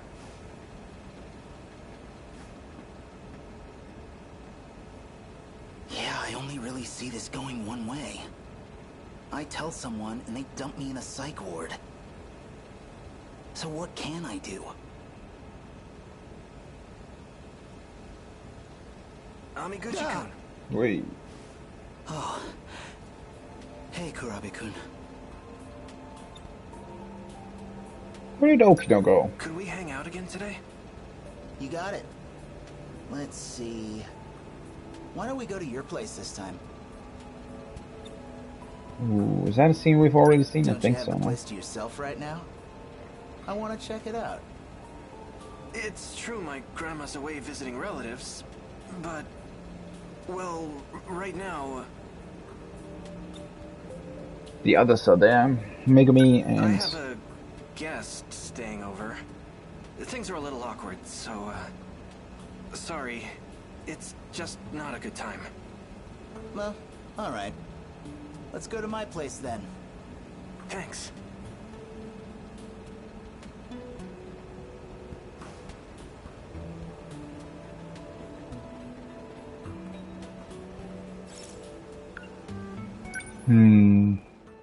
Where is this gonna go?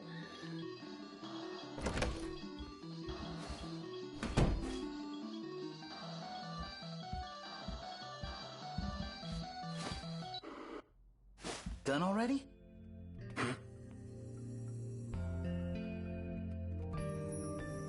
Will he accidentally discover the voice as well? Possibly? Sorry. Looks like all we've got is soda. What is this music? You did say you wanted a drink, right? Thanks, Amiguchi-kun.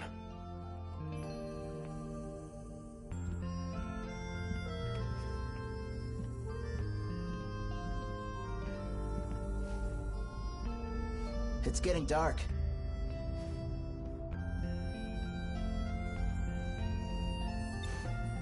We should probably go get dinner soon.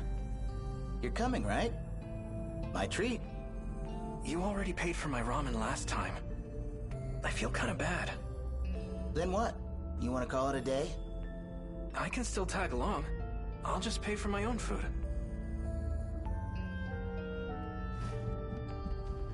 Oh. What? You watched the video I lent you? Hey, you recommended it. How could I not? Did you already finish it? What did you think? Kind of a campy plot. You've got this mad scientist who loses his real body, so he builds a new body and sets out, bent on revenge. Yeah. It was interesting, but definitely not for casuals. I think that's what's actually happening here, huh? For a B-movie? That just proves it's a masterpiece. Scientist bent on revenge? Is that really what's happening, though? Revenge? I mean, that's the weird part, right? Aren't we in a colony that only exists because of future humans doing something? I don't know, so... What would a scientist try to take revenge for? Unless he knew about the fact that somebody scrapped the entire project or something? I don't really get it. Miyuki Inaba. Huh.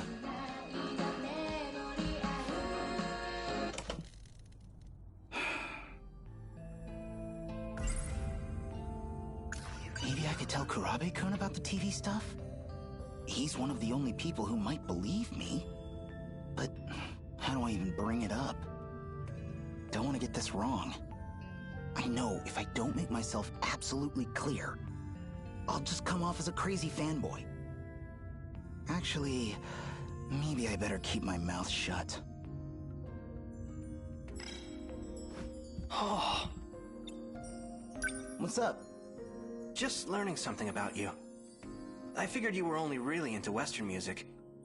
Never thought you'd be into the idol scene. Miyuki Inaba. She's been really getting big lately, hasn't she? Oh, that.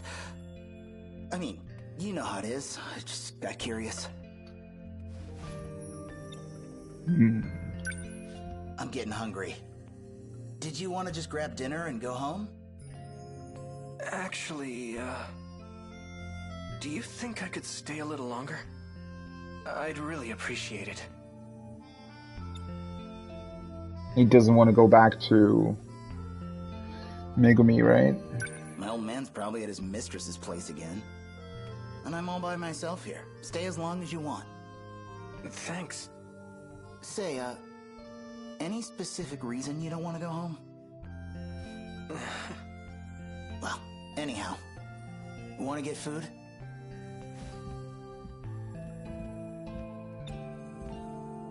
We could swing by the video store.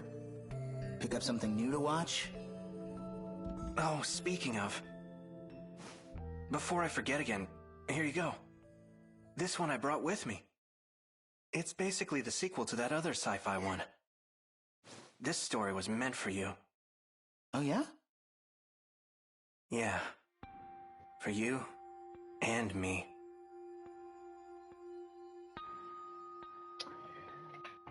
Okay, buddy. What? Memory transfer complete. So... What? How does... What? Was that just a phrase, or did Juro in that scene actually know that it might be their story in reality?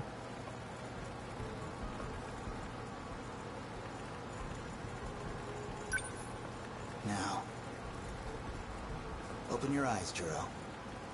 Or maybe the name 426 would be more appropriate. Okay. Do you recognize me? You're Tetsuya Ida. Or at least an older version of him. I see I was gone a long time. You always seem to notice that whenever I wake you up. It's been 3 years since you died. Next year we enter the 22nd century.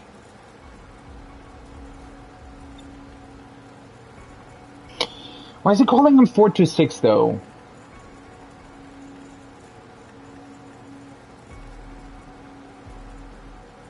So Juro was the one who originally implemented the time loss code? Like what? What? So this is when exactly? After Juro killed the others and was then killed by Morimura? Wait, did Morimura actually kill him? And he brought him back? Why exactly? How do I look now? Oh, this is horrific. No arms or legs. Not even a face. You'll find the pain receptors are all still there at least. So I'd really recommend you cooperate. Why is he doing that? Like, why bring him back? You are now an android. Your consciousness is stored on an electronic brain. So you pulled my data from Sector 0. Brought me back as a ghost. I brought you back because we need to talk. Why? You clearly did the most work on that underground supercomputer. So we're gonna have a little chat about your research.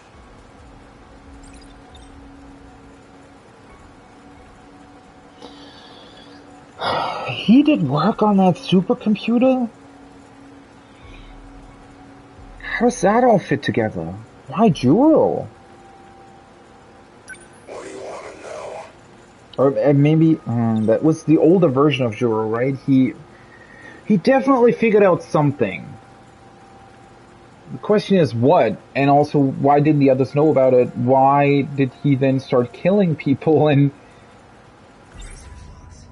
let's talk about your final project.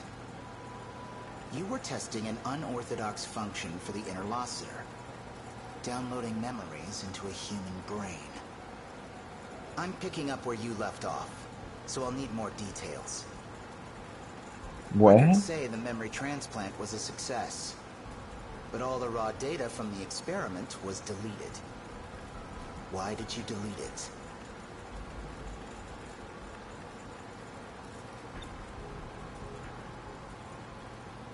He's picking up where he left off? Why? Is he working for Newman Inc.?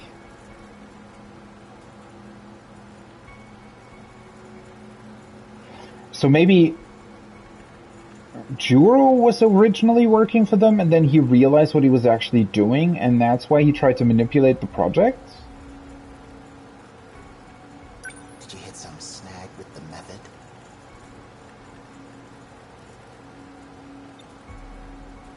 Okay, maybe you're still a little groggy.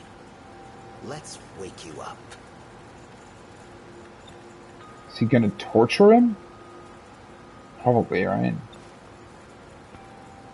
That's kind of crazy.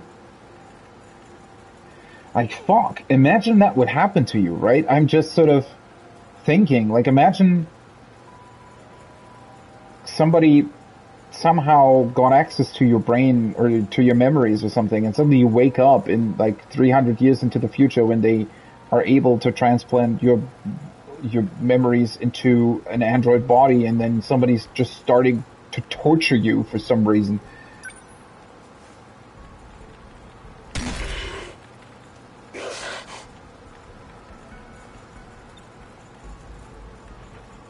Why exactly is he, like, is he working for Newman Inc.? Okay, maybe you're... Let's wait. Wait, okay, I have to do more?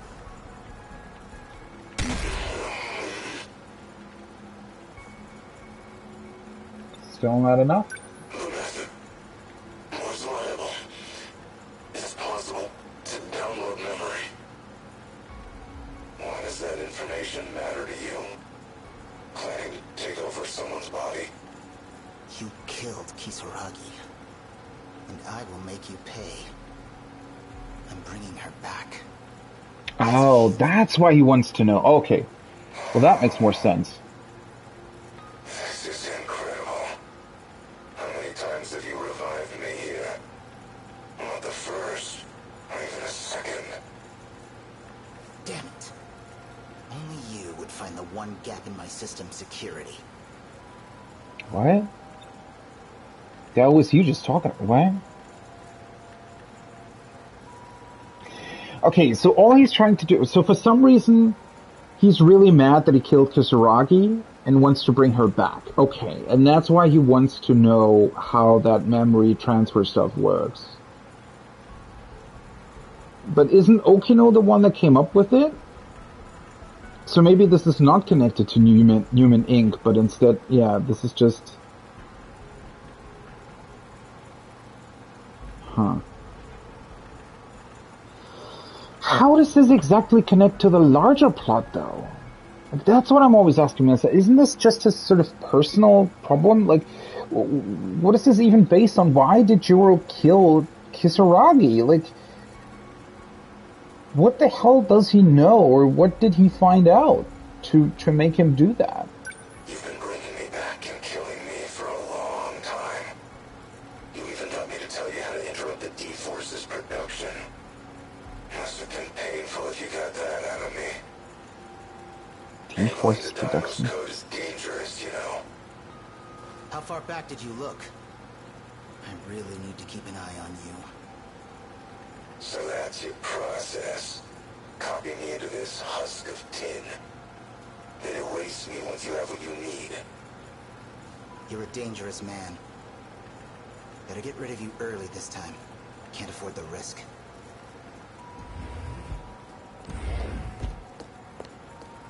Ida-kun. Wait, is that already... What? Is that already the android he created, but it's not working properly? Or why is he still trying to get more information about that if she's already working? Also, what the hell did Juro find out exactly? Like, was Juro Izumi originally actually an agent for Newman Inc. and working on all of this, or why would he go into a Sentinel then? Wasn't that when his memories got deleted? Like, how does this connect to the actual, like, big plot that is going on? I don't understand. What's wrong? I found out from Morimura-san. You're trying to transplant my mind, aren't you? You want to replace the Tomi Kisaragi of this world with me. Do you realize how horrifying that is? Of this world? How could you? Wait, look. Huh? Do you mean you can be human again? It means you're going to sacrifice a living human girl. But she's you. It'll be your heart and mind going into your own body. What's wrong with that?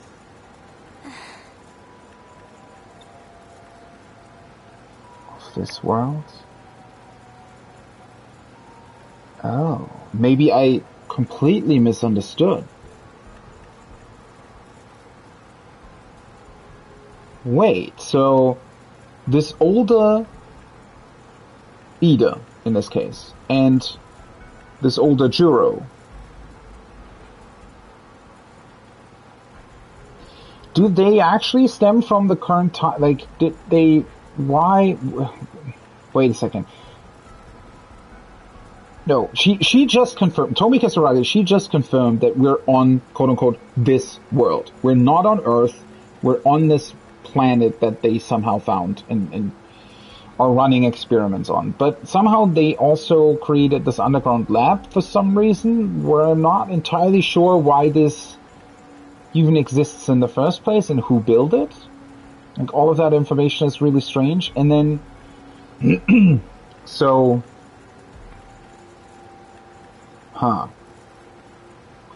yeah, I still don't understand who Juro was possibly working for or what he was trying to accomplish. And so, did Tomi Kisaragi, like the one that the copied version here is based on, did she somehow die on the actual Earth? Like, was there something going on that actually killed the real Tomi Kisaragi? And that's maybe why Ida came here, to get a hold of her clone and then copy over the memories from the android version of Tomi Kisaragi to the clone of Tomi Kisaragi to make her human again. Okay. But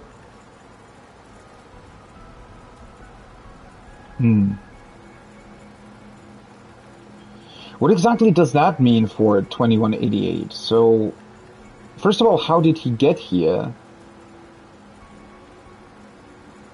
Is no one aware? I guess so. I'm definitely still missing this puzzle piece of what are these older versions of all these people? Like, how did they get here? Why are they here? Because was that his, like, original plan? Is that maybe why he went along with whatever this Newman Inc. company was trying to do, because he saw a potential to make Kisaragi human again? But see, that's what I don't understand. The only reason why Kisaragi is dead in the first place is because Juro killed her, and that only has something to do with the Deimos code or something, right? Didn't he? Wait. Right?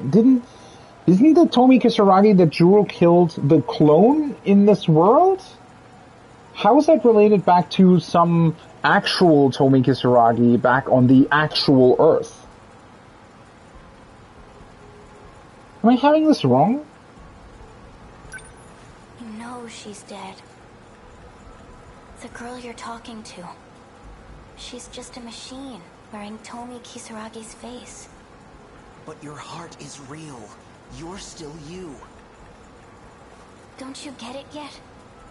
The girl you knew will never come back.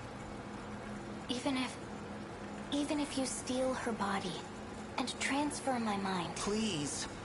Please, without you, I'm... You know I love you. But I can't support you. I can't support this. Oh, that explains why you woke me up.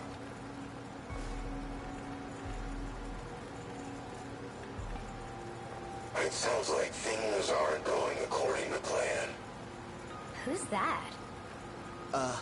Well... I can tell you your biggest failure right now. She's standing right there.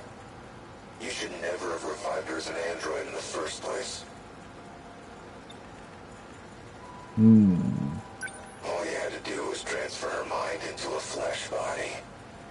You could have gotten everything you want. Nobody the wiser. Shut up! Juro Izumi.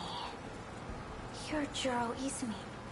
Prisoner 426. Prisoner 426? Why did you wake him up? Same reason he brought you back. We're both his means to an end. Tools to be used and thrown away. Why prisoner? What?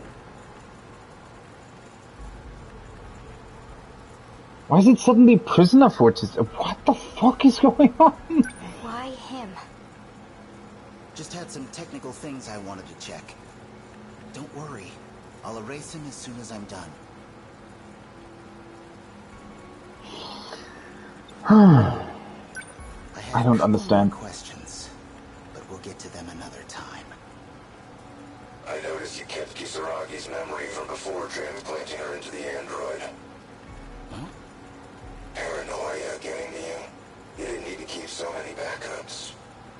Strange move for a man who sees humans as replaceable hardware.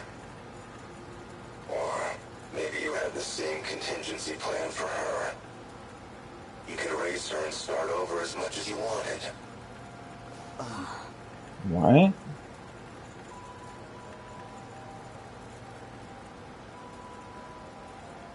Okay, I don't know, this seems like really interesting and like really fucked up at the same time, obviously, but again, how is this, like, is he one of the scientists from Newman Inc. who's trying to do something, but apparently not, because he's trying to, like, actually bring Kisaragi back, but, yeah, I mean, I've heard enough. No need to get emotional. After all, me and your Kisaragi here, we're just data. All you have to do is recess, and we spring to life. Just like you did to me.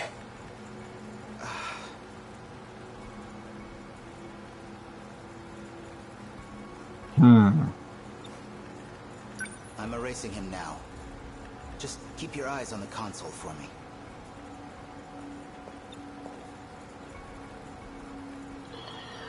now I feel like she's, like, that's not the best idea, right? Isn't she also going to do something here? That's right. Better watch carefully. Never know what might happen.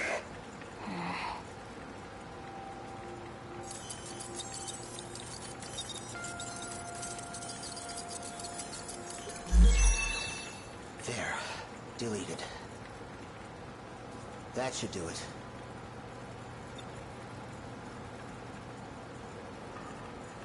You know he was just trying to mess with our heads. Are you mad at me?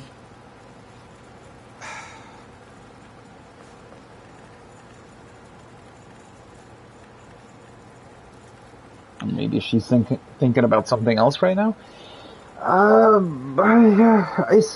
just don't understand. Is there some detail that I might have missed about him being a part of Shikishima? This technology also, it all already seems so advanced. Is this something that they actually extracted from the mainframe, or is this something that already exists here for some reason, or... like, how does this relate back to 2188 and everything?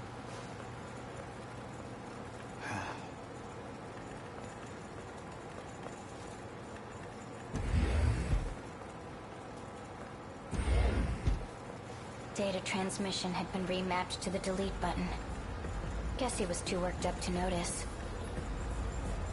Never thought I'd find an escape route planned out for me. Oh. By one of my past selves, no less. What? So, how are you doing?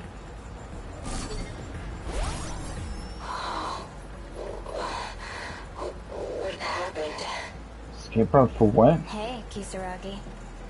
How's the view from the other side of that shell? A shame it might end up getting you deleted. And by the man you love, too. Oh, very classical tragedy. Izumi-san. Oh. Sorry. Fuck. I need this body more than you do. Oh, shit. Okay, I did not see that coming. I should have known with... Oh, so it's been Izumi the entire time, then? Whoops. Okay. Fallen asleep watching a video. So...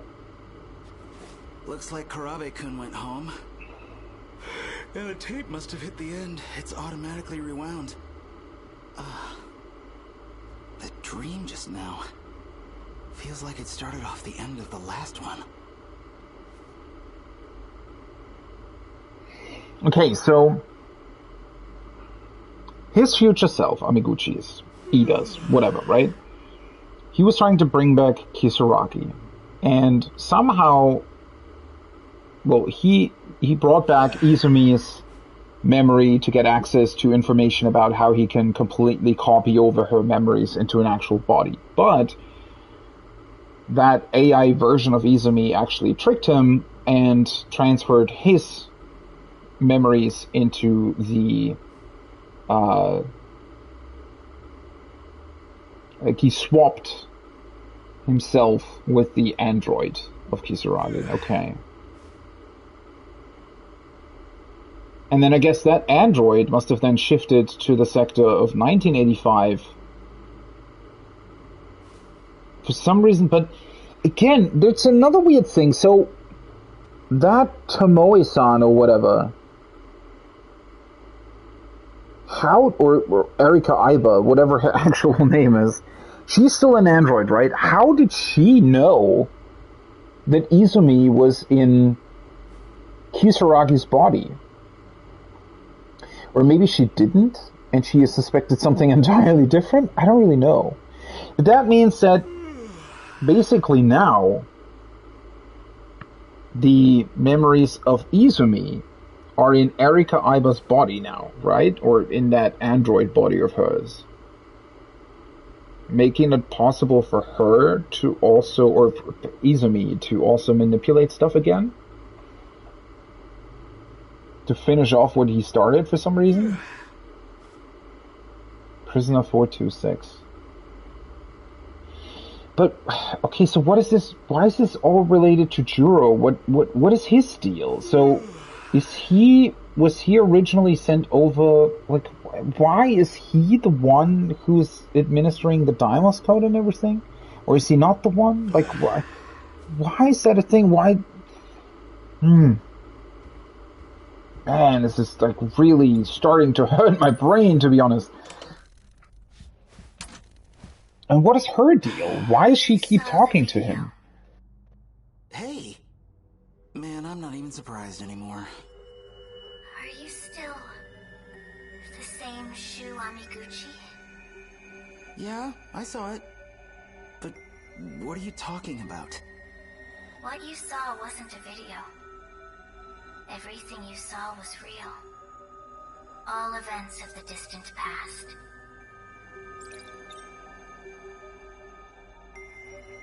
Distant past because... But, wait. See, that's another thing that I was thinking, that maybe some of these things actually do take place on Earth and actually do take place in the past. But that android Kisaragi made it seem as if they're not on Earth. Because she kept talking about the Izumi from here. Not Izumi, the Kisaragi from here, right? Which I assume to be the one on this distant planet?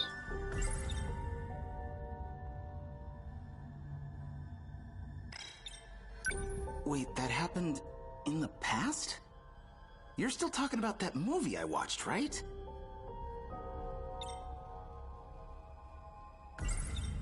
Okay, hold on. I borrowed that video from Karabe-kun.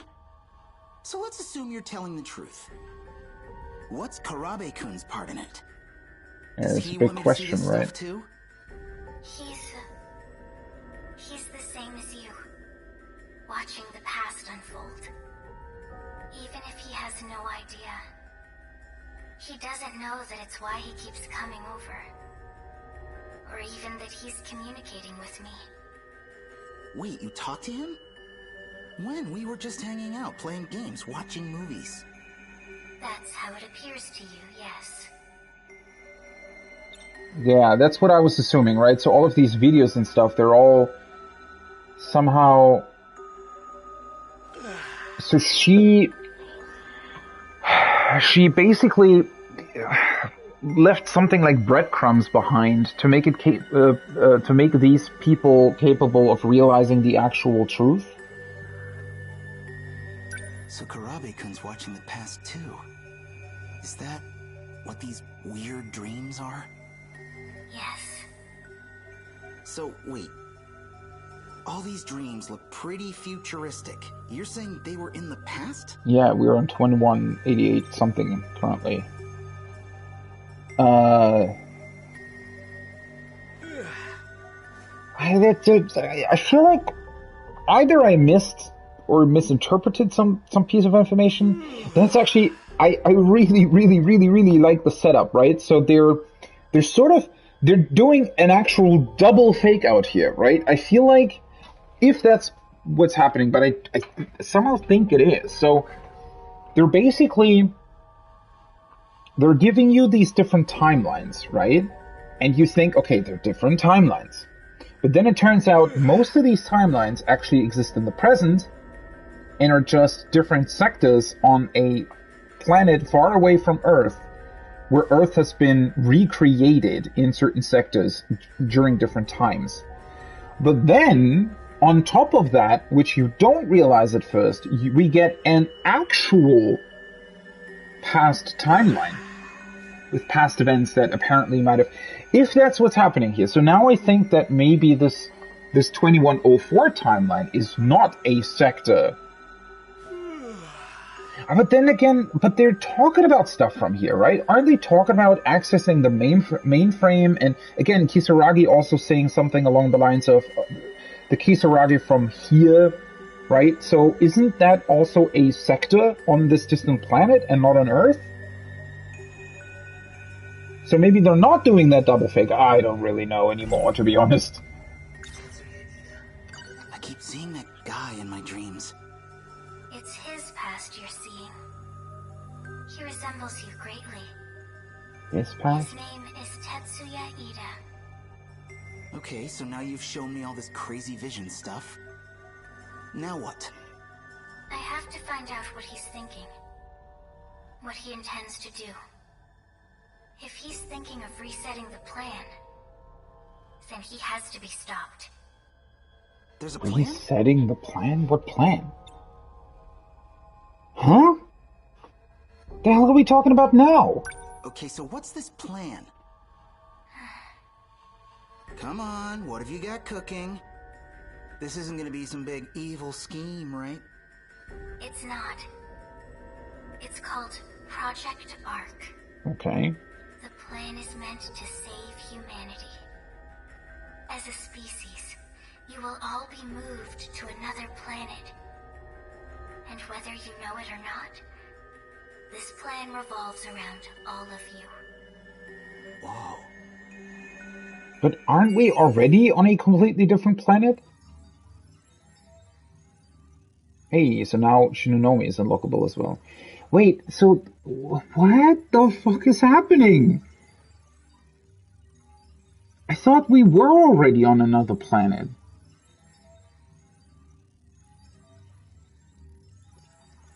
And why does humanity need saving to begin with?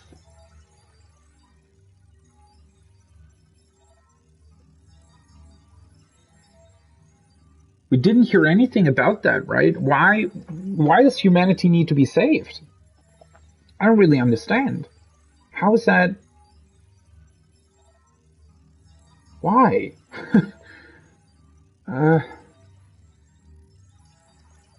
From that memory alteration? No, that can't be true. Is there another thing that is going on beyond what we've already seen with like Shikishima and Newman and stuff?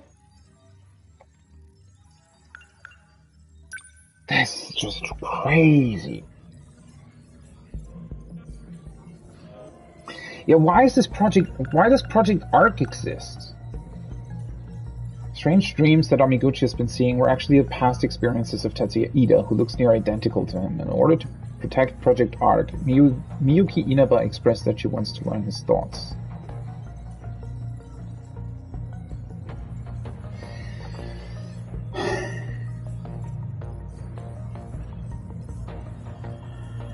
Past memories, Project Arc.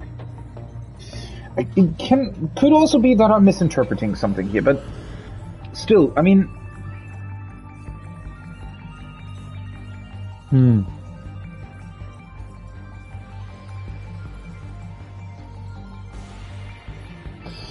I don't know. I really don't know anymore. Maybe there is actually yet another plot that is going on, some sort of threat that we might not even know about at this point, that somehow threatens humanity, and that's why they need Project Arc. But again, what is, like, Project Arc seems to be failing quite a lot, doesn't it? I mean, it seems as if there's a lot going on that is sort of... I really don't know anymore. Honestly, at this point, I'm starting to feel like I got inserted, or the Deimos code got inserted into my brain too, right? I'm slowly starting to lose, well, not lose my memories, but completely, like, this is just crazy. This is honestly crazy how they've set this up, and there is so much going on. So many things that you need to keep in mind, and yet it's still not really possible to come up with any sort of explanation as to what is actually happening here, and what is real and what isn't. Or I guess, I mean, everything's sort of real, but what kind of these things are now like current? What kind of things are in the past? What are these different characters trying to do? To restore Tomi Kisaragi to her original body, Tetsuya Ida attempted to extract information from 46, but 426 tricked him and took over Kisaragi instead. Okay. Cool. Well, at least I got that right.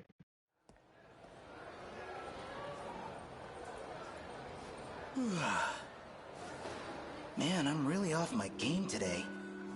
All these weird dreams must be getting It's kind of crazy. Some of these scenes are also really, really long, right? And then you just return to the character story, and then suddenly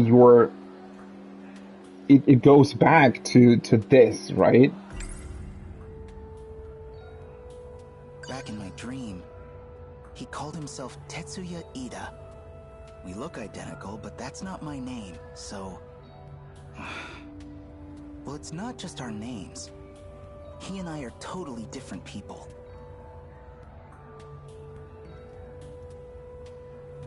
Because you're his clone? In my dream, her soul was in an android body.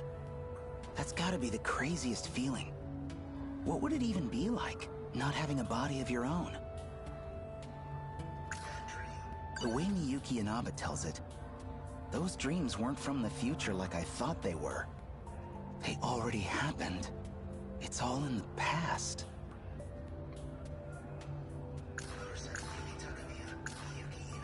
The way she describes it, these aren't just dreams and videos Karabe-kun and I see. They're actual events that happened in the past. The past of Tetsuya Ida.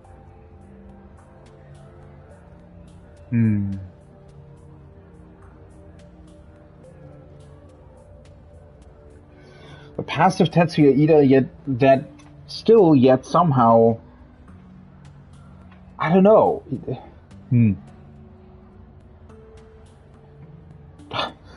I don't... There's definitely still some giant puzzle piece that we haven't the faintest clue about what it even is. I see Tomi Kisaragi in there. Ah, come on. What am I getting self-conscious for? It was just a dream. It's got nothing to do with anything I actually feel.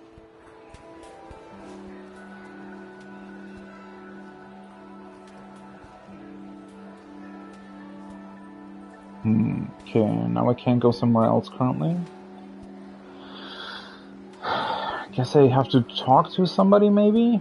Or wait for somebody to come out?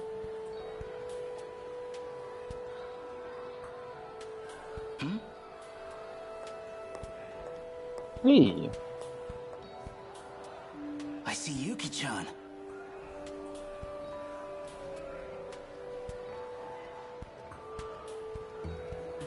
Maybe Yuki-chan's in the cafeteria. And she's on like a completely different mission, right? With Natsuno and everything? I should get going. It's also really, really cool how all of these stories sort of come together, right? In like really unexpected ways. Yuki-chan!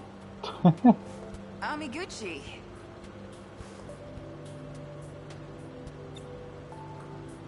I was just thinking about you, and now, here you are. Destiny sure wants us to be together. What the hell are you talking about?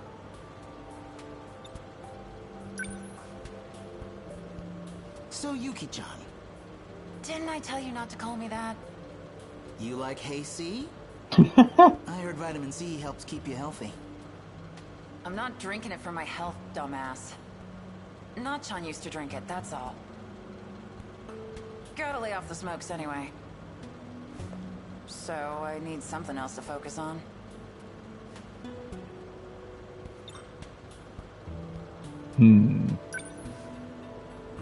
How about a date? No. No. Come on, one date.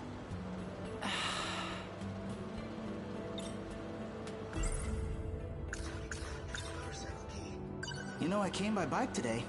Got it hidden away nearby. We could go somewhere right now. No. Take a hint, dude. How often can you ask her? I know a place with a great view. I said no.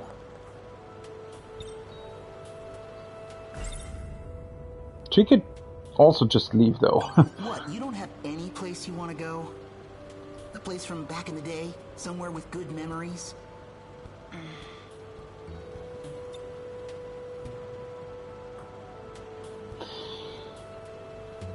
Where the hell is this going? Or is there a reason you can't go back? Of course not. I just got to thinking. Reminded me of my grandma on my mom's side. Haven't seen her since my parents divorced. You don't say. You set me up. Well, let's go. What? Let's go see your grandma. What are you, nuts? She's not even in the city. Her place is in Hamanashi, a whole prefecture over. That's what I thought, dumbass. It's too far. No, let's do this. I want to go too. Ooh. That's just about 100 kilometers one way. Huh? Come on. Hey! This is the perfect chance to check something. Check what? After what I heard from the TV last night, I've got to find out. Does he want to find out whether or not... Shukun, let me tell you where you are. In a sector. What do you mean? This is my house. So he wants to know whether or not there's, like, a boundary to where they are. I'm talking about Which is why, what I was wondering about, right? How are they... everything in this city. Everything you've lived. It's an isolated enclosure. Just 30 kilometers in diameter. An enclosure? How does nobody see that, though? Like, how are they keeping that secret? All over the world. You're Telling me that's you're just closed fake. off? No, that's too much. I don't buy it. That's a reasonable reaction. So, I think you should go take a look yourself. I'm going to unlock a part of the Suwabuki bypass. You should now be able to see the truth. Suwabuki, but again, like, how are they? To the outer walls of the city itself. Whoa! Which is something that I was expecting, or suspecting as well, is that all the other people, maybe a lot of the other people are actually just sort of not real people? How'd I agree to this shit? Huh? You say something? But how would they prevent people from realizing that? Hey, I can get us back within 2 hours. Home before sundown, easy. Don't worry about it. How about you tell me a little bit about your grandma? She's out in the boondocks. Nothing but rice paddies. Yeah? Used to go to her place every summer. Walking between the fields in the mornings to do radio gymnastics with everyone. No kidding! I did the same thing in the countryside when I was a kid. How? In the afternoons, Grandma would give us some watermelon. We'd swim in the river and catch fish with our bare hands. Then we'd go catch cicadas off the old Zelkova tree, up on the hill behind the house. That's weird. What? My grandpa had a Zelkova on the hill behind his house, too. And we'd go catch cicadas off it. Oh, yeah? And the river, the watermelon. It sounds exactly like what I remember. So they all have the same memory? Doesn't everyone remember the same stuff from vacations in the country? No, but that's exactly what is weird here.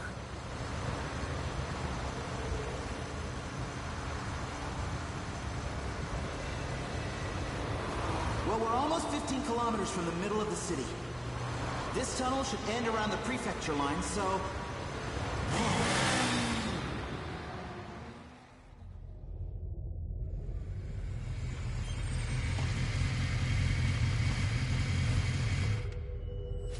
So now they're in this mainframe UFO thing? But what? What the hell is this place? How does that work? What's going on?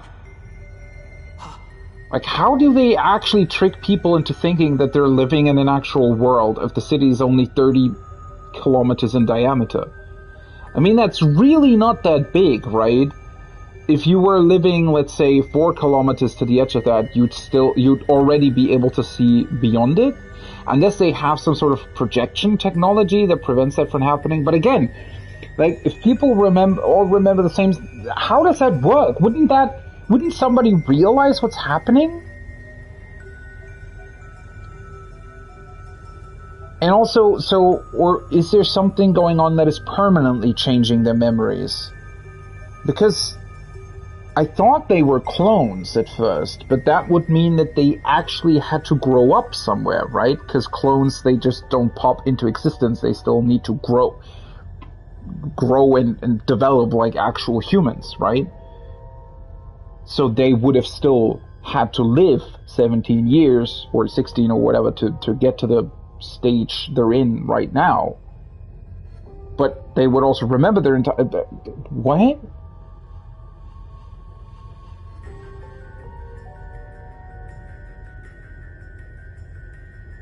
I mean, so...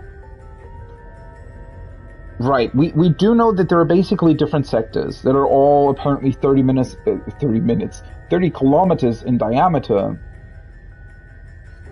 and they represent different sort of time periods of humanity. And some people can apparently shift between them. But again, how do they not realize this? How is it set up so that that doesn't happen? And also...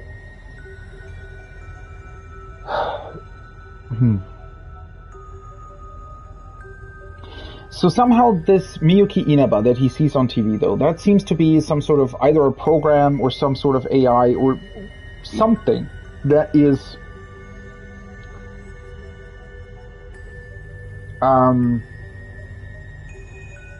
or was inserted into this Project Arc to either manipulate it or make people aware of it. What?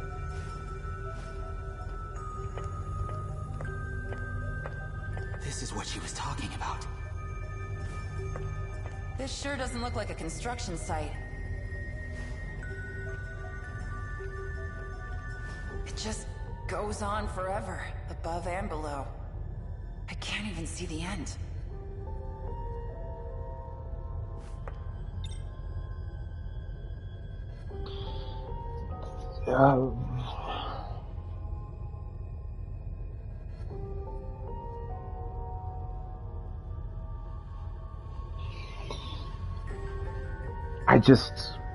I can't even really speculate right now because it's so difficult to come up with the theory as to what exactly links all of this together. Like, I know that's the weird part, right? Now we kind of know, and it's been confirmed what sort of the situation is. But the problem is connecting this to everything else, right? I mean, with all the different characters that we've seen, with all the different motivations that they seem to have, and they're... Like, how does this link back to that underground facility where his future self was developing androids in? Like, what's the connection? Yo, where the hell are we? The outer walls. But what the hell is it? How do we get through? I don't know if there is a way through. What if all our memories from outside town are fake? What if everyone's been convinced that an outside even exists? No way. I can't believe it either. How could I? It'd mean this 30-kilometer enclosure, this isolated city, is the only world we've ever known. How exactly...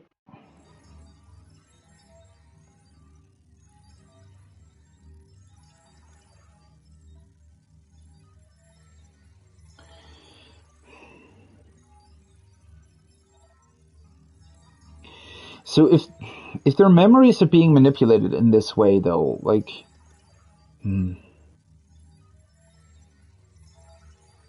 what does it have to do with Project Arc? What were they trying to do? Were they trying to make it like?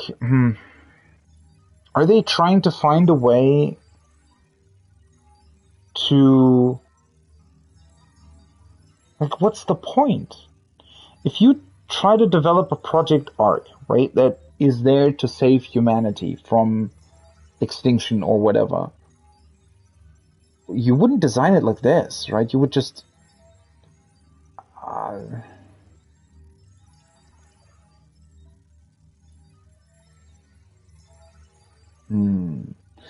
Unless it's meant to work similar to... it is somewhat similar to Horizon Zero Dawn, right? Because, so in Horizon Zero Dawn, the idea was that, well, I mean, there the project got manipulated as well, right? Their original idea was to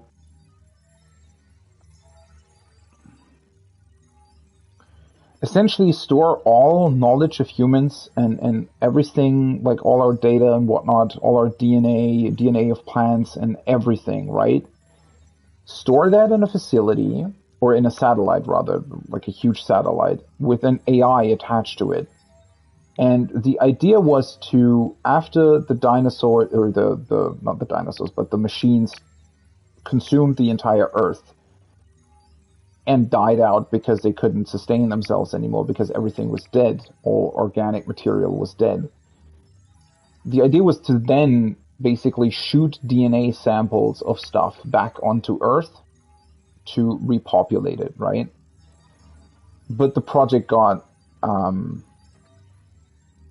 manipulated into in a way where the repopulation of Earth was still carried out, but they weren't given the knowledge of past humans, right? So now I'm wondering if whatever Project Arc they came up with here, and with the memory experiments that are going on, maybe what they're trying to do, or what, maybe somebody came up with the project, and, well, it all kind of depends on why they want to do the project in the first place, right? So one reasonable thing that I could see is that somehow they want to save humanity, because humanity itself is like we always seem to be doing, right? We're destroying ourselves, basically, right? And so maybe through altering memories, maybe they're trying to achieve a different humanity, right? Where things are not going the same bad way as it is going currently.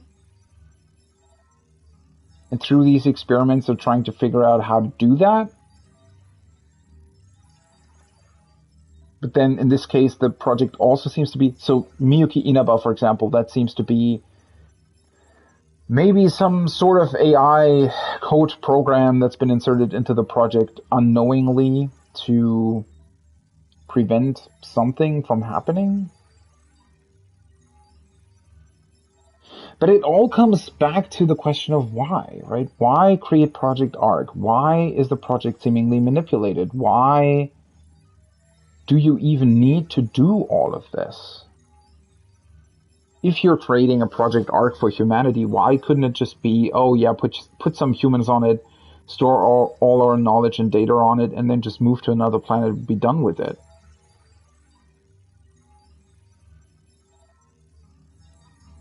I mean, I can still see that you would want to test it, though, right? I mean, that's another thing entirely. So the fact that they, you know, they send in the kaiju, so they basically recreate different timelines and maybe trying to test, well, how well does Project Arc actually work? Does it actually, you know, or humans, is what we've created here, is it working properly, right? And then they just decide, okay, yeah, now we've confirmed that it is, or that it isn't, or, you know, we're testing some sort of bugs and whatnot. And ultimately, they then say, okay, so now we've had enough testing. Let's get rid of our test facilities. In a way, that's why the kaiju are, quote unquote, attacking, because they just want to destroy the test site, basically.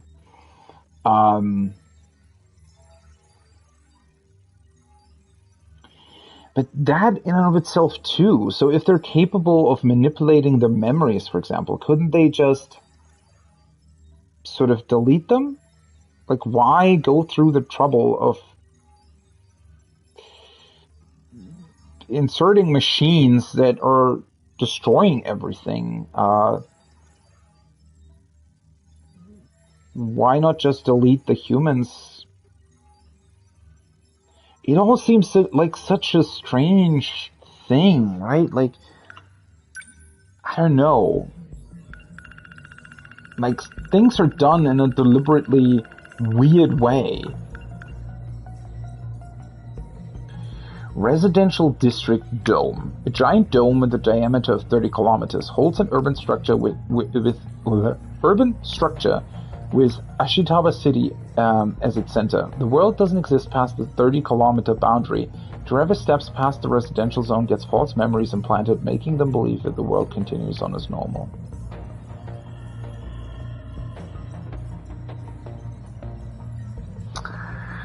Okay. And so we have different domes like these. But again, why? Like, why? What is the point of doing this? Inside the wall, 15 kilometers away from the center of Ashitaba City. While in the city, the sky and land seem to go on forever, but 15 kilometers away from it, there is nothing but an endless view of a giant mesh pattern structure. In order to get Shu Amiguchi to go to these outer walls, Miyuki Inaba unlocked a part of the Suwabuki bypass. Funnily enough, that also explains why the city isn't called Tokyo, right? Because it's actually not Tokyo. It might just be based on Tokyo. We have heard a character say something about Tokyo, though.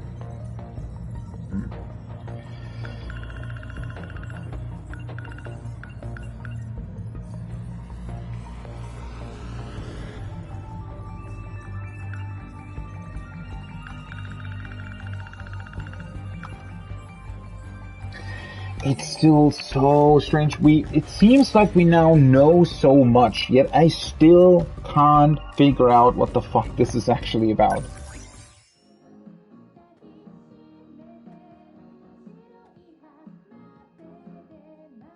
This is all just seemingly still a giant question mark to me. Led by the idol's voice, Shu Amiguchi took the highway with Yuki Takamiya. Once past the tunnels, they reached the outer walls. Alright. Doesn't that mean that their memory will now get manipulated again, though? So me and Karabe-kun, probably Fuyusaka too. The dreams we're seeing are actual events from the past. Why, though? This place is actually isolated? Like, what is the point of making these dreams accessible to them? Oh, you know, just the pop star Miyuki Inaba talking through my TV. Who the heck do I even talk to about this? If I just tell the truth, they'll throw me in a loony bin. Well, not really. They'll just erase your memories, I guess, but...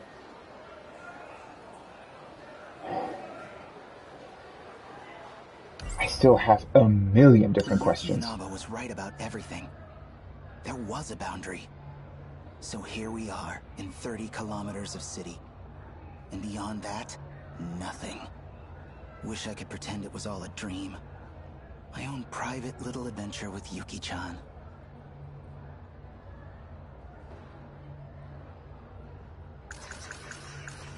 I just wanted a nice first date with Yuki-chan.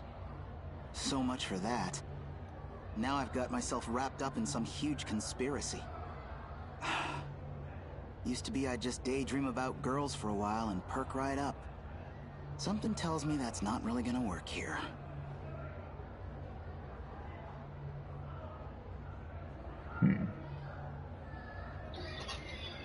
How are all these different little stories related to all of this? She was right. We found that weird barrier on the edge of town. It's not even really a barrier, though, right? It seems like a giant machine. As if whatever planet they're on has completely been turned into like a technology thing. Or something. But again, though, like, we've heard about the quote-unquote weird UFO below the city that's strangely, coincidentally, 30 kilometers in size, for quite a while now. So the characters that were actually there, don't they all know about this?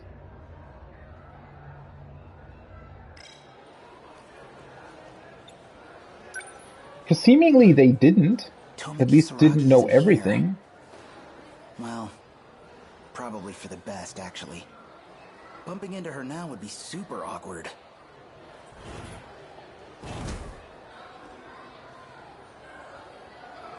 Kurabe-kun.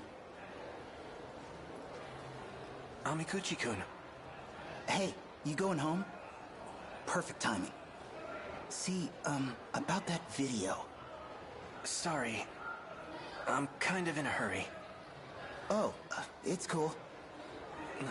Where does he want to go? Oh, nothing. See ya.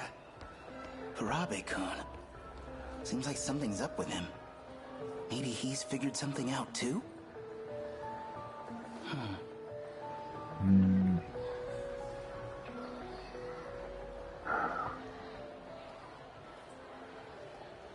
Possibly. Yuki-chan? Nope, not here. Well, she is occupied. Detention is a cruel mistress.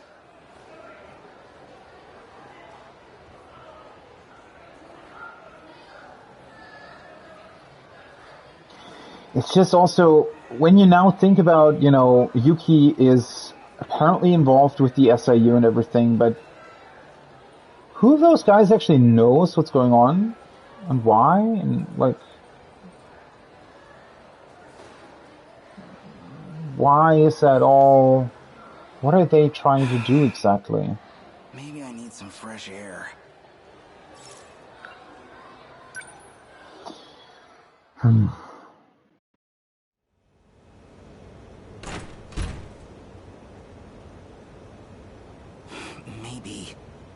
Maybe I should just go public. Lay everything out in the open. Well, at this point, I could record Miyuki and Aba talking to me. Send that tape out to TV stations.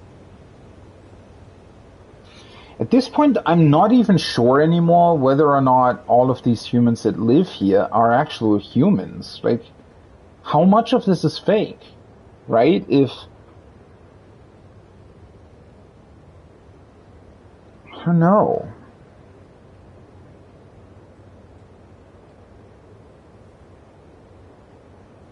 What's also, another thought that I just had. So, apparently these domes, right, they're somewhat of a realistic representation, or a kind of a one-to-one recreation of different times for some reason. Give me a second.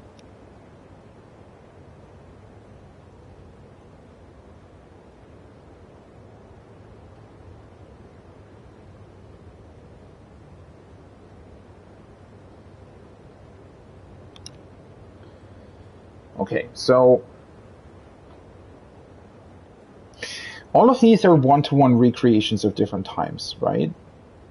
But as far as we've seen, at the same time, these characters, they couldn't have existed in these times originally, right? In the actual Earth's history. Because they are based on DNA, or I assume they're based on DNA of people that are currently alive in 2188.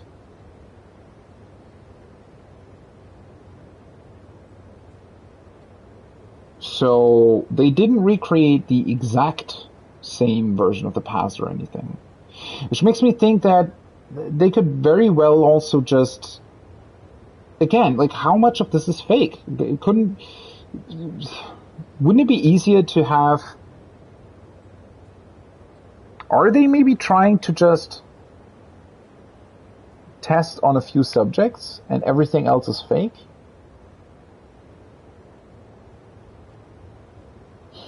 Or are most humans real, but I don't know, man, this is all...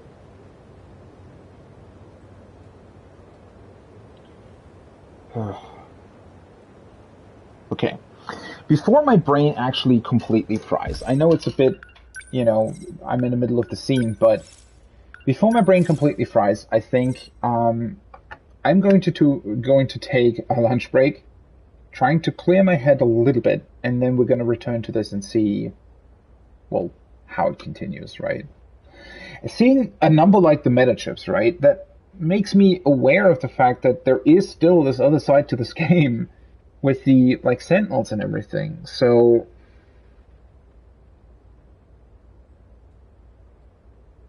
then again, the Sentinels, at this point in time, the Sentinels could very well be designed as a... Like, maybe somebody did actually figure out that these colonies are just an experiment and are supposed to be destroyed, and they want to try and prevent that?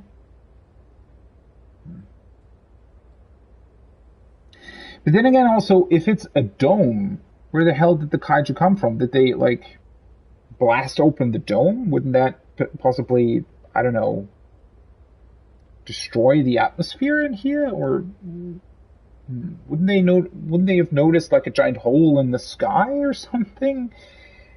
Huh. Anyway, I'm going to try and clear my head. I'm going to take a lunch break. I'm going to be back in about, I don't know, 25 minutes or something. Maybe go grab yourself something to eat as well. I'll be back. See you. Okay. Let's continue. That was actually a much needed break. I had to think about something else, and so I think that actually did clear my head quite a bit for what's to come here. This game has gotten so crazy that it's actually, the problem isn't even that it's hard to follow or anything, because they're purposefully, obviously, omitting certain, information to you. So, well, obviously, I'm aware of the fact that I can't know everything at this point, right? That's the whole point of how this game tells its story. That being said, it really is... What's so tough about this is that you're trying to really remember all the different story threads that you've seen so far, right? All of the different character stories, all of the details, everything that has appeared so far, every little detail could be a hint to something, right? And it's like after a certain point, your brain just really goes into this overloaded mode where it's impossible to cram things in. So taking a bit of a break, like half an hour or something, is actually really, really good with this game, because it just, right, it sort of removes you a bit from it and makes it so that you don't constantly think about everything. It's like a little bit of a restart for your brain. Give me 1 second.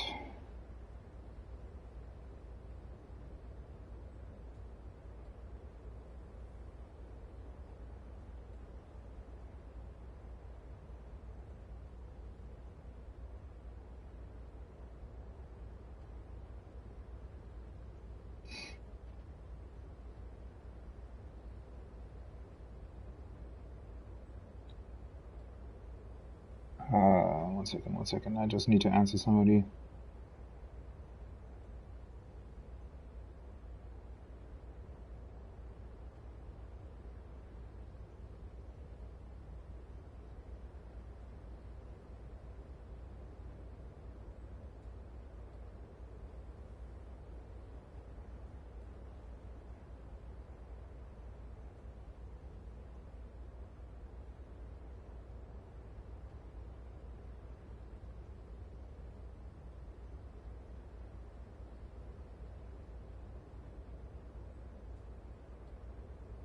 Okay. Just had to clear something for work. Okay, yeah, let's return to this and see how this crazy story concludes, or continues, rather. It's definitely not going to conclude today, but yeah, let's see how it continues. Okay, Nejugata, the one that in the future is scrapping this entire, or not in the future, because the one, like, current, whoever he's based on, right? The actual human this clone is based on is scrapping the project that his clone is in. What's got you so spaced out? Amiguchi. Just got shit on my mind. What about you? You look like hell. Something weighing you down? Yeah, you could say that. Hey, remember when I skipped school for a few days? What about it? Yeah, I actually spent those days stranded in another time. Stuck in the future. Huh. Well, I'd go with a more plausible excuse for ditching. Yeah, that's about what I figured. Wait, you yourself have this giant secret. Why wouldn't you believe him? So, what's going on with you? Huh? Oh. You know that pop star, Miyuki Inaba? She's been showing up in my room every night. I don't know what to do. Well, if you're gonna make me feel stupid for asking. Yeah, that's about what I figured. Well, I mean, it's still quite realistic, right? They still, even if both of them have crazy stuff happening to them, obviously they still wouldn't necessarily believe each other. Said she'd find me up here. This shit again? Sheesh. Sometimes you're real annoying to be friends with. Oh, this actually loops back to another scene we've already seen with Megami, right?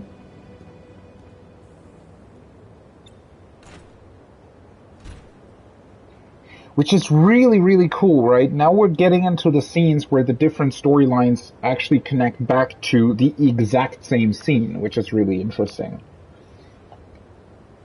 Right? Obviously, up until this point, the characters have already been part of the same scenes, but now we're actually getting to scenes that sort of intertwine with each other and end up in the exact same space we've already been in, but with another character.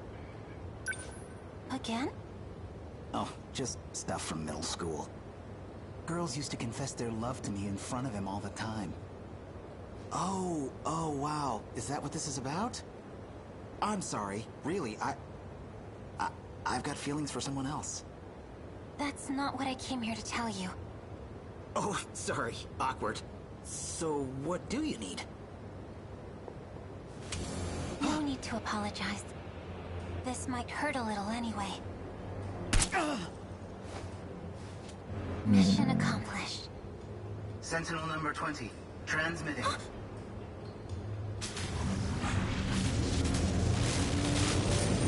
Okay, why?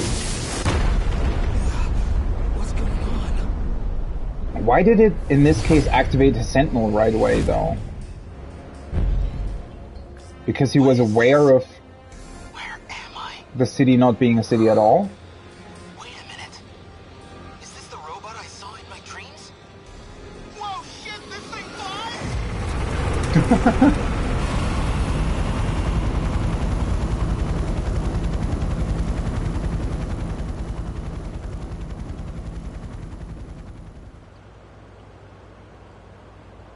Launch point looks to be Yaimachi. Close to Sakura High School. There's no mistaking it. It's a Sentinel. Notify all ministries and agencies, and the US military. Tell them no scrambles. Showa-era weapons won't do much against a Sentinel. We don't know who's on it or what their intent is. And call in Ryoko Shinonome. Still ascending. What's it trying to do? Break through the dome? That Sentinel.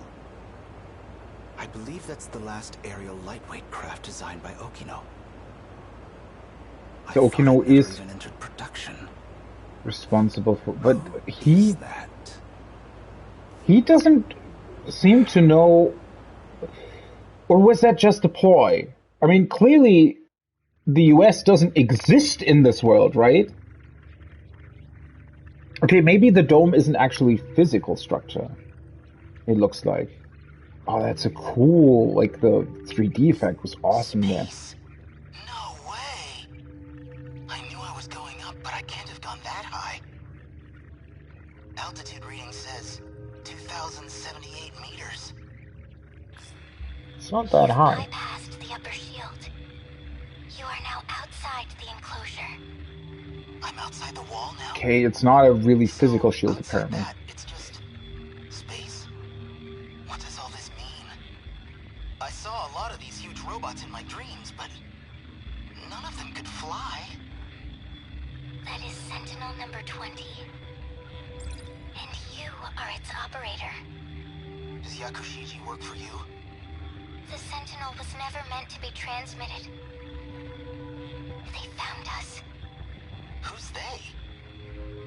Intruders from another district. They left their origin point and came to your world. Another district? Wait, there's more than one of these places? We need to hide the Sentinel. I can't do anything for you here. You have to go back to your sector. Go back how? This thing's got propellers. I mean, you could just land again?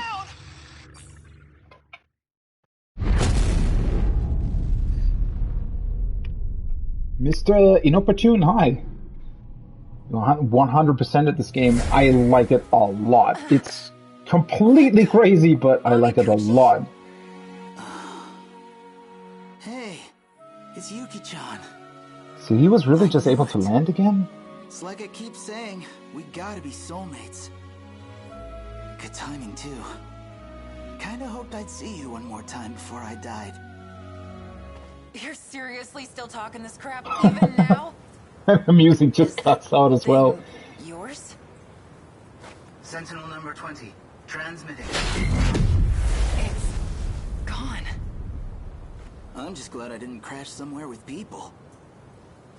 You gotta tell me what happened. Oh, hello. We'll take over from here. Of all possible pilots, I'd never have expected you. Shu Amiguchi. Four Eyes.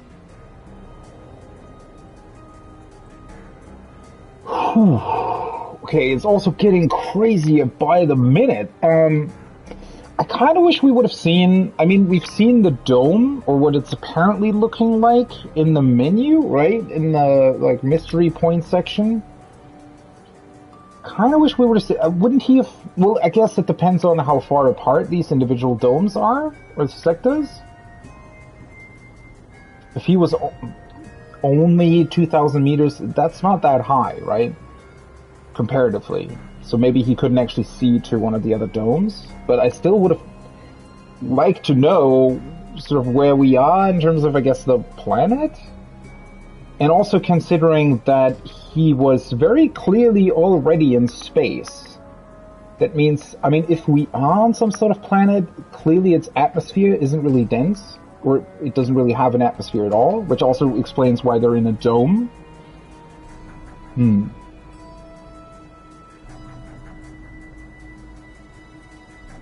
You've played on with Japanese voices? Yeah, I kind of chose English for it. Maybe I'll do another playthrough with Japanese voices at some point, but the English voices are really good too. Okay, so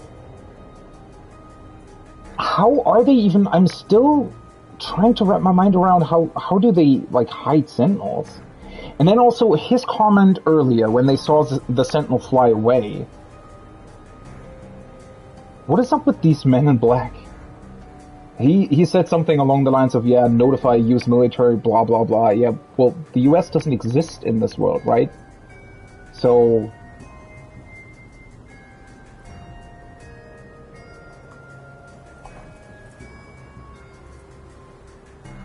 I guess they're still, somehow they have to keep up the pretense, right, of this being an entire world, an entire Earth, but at the same time, they're also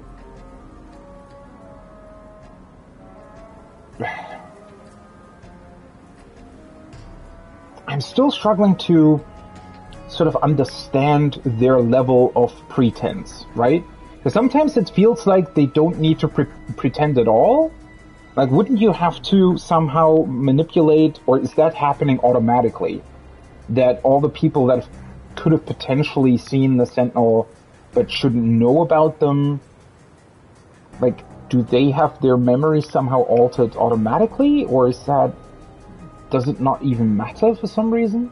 This sort of level of pretense is definitely a thing that has been coming back the entire time that I'm really not sure about why it's happening. You're gonna go back and do English voices too, yeah. I mean, this is definitely, I can already tell that it's also just a game that lends itself really, really well to replaying, because I feel like it's gonna be, once I figure out what the hell is going on, it's probably gonna be incredibly interesting to go back and sort of watch earlier scenes with more knowledge, right? Okay, so what's your deal now? We're agents with the government. Allow me to be direct. Cooperate with us and I can guarantee your safety. If not, you will be institutionalized. Once again, really interesting, because he's probably sort of just playing with Amiguchi's assumptions here, right? He knows that he doesn't know everything, so he's saying, well, I'm the authority, right? We have power over you, basically, even though that's not technically not technically correct, I guess? Something I really, really hate being talked down to. Especially from guys like you. Easy, Amiguchi. Yuki-chan, you know this guy? She is a member of our organization. What? You were part of her assignment. She was sent to monitor pilots like you. That's why she was transferred to Sakura High School. No way. Tell me he's kidding. Amiguchi, I suggest you cooperate, Shu Amiguchi. For Takamiya's sake, if nothing else. Yuki theoretically also knows now that we're in, like, this enclosure, though. And one other thing with that scene in particular, why... Since I still don't really know who set Megumi up on her whole nanomachine gun assignment, why did it trigger his Sentinel in particular when he was shot? It didn't do that with all the other ones, right? Is there maybe some... I wonder if there's maybe some sort of connection with the nanomachines or something that would kind of trigger a Sentinel being summoned, and because he now knows about the truth of the world, that means his Sentinel's triggered to something? That's really, really, really difficult to get behind, though. His progress is at 85% now. I'm wondering if he's going to be locked again. Yes, okay, that makes sense. Would have been really surprised. And he seems to be, okay, second area, Shibugaki City, wave 10. That seems to be a lot in between. I find it interesting that they let you play through the story quite far, though. Shomiguchi was shifted into a Sentinel that appeared out of nowhere and ended up in outer space. When Amiguchi returned to the surface, Tetsuya Ida pressed him to cooperate. The question being, how much does that Ida really know? Does he know about the truth of the world? Does he... And if he does, what's his deal? What are they trying to do or accomplish? Are they trying to use the Sentinels? Are they trying to manipulate the Sentinels?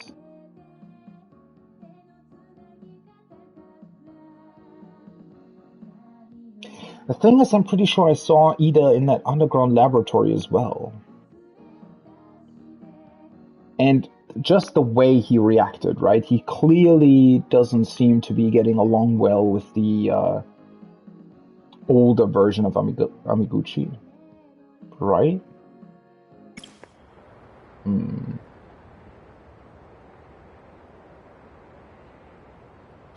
I was actually really surprised by that, yeah.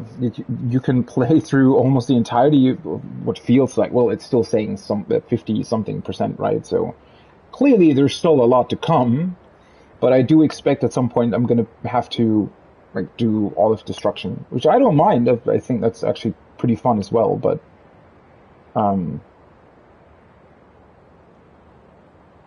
it's actually going to be interesting to see if, because I'm not sure what the destruction part actually really is at this point.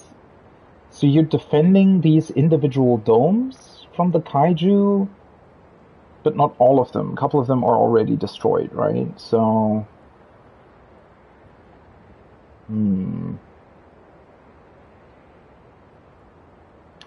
Okay, I can continue hers. Ah, right, she got unlocked as well. And Juro. Other three can continue with. He's at 55, so I think I'm actually going to continue with him. It's been a while since I played his story. Me? Juro Karabe accidentally heard the conversation between Megumi Yakushiji and Ranya Goto. He's troubled by the fact that there is another version of himself that goes by the name of Juro Izumi. So, let's see if we can find out more about his whole deal. Because there's been so much crazy stuff that's going on with him about, well, potentially killing the others and seemingly knowing way, way more about all of this, or having found out something of importance that we don't really know what it is yet, and somehow then ultimately being involved with, I guess, the Deimos Code and being killed for that?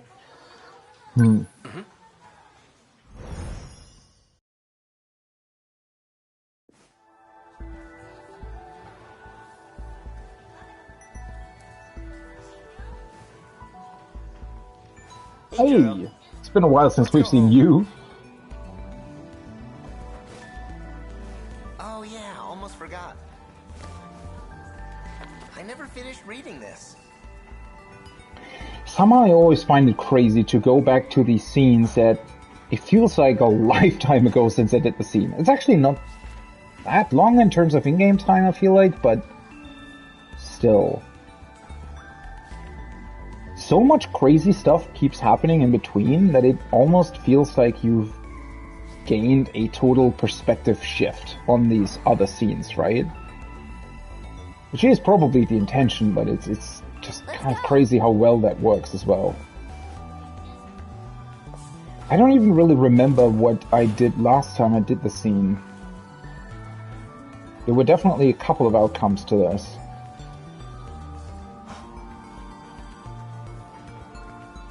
I don't think we have another thought, though. I tried asking her about that talk she had on the stairs, but she just dodged the question. She had a sad look on her face.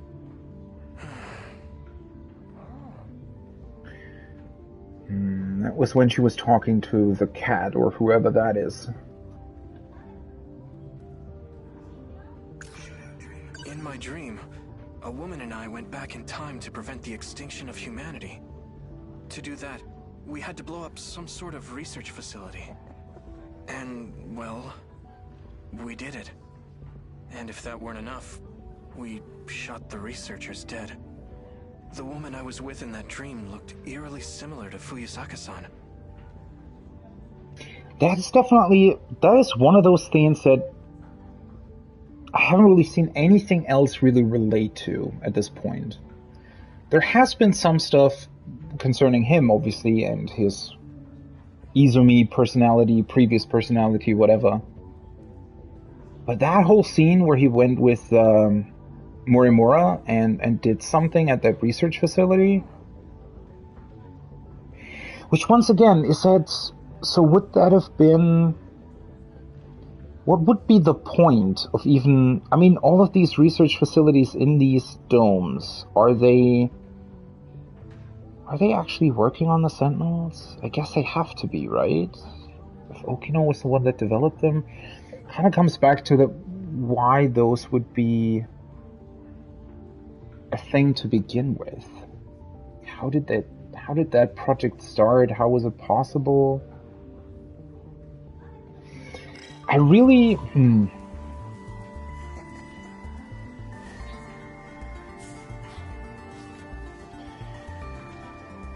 Well, I guess the best course of action would probably be to just follow this scene again. Wait, can I not pick up do I have to talk to him first? Or, I guess so? Hey, don't you want to go to Amiguchi-kun's place? You didn't bring it up today. Well, I beat the game, so now we can hang out, you and me. Where do you want to go? Good question. You just want to go to Amiguchi's as usual? I'm fine with whatever.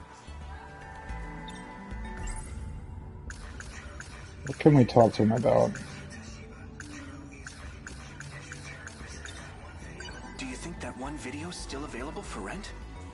Probably. Want to go check? Sure. So that'll probably possibly give us another sort of memory, which is yet another thing that I now find more curious than ever. These apparent memories.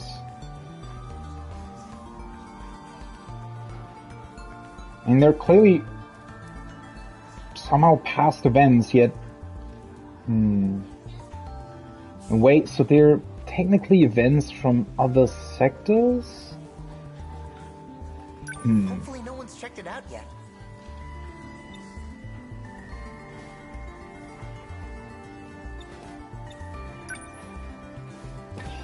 Well, let's see what the video is about. I wonder if it's... Well, it has to be something about him and what he actually did. Did we not get the video? Out of luck, man. Video store's closed. What? By the looks of it, I don't think it'll be reopening anytime soon. The windows were completely shattered. It must have been part of that big gas explosion. Oh, I saw that on TV. That was our video store? That's too much of a coincidence. There was a gas leak in the shopping district. The explosion damaged buildings and shattered windows. I heard about it on the 7 a.m. news. Somebody's potentially trying to prevent them from accessing these memories? Once again, it just seems like such a weird way to do it, though, right? I mean, at this point, they're not even really sure what these memories are supposed to be, if they're even real memories. So blowing up a video store to prevent them from finding out more about it? I don't know. It seems almost too...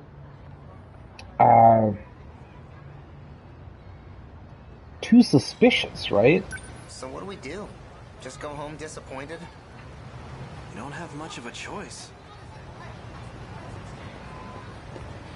Hello. Oh, You're back. What are you doing here? I followed you after school. Why? Is something wrong? Tell me the truth, please. You don't need to play innocent. You are a Sentinel pilot. How did you activate it? Sentinel? What is that? Are you telling me you've forgotten? It just happened the other day, right here. That's another one of those scenes that was aged. That's actually during Juro's prologue, right? Isn't that one of the first things you actually play through? Yeah, when he activates the Sentinel here.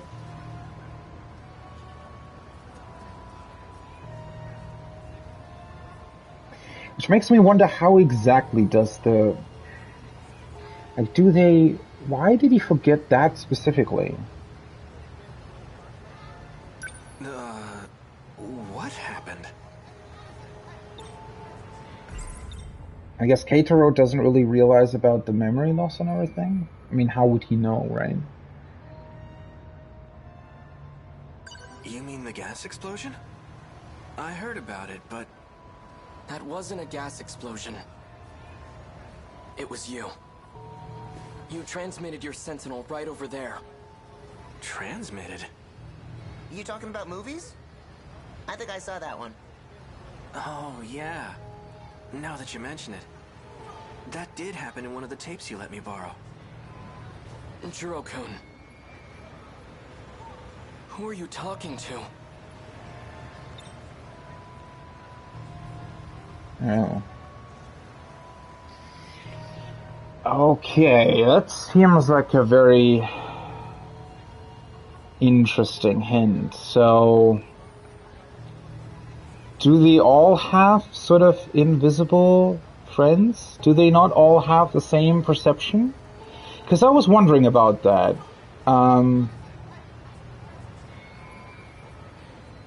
I think I'm beginning to realize how this works with the other people. So it is really only these guys that are actually here? Everything else is just within their perception? And they have slightly different perceptions because somebody like Keitaro wasn't originally meant to be here? I mean, that would at least explain why, after the kaiju attack, there's never any there are no bodies to be found anywhere, right? Because nobody was here to begin with, besides these guys?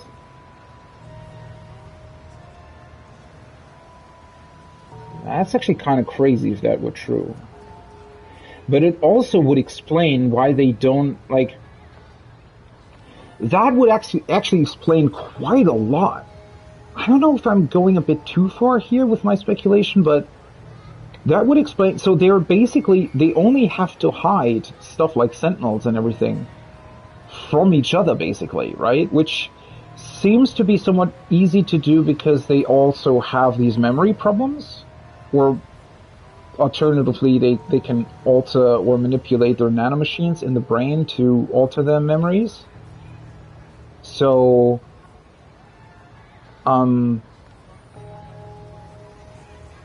So they never have to, like, that's why something like a Sentinel being summoned isn't actually triggering any sort of huge deal with everything, because nothing really exists that would have to deal with it. Really interesting. That's right. I haven't introduced you two yet.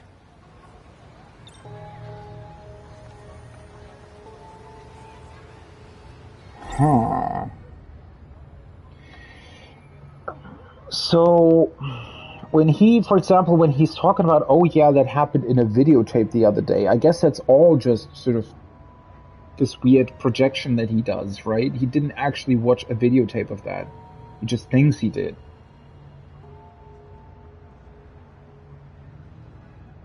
This is one of my classmates. His name is Kyuta Shiba. Where is he? What? Shiba-kun? He's right next to us. Sorry, but it's just you and me here. Come on, Miura-kun. Wait. I think this has happened before.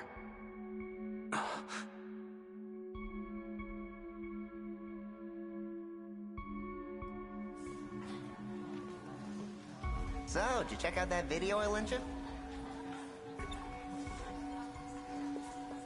Wait, how does Keitaro Miura perceive this world? What does he actually see? Yep. Watch the whole thing. I forgot to bring the tape back, though. No rush, man. But you gotta tell me what you thought. Well, in the end, the criminal took over the main guy's body.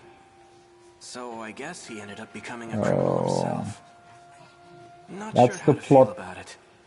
I think it's pretty controversial. Oh yeah? I thought the ending was awesome. Hey, why do you keep talking to yourself? Is everything okay? Man, that's also so cool because the plotline he just mentioned is basically what he himself does, or his AI version of himself does. Which, now that I think about it, isn't this Tomi Kisaragi at this point already him as an AI? Or does that happen later?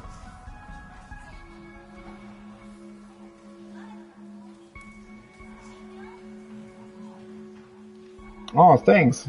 Yeah, sometimes I feel like I'm maybe overthinking stuff, but it's really, really cool to just dig through that. I really, really love doing that. Right? To really try to figure stuff out by yourself. It's really difficult to do with this game, though. Because there are so many, like, they're doing such an incredible job of sort of omitting just enough stuff so that you can never be really sure what is actually happening. And also, it's incredibly hard, I noticed, to remember sort of every little detail that might tip you off about something. I can definitely say that I missed a couple of hints and bits and pieces.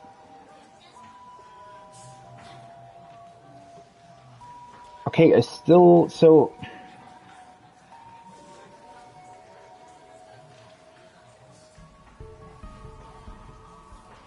or maybe is that the reason why this Tomi Kisaragi now questions him? Because wouldn't that if they all just had imaginary friends that only they themselves could see, clearly that would be very easy to figure out, right? Or it would create a lot of awkwardness. So usually that shouldn't happen, I guess, but something might have happened that prompted the others to... Then who are you talking to?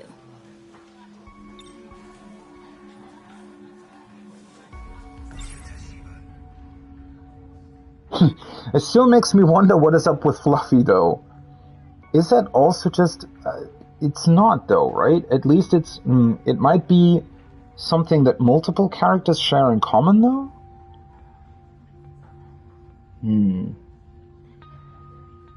I was talking to Shiba-kun. Shiba? Who the heck is that? You know, Yuta Shiba. Our classmate? There's no one with that name in our class. Huh?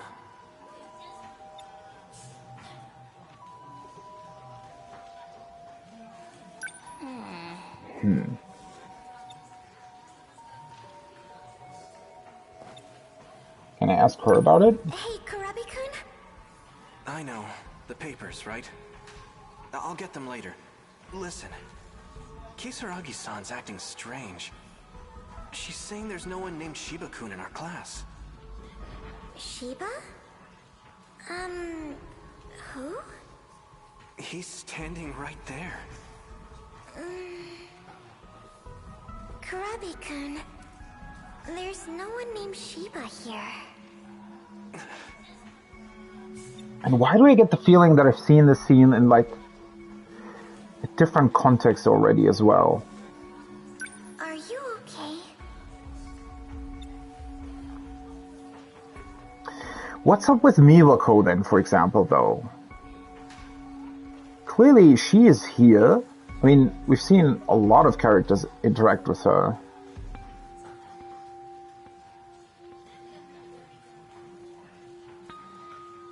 So, I mean, wouldn't... Let's say this Shiba character has been created to make it easier for this new personality of Juro to take hold or something, right?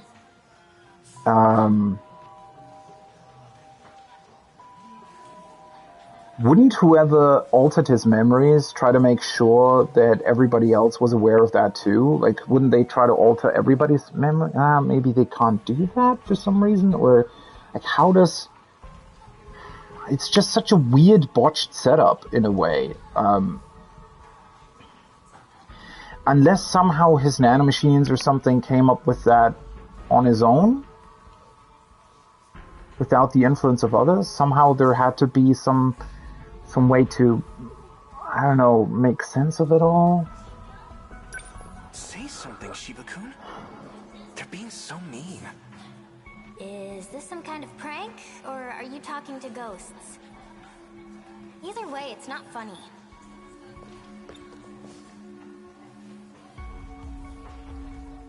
Like, what could be the origin point of like something like this? Me? A ghost? These girls need a better sense of humor. Let's go. Shiba-kun. Also, wouldn't that have come up? I mean, wasn't Juro together with Shiba at Amiguchi's place multiple times? Something like this never really came up. I would actually, I would really like to rewatch those scenes now, because maybe they were just really, really clever about how they showed you those scenes so that you couldn't pick up on the fact that Shiba didn't actually exist in those? Or is there some sort of reason why Amiguchi might think that Shiba does exist, but the girls don't for some reason? Wait, do I have to pick up my bag? Oh no, I'm just going with him. What's your deal? Let's get going already.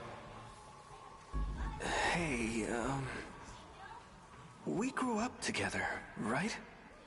Well, yeah. We've been best buds since grade school. What's gotten into you? Something's just not right. You're taking their joke way too seriously. It is strange, though.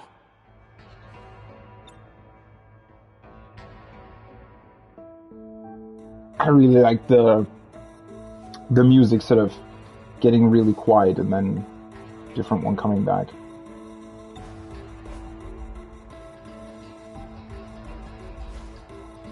Also, it's actually really like that's a really disturbing music melody, right? Wait, where the hell am I? Oh, I have to think. When I think about grade school, I don't remember him at all. I can't remember any times in middle school either.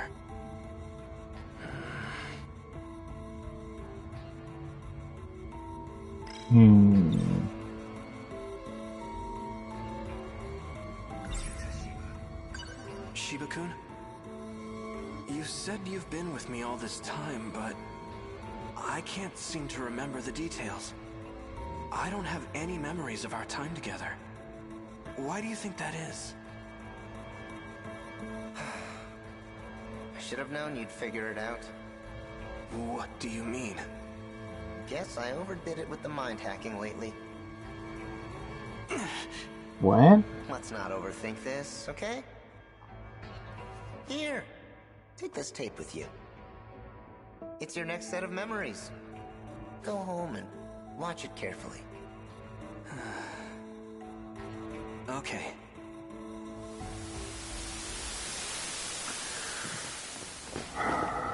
Wait! Calm down. I remember now. Shiba-kun is... I'm the only one who can see him. Well, I can't be letting anyone else in on our little secret. I gotta get my shit together. When I'm not careful, I blow my cover. Well, who are you exactly, though? Yeah. Artificial personality. What? 48Q. Codename QTA CBA. In other words, Kyuta Shiba. Seriously? I know, it's a bit of a stretch. But I had to come up with something that suited you. You get along well with this kind of guy, right? Kyuta? There's no use running. It's too late for that. I've already filled your head with transplanted memories. They're running all around in there, aren't they?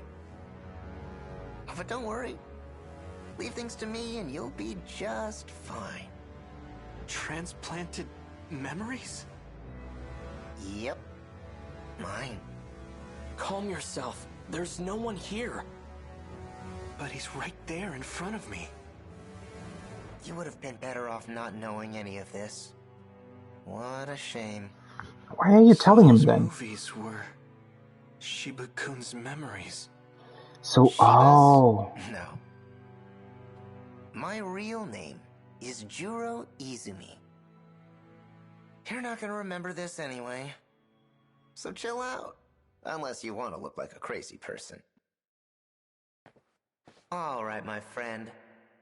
I've got a new video for you. Just forget about the world for a bit. And watch this. You're gonna love it. It'll wipe your mind clean as a whistle. No. Stop! Juro-kun!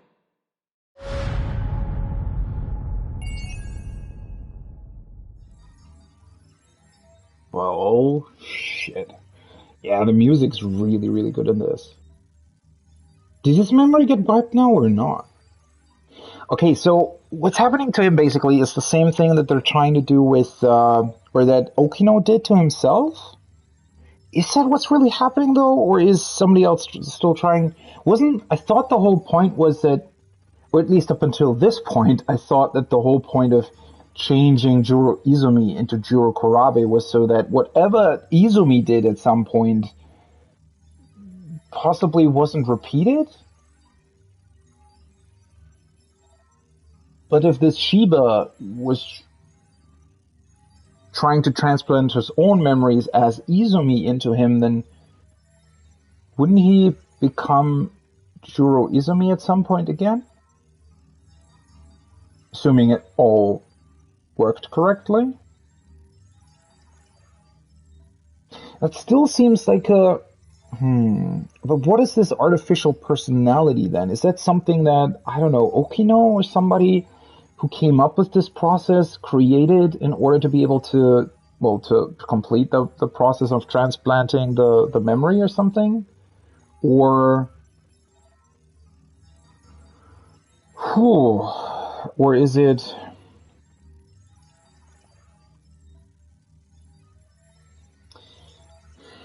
It still seems like a bit of a...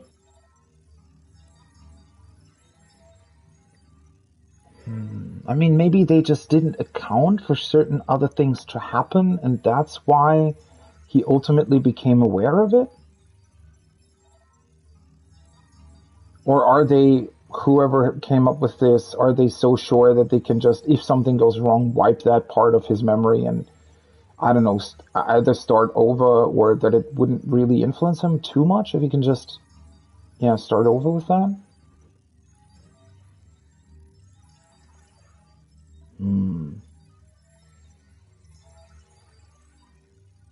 And then also, how does this link back to Morimura and everything? Because he was, Morimura, she was basically, wasn't she more or less watching over the process of his memory transplantation?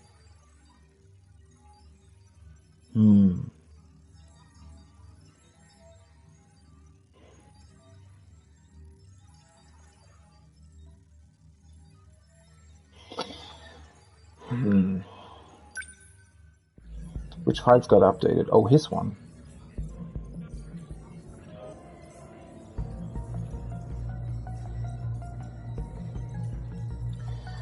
To prevent this outcome, Morimura created the new personality Juro Kurabi, implanted it in him.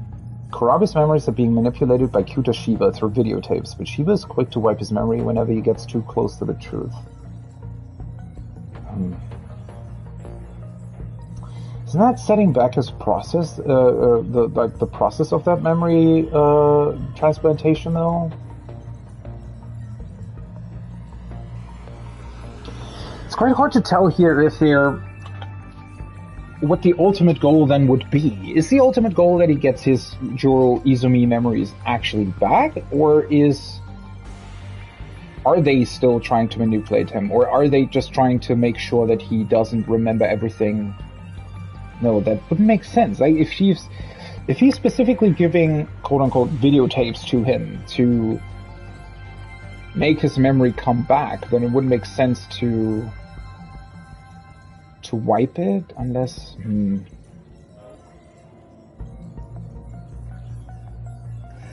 Well, no, it actually seems more as if somehow, you know, this can definitely go wrong. Like, if he would become aware of the fact that he's being fed memories to bring back his old self, I guess, I guess the transplant wouldn't work, right? So you need to make sure that that's not happening. I just don't really understand why couldn't Shiba also... Well, I guess that would also be very difficult to do, right? Because couldn't he try to keep him away from people who might acknowledge the fact that Shiba isn't real?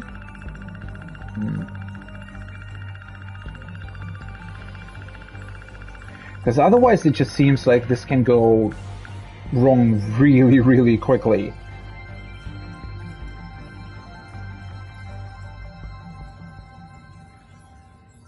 I definitely want to... I guess we're at some point going to get in a scene with possibly Okino or somebody to explain why they're doing this to Juro. I mean, we know, or at least I think I know why, right? But...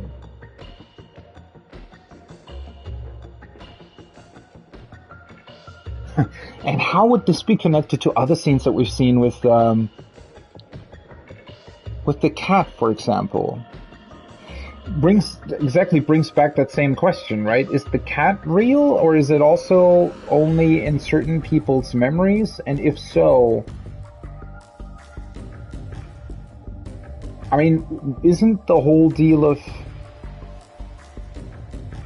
Megumi made was about basically bringing Juro Izumi back, right?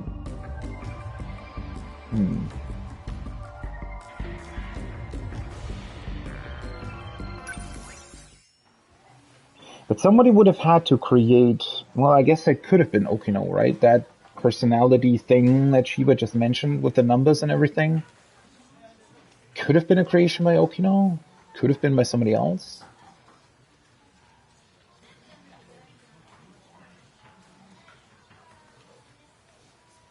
Well, how does this continue now?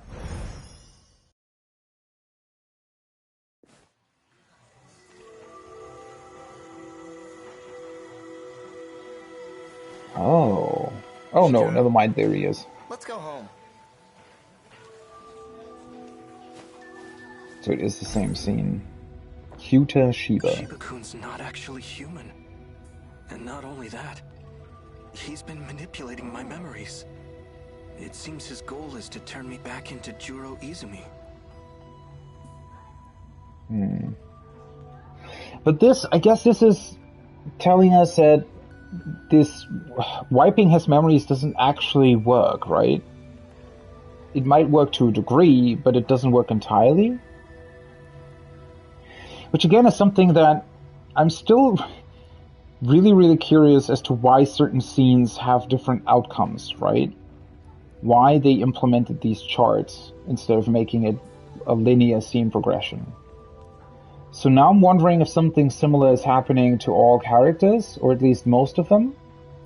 And that's why you get these scenes that seemingly are the same scenes, yet somehow also are as if the characters think that it's the next day. Because maybe they've been reset. But I mean, that would be a really, really incredible thing to do, especially with these thought clouds that you have, right? Which would even make sense why they are represented as almost like data points. As if you go through the same scene multiple times, it keeps getting reset because somebody doesn't want you to remember everything for some reason. But you do always keep some of these memories intact, right? And that's why scenes suddenly progress differently. Which would, though, bring up the question of, well, who's responsible for it? Who ultimately knows what's really going on? And,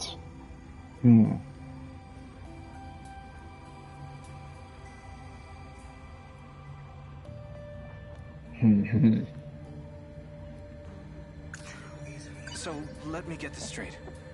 Juro Izumi came from the future. He lost his memories due to some incident. And the damage was so bad he needed a whole new personality. That's how he became me. Juro Kurabe. and except that he didn't come from the future, but rather from another sector, right? That, at this point, I guess, already had been destroyed by Kaiju.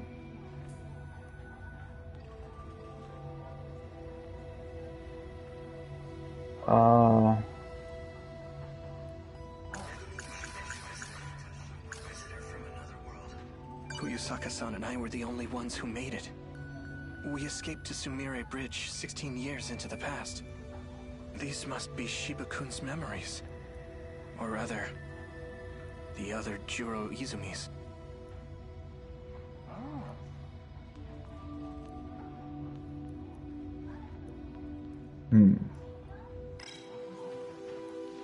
So now what? Can we ask the others about him? You're meeting up at the same place again? Pretty much, yeah. See ya. Bye. I guess it's about that time.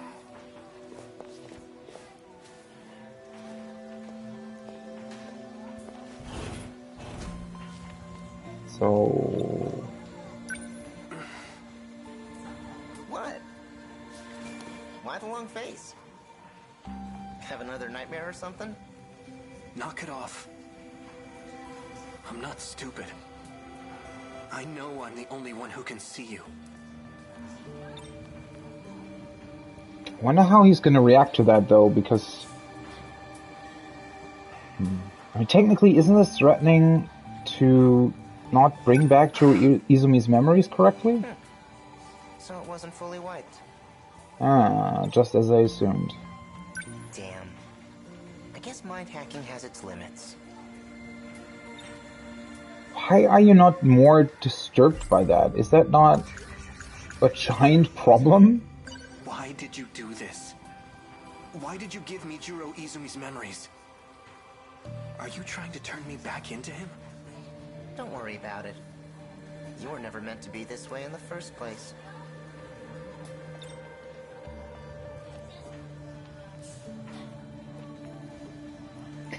Huh, that brings up another point, though, that I thought... So, with all of these movies and stuff that they've constantly been referencing, right?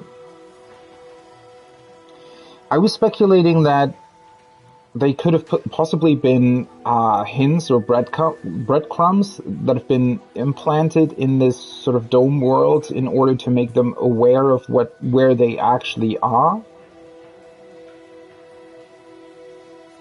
But now it seems to be a way of transplanting their memories correctly, right? So does that also kind of mean that everything else that came up sort of at the beginning of the game in terms of like books and movies that reference certain, you know, when they actually reference Star Wars and E.T., I guess they're using those to possibly bring back their memories as well?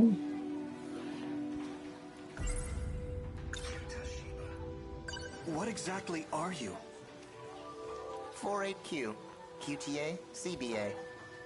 I already told you, I'm an artificial personality. That doesn't mean anything to me. Then why don't you watch this video and relax? I'm not watching it. You know, we can't have you causing a scene here. Your memory needs to be wiped clean. Let me try one more time.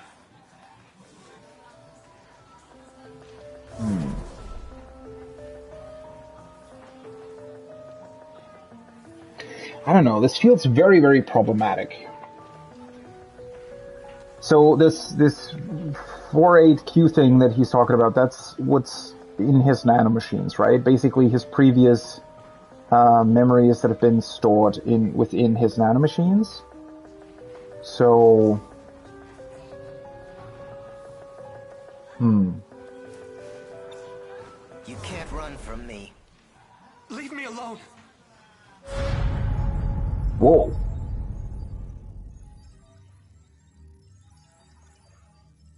The fuck was that? That's a new one.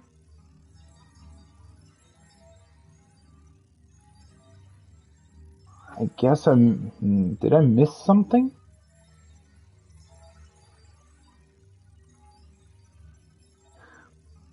Wait, am I crazy or did it reset my progress with him as well? That would be one hell of a thing to do.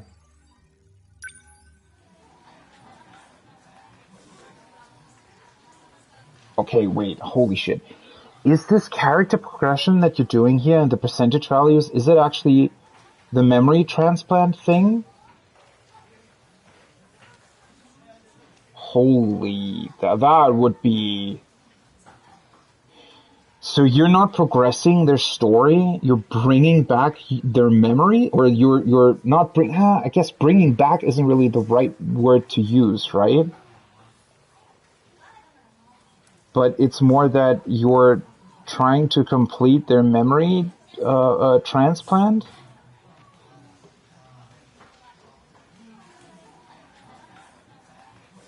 That is definitely, I can see being jump scared by that, yeah.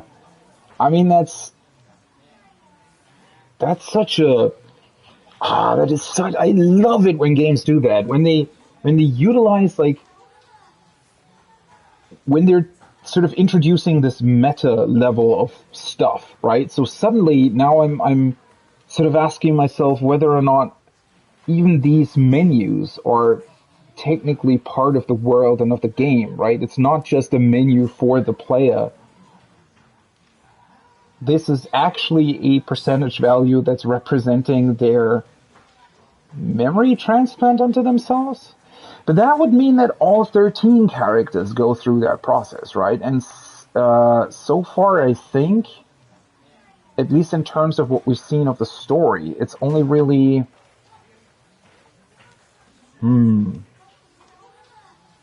It's only really been, I guess, confirmed for... well, for Juro now, very, very clearly, I feel like. Definitely for Shinonome, right? Her memory transplantation and everything has been talked about multiple times, to the point where I was originally thinking that they tried to erase her, and like for the longest time I thought that this was about basically putting a different personality into someone, but that's not actually what's happening. They're trying to put their original personality into them and trying to make sure that it's actually done in a correct way where they do retain their true personality, right? At least that's how Okino kind of explained it.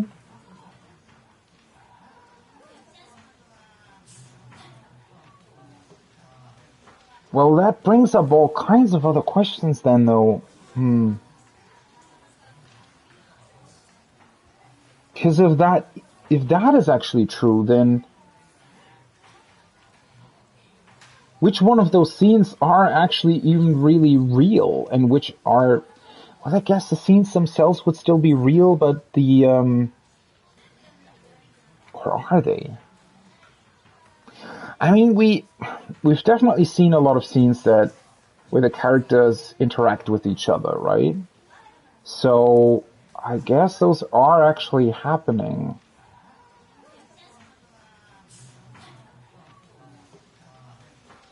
Holy shit, they do like one thing and it gives you a completely new perspective on everything, and that's happened so far. Which is... I mean, it is something that I was speculating about, which I also thought was, like, it was, somehow it felt strange that, for example, their relationships, like their love for each other and everything, was brought up so,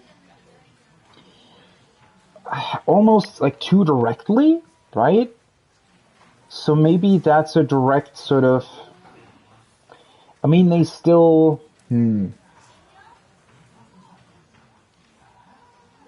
I guess that happens because it was part of their original personality, and so if you now then begin this process of copying over the memories, they basically come back in like chunks, right? Or something like that. But at least it makes it so that they are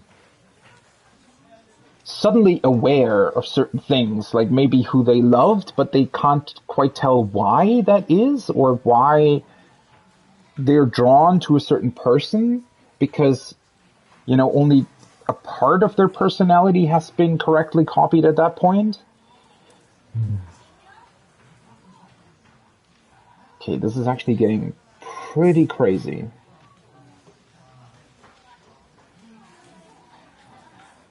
But then, so ultimately, what are we trying to do here, though? So we're trying to make sure that they actually keep their original memories all intact. But what does that do exactly? Ultimately, because of that, are they then capable of actually fighting in the Sentinels? I don't, like, What would be... Why? What is the reason behind all this?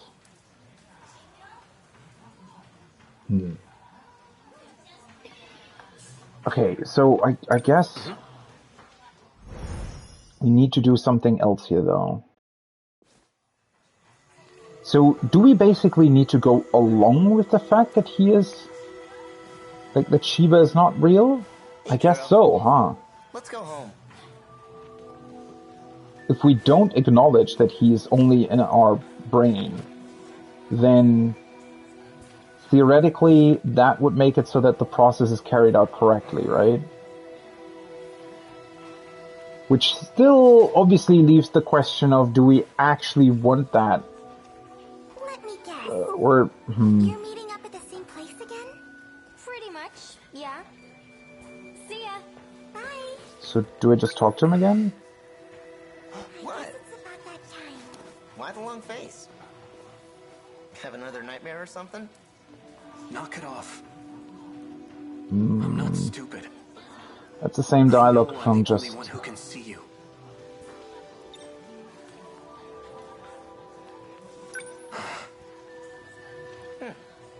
So it wasn't fully wiped.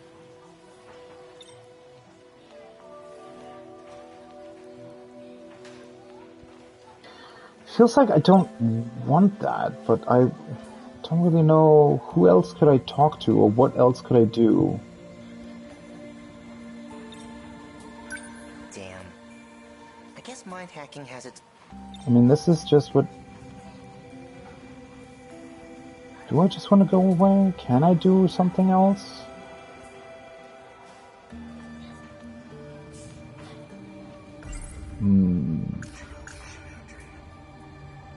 In my dream, a woman and I went back in time to do that. And if that weren't enough, the woman I was with... Thing is, I don't really have any other memories, though. I shot like Fuyusaka. If that was... Does that mean... Yeah, I mean, it still leaves so many questions, so what is it with his dream? I mean, So he shot all the others for some reason. But because of the memory transfer, it doesn't really matter too much. But that is still a memory that they want him to still get back, right? For the longest time, I thought that they were specifically manipulating his memories because he did something like that. Because he possibly found out about something that they didn't want him to remember. But now it seems like whoever's doing this does want him to remember that. Or they need him to remember that to make sure that his memory transplantation process is carried out correctly. Fuyusaka-san and I were the only ones who made it. We escaped to soon. These must be or other. Okay, so now what though? I can't talk to him anymore. I could talk to him about the same stuff that I just talked to him about, but it's gonna, I guess, bring back the same outcome? But it seems like I can't really do anything else though. Unless I have to talk to the girls real quick, like when the scene starts, rather than waiting for for Shiba to get here. What exactly are you? I mean, that's the same dialogue from just now, right? Why don't you want... I'm not what... Somehow have to get to another thought. Are you trying to... Don't worry, you were never meant to be this... You know, we can't have you causing a scene here. Your memory needs to be... Let me try one more.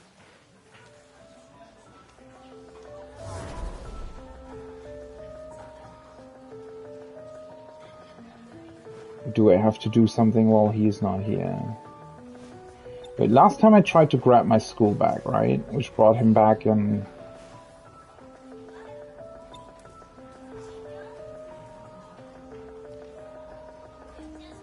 There's nothing else that I can do. But isn't this just going to repeat the same thing again? Oh wait. Leave me alone.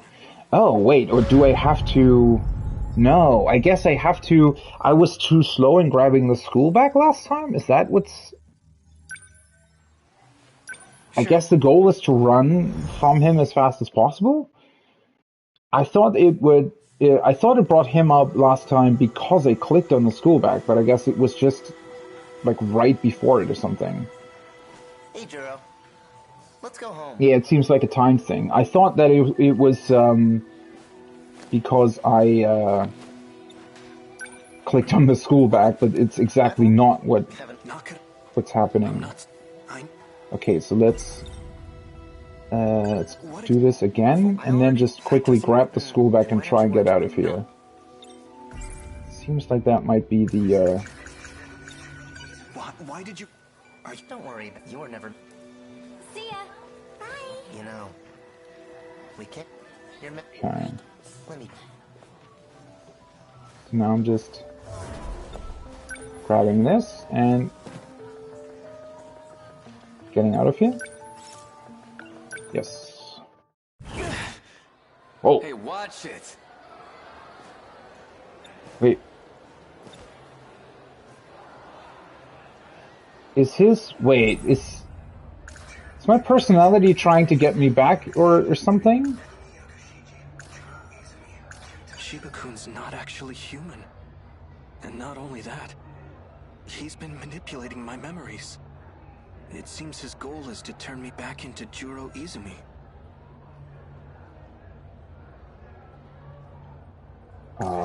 Wait, what's the new thought though? Let me get this straight. He lost his memories due to some incident.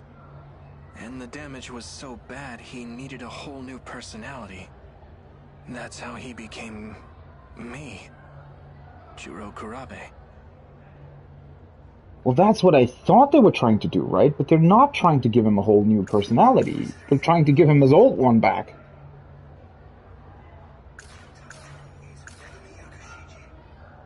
Is she really on my side? She wants to change me back into Juro Izumi. Can I trust her? That's the question, right? Why is he so weirdly colored? Do I want to talk? I want to try what happens. Here. Are you looking for someone, Ogata-kun? Yo, Kurabe. Sure am. Tomi Kisaragi. Got a clue where she went? Why is he looking for her? What? Can't expect you to know. I guess that was just weird lightning? Lighting? Not lightning.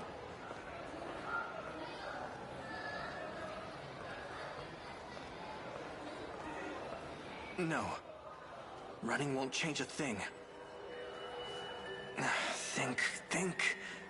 Who might know something about this? Fuyasaka-san's absent. What about Yakushiji?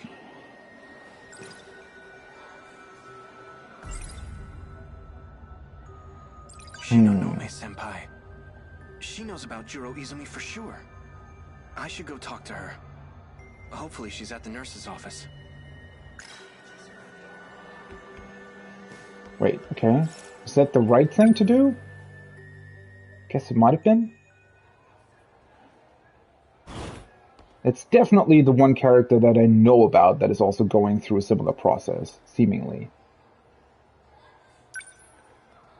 Shinonome-senpai? Please, wake up.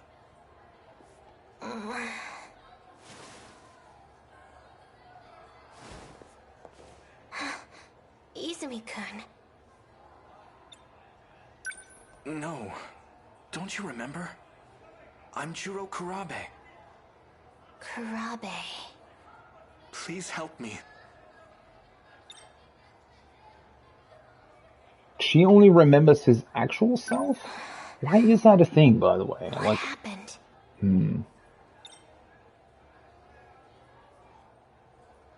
Because the memory that's being transplanted back into her is based on like an earlier point in time where it was still Izumi, I guess.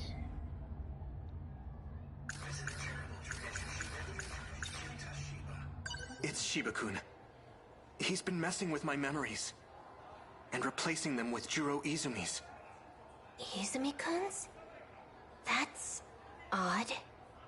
According to Morimura, his memories were lost for good. Miss Morimura? Our teacher? What does she have to do with this? I'm talking about Shiba-kun. Who is Shiba-kun? Kyuta Shiba. He called himself Personality 48Q. I'm the only one who can see him. I'm sorry. I don't know anything about that.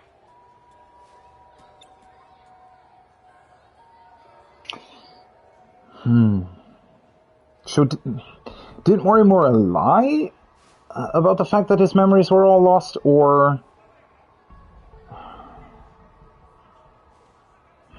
That seems... What am I missing here? What is... Am I going to disappear? Well, if Izumi-kun's memories were transplanted into you, does that mean you know about his past?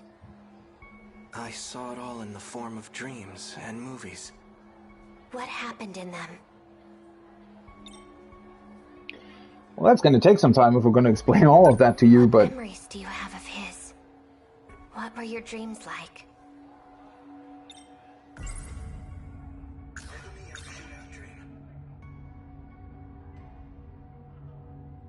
In order to prevent the apocalypse, Fuyusaka-san and I went back to the past. We bombed the facility that was said to be the source of it all. But the police caught us, and we ended up in a shootout. Source of it all? Iori Fuyusaka? This is all news to me. Didn't they attack... Wait. What exactly did they attack, though? Didn't they theoretically attack a facility where the Sentinels were produced?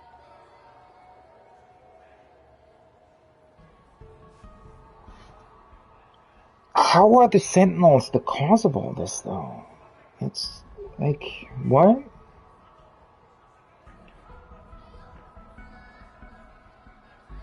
I thought the Sentinels were built... I mean, I did know that... I think I speculated about that at some point, but that was before I knew everything about the... like, what the kaiju actually are and everything, so... How does that still make sense? Why would the Sentinels be part of that? Unless... one thing that I also thought was that maybe the reason why they're trying to wipe out these dome colony things is because they became aware of things that they weren't supposed to be aware of? So maybe in that way, the Sentinels... Because... I don't know. That would be kind of a weird circle, though, right? I mean, if the Sentinels were... Because the only reason why I can see why they were created might have been to repel a kaiju attack, but if the kaiju were only attacking because they somehow became aware of technology that they shouldn't be aware of, and that's why they developed the Sentinels, unless they did develop... But why would they develop Sentinels if they didn't know anything about a possible attack?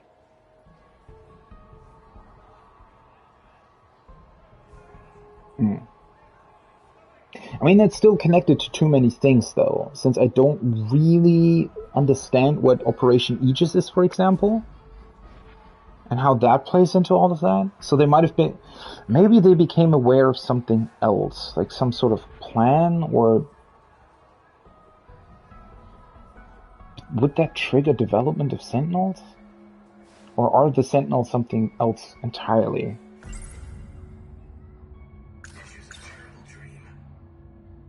Yeah, I mean, why would they... Unless it's not a Sentinel facility, that is also still a possibility, obviously, but I thought it might have been. The city was in ruins. I went around killing students, one by one. I wouldn't let any of them get away.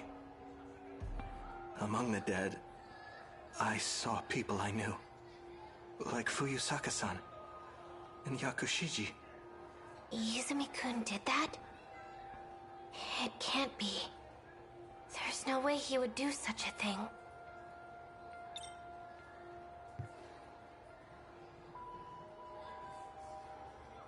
Well, now I'm asking myself if maybe they are actually trying to manipulate his memories? I mean, who's to tell whether or not that actually happened, right? I mean, we saw it in the scene, but I guess we also saw it from other characters' points of views. Wait, did we? I think we did. At least one other.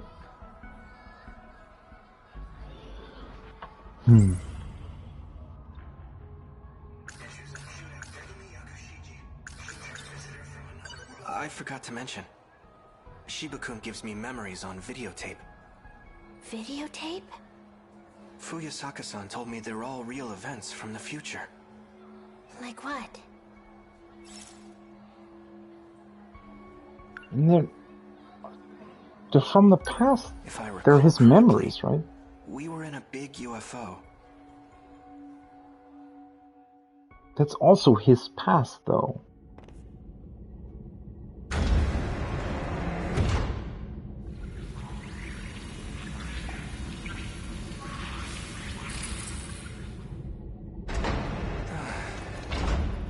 I made it back.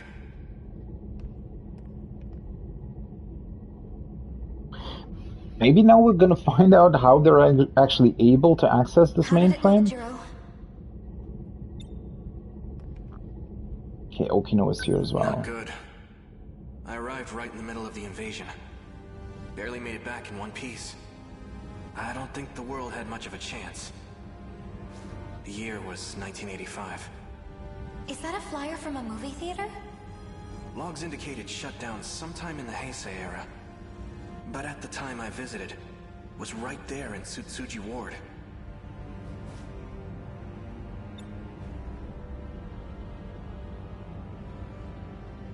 This all still seems as if they're not really aware of the fact that... I mean, it's not the year 1985, right? It's just the sector where that year was recreated? So Sector 4 is in 1985. Oh, or maybe they do Sector know. 3 is in 2025. Okay. That's another 40-year gap. This machine only lets us travel to specific time periods. No, they don't know. All of which are under attack by the invaders. Why are they showing up in the past? I have no idea. No, they're just showing up. They're not showing up in the past, they're just showing up in the current time. But why are they... Why can they actually access the transporter that lets them jump between the different, I guess, domes or mainframes or something? I mean, this sort of facility, it's not exactly the same one, right? I assume that every one of these domes actually has sort of the same, well, they're calling it a UFO below it, right?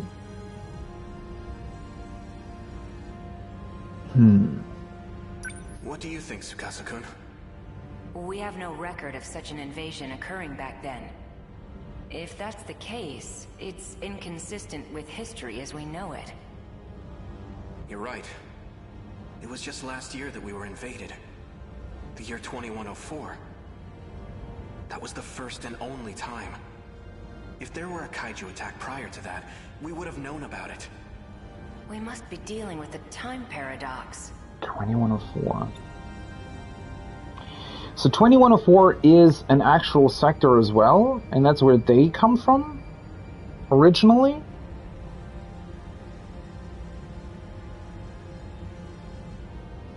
Because I wasn't quite sure if 2104 was also a sector or actual past at some point, but I guess it is also a sector. And they still haven't figured out that the past is just other sectors, right? So they don't know why the past suddenly, quote unquote, changes, even though obviously that's not what's happening.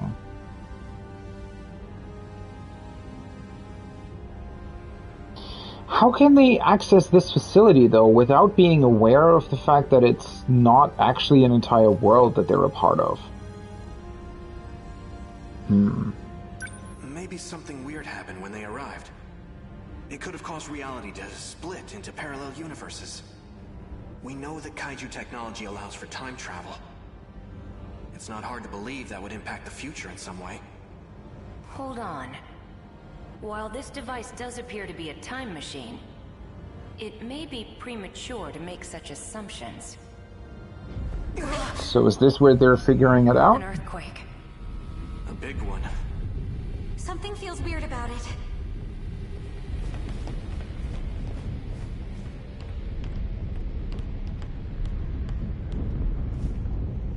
This is bad. It's a kaiju attack, though, right? What's wrong? The countdown. It's reached 0. I completely forgot that this countdown was a thing as well. Don't tell me. This shaking is... It's time. Wait, what's the deal with the countdown, though? I completely forgot that the countdown was a thing. Wait, so what does that mean? Does that mean that these colonies, these domes, were set up to destroy themselves from the start? So was it all originally already set up?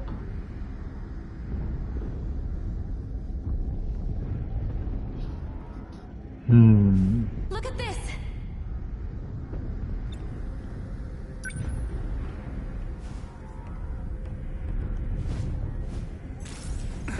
We're rapidly losing contact with zones of the UFO. The very Earth's crust is crumbling. This See, is an unprecedented disaster. The kaiju are actually accessing... Now report an elevation of below sea level. Is it sinking into the ocean? At this rate, we'll be going down too. So this is what the countdown was for. It may not be possible to survive this. We have no choice. We must seek refuge in the past. What?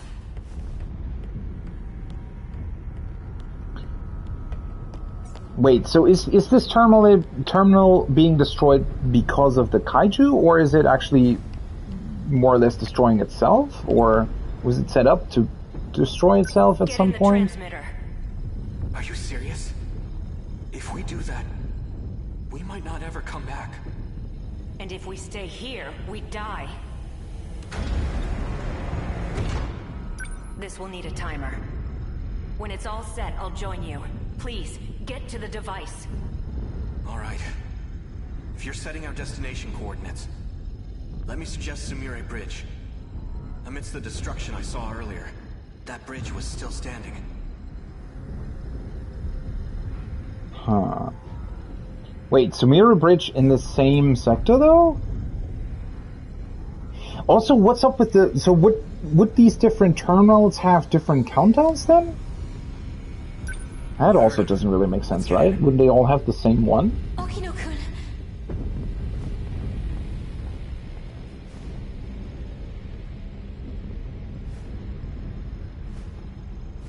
Wait, is he coming, or...? Is something wrong? It's not letting me select any sectors. I don't understand. My commands aren't working. I need to find a time it'll let us travel to. Stay in the device. Just hurry, okay?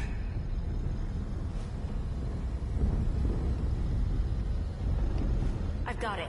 Sector 0. I don't know what year that is, but it's the only destination we can access right now. Tsukasa-kun, get over here, now! I can't. It's not letting me set a timer. I'll need to operate it manually. Go on without me. Tsukasa-kun!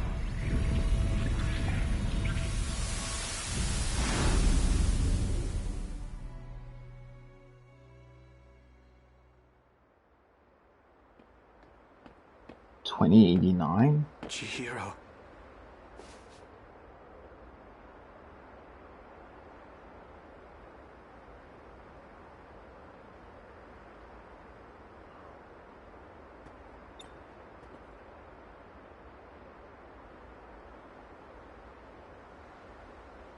Where are we now, exactly? I saw the signs in town. We're in 2089 now. We traveled 16 years back in time. I see. So that's why. Look over there. Across the river. It hasn't been redeveloped yet. No wonder Century Tower isn't there. It wasn't built until 2100. It'll be over 10 years from now before it goes up again.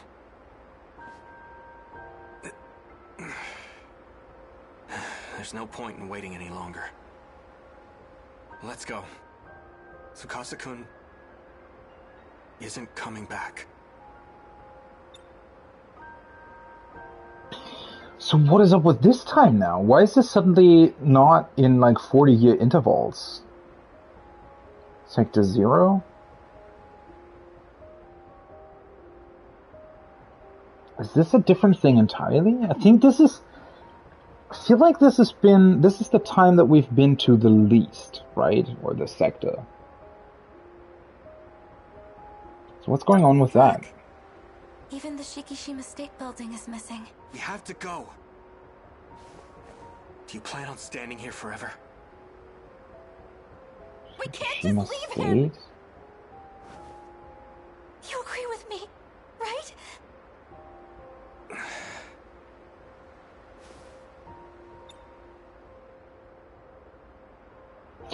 Is this somehow outside of the Dome Worlds or something? This feels somehow special, I don't know. Also, that specific comment she just made about a Shikishima Tower or something. Almost as if this isn't part of their experiment, but maybe something else? In this era, you and I are still newborns. Even your own mother wouldn't recognize you. Our citizen ID won't be valid here either. We can't purchase anything or use public services. The city may look familiar, but this is the world of 16 years ago. To us, it might as well be a foreign country. But we can't go back. We have no choice but to figure something out.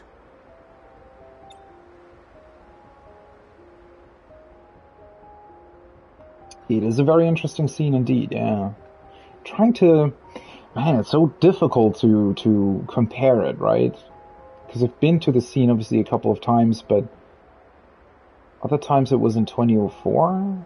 But I was already here in 2089 as well. It's definitely not the first time the scene came up, but... I mean, it's very obvious that it's something special, but... Question being what? What are we going to do? The invasion's going to happen again in 15 years. We need to warn everyone about it. Will they even believe us? All we can do is try. And if they don't, we'll take matters into our own hands. No one else knows what's coming. It has to be us. So... it still feels like a lot of this is actually happening because they are working under, like, wrong assumptions. So this is where they went originally, right? And then I guess 16 years into the future, they are actually their older selves.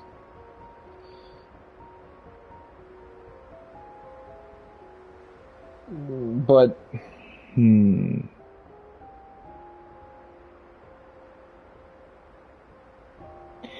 It seems like there is no actual time travel though, right? So how are they then able to go back to the other, like their older selves are able to go to the other sectors? Unless maybe the other sectors are constantly being reset or something. If that would actually be a thing, then it would make sense that their older selves could also access the self-same sectors.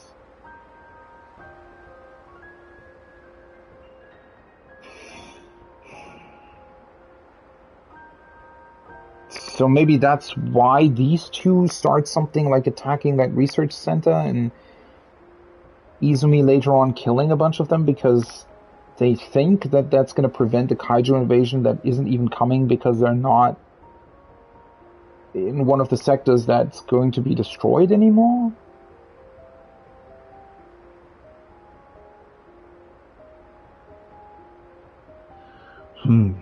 Let's figure out how to get back to the UFO.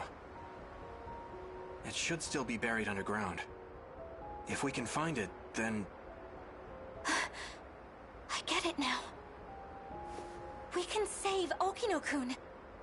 All we need to do is travel through time again. I can't say it's impossible. But if we're ever going to do that, we need to make it through today. Let's find ourselves some food and a place to sleep. You're right. Shall we?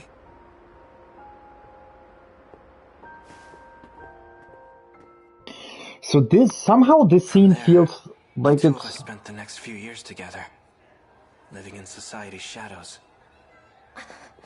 Huh. It almost feels as if that scene is almost the start of it all, right? That's setting everything in motion. But again, that would only make sense if time travel did exist after all, unless they...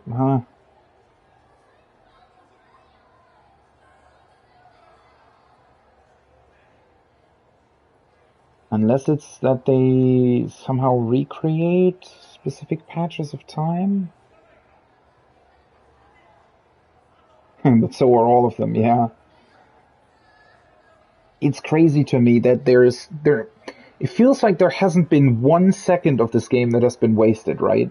Usually you get, like, specifically even in, you know, let's say anime games or Japanese games, typically there tends to be a lot of filler.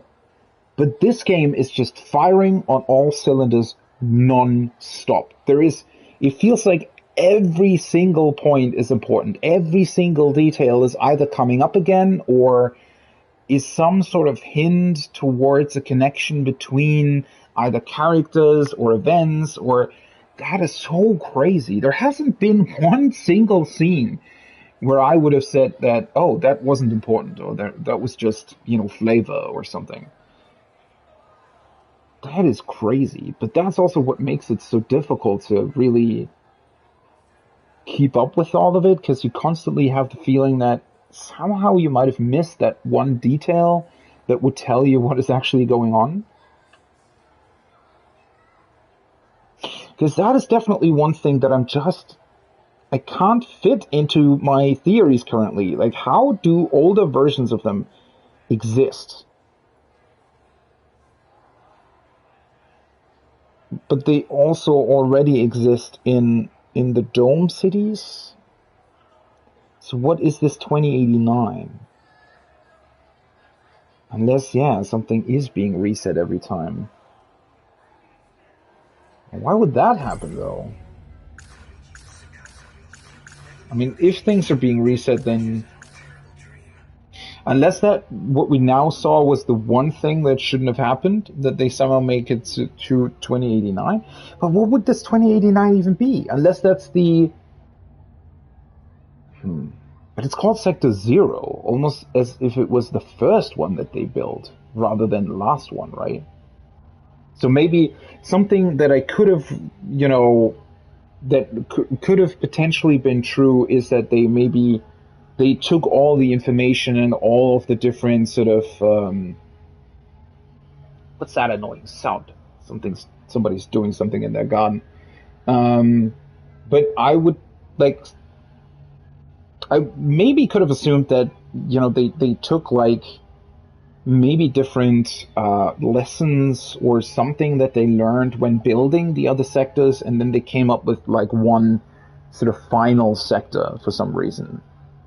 But then again, that also comes back to why are they doing this in the first place, right? That is still something that is not really clear. What's the purpose of these dome worlds in the first place? So... That guy in my dream, he called himself Tsukasa Okino. I feel like we've met somewhere before.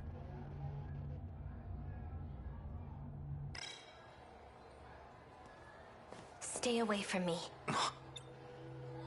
What's her problem all of a sudden? That incident you just described. It's not one of your lost memories. If it involved rewinding time 16 years with Morimura, then it must have been him. Who? The guy that shot everybody? But that is Izumi though, right? He's a time traveler. What? He's gone back in time over and over again. A time traveler? That's crazy. The memories you've been seeing are his. But his name is Juro Izumi. Does that mean he's me from the future? No, it's a different Juro Izumi. One who came from a lost world. Stay back. I was told he's incredibly dangerous. I mean, that's just what she's assuming, though, right? I mean, that's what she's been either told or what she herself got fed through other memories that she was supposed to, like, get back.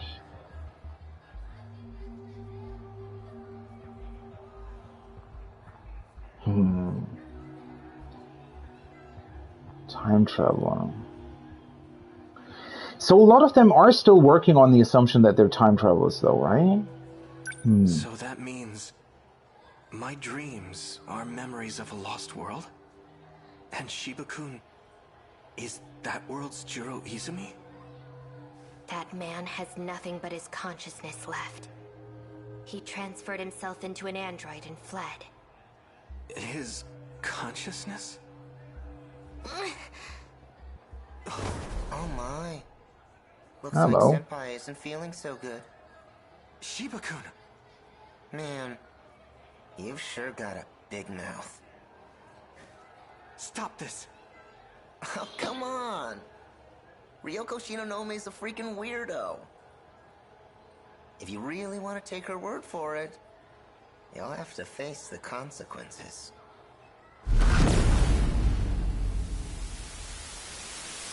Okay. Let me just close my window here for a second.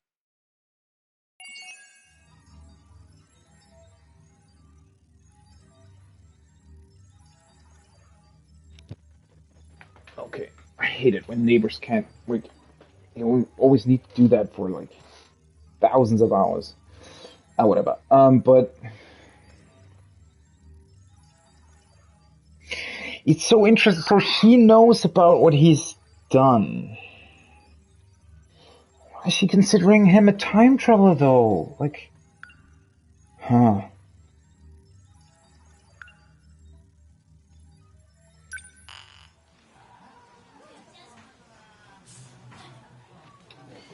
Okay, so now his story is locked again.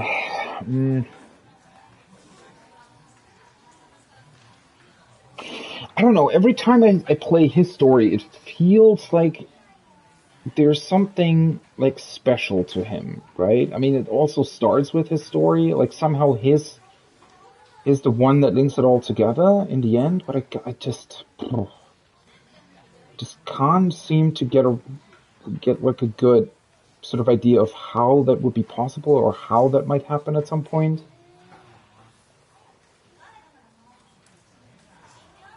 Yeah,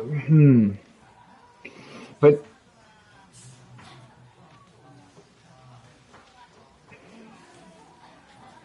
yeah, I don't know. The problem is I'm completely missing any sort of information about 2089. I do remember that Sector 0 has been mentioned a couple of times, but it was never in any sort of way that would have differentiated from the other sectors in a way where I would have thought that it was something special.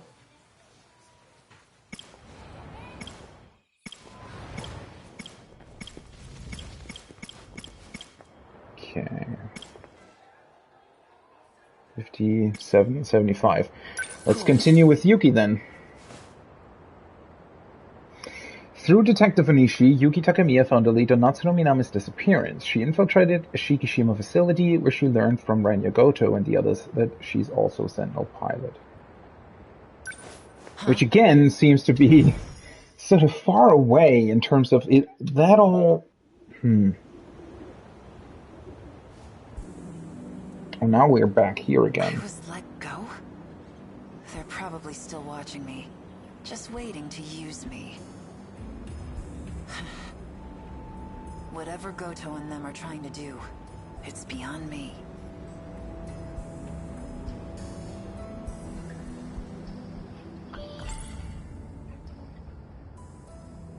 And now we also have new information. So Erika Aiba now technically... Wait, is she already... Yeah, this is after the incident in the girls' bathroom, right? So technically this Erika Aiba is now Juro Izumi? Or his AI self? from that scene in 2104?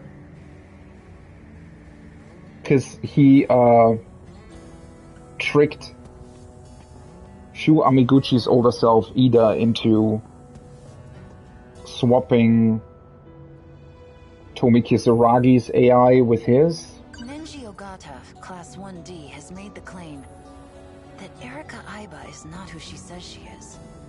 If that's true, then who's the person that's been following me this whole time? And what does she want with me? Well, that is also... Right. So if that android contains the memories of Juro Izumi... Well, I mean, we still don't know what Izumi did, right? So... What would his goal be?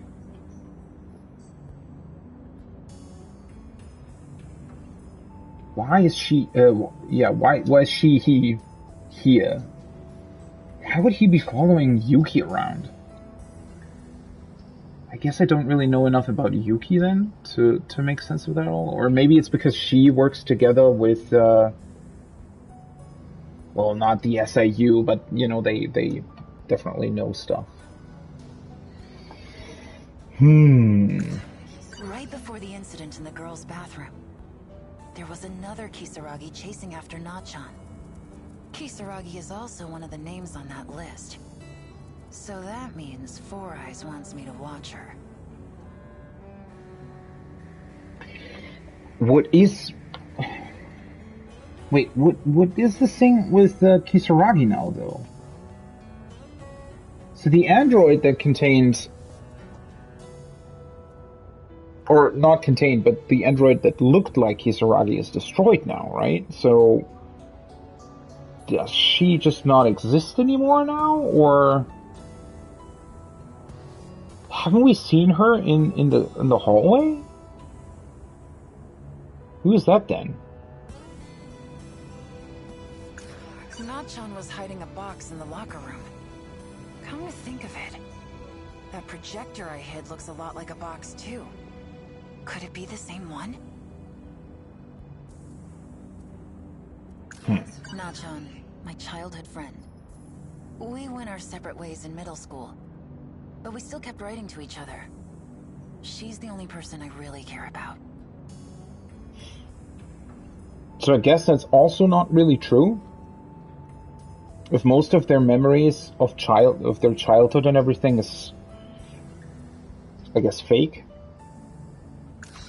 I saw something that looked like a weapon in the Shikishima facility. But what Goto and Shinonome said doesn't make sense. Maybe they let me go so they could track me. To get to the organization behind the scenes. That thing I hid. I need to take a closer look. But I can't let Aiba know about the SIU. I'll have to go alone.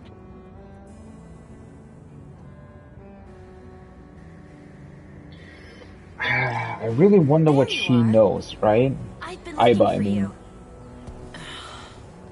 Or the, like, Izumi. Whatever you wanna... Don't you have anything better to do? I will do my best to assist you in solving mysteries. How would you like to start? So, what should we do? Conduct interviews? I'm not playing pretend, you know. Yes, of course. I am merely your capable assistant. That is so interesting. That's the same dialogue that I already heard in the past, but now it just seems like such a... Now I'm suddenly wondering, well, how does this AI pull this even off? Like, Just been antsy without my cigarettes. People haven't noticed that she changed, right? So... You're in the same class as Ogata, aren't you? Yes, but I doubt he remembers me. I don't leave much of an impression.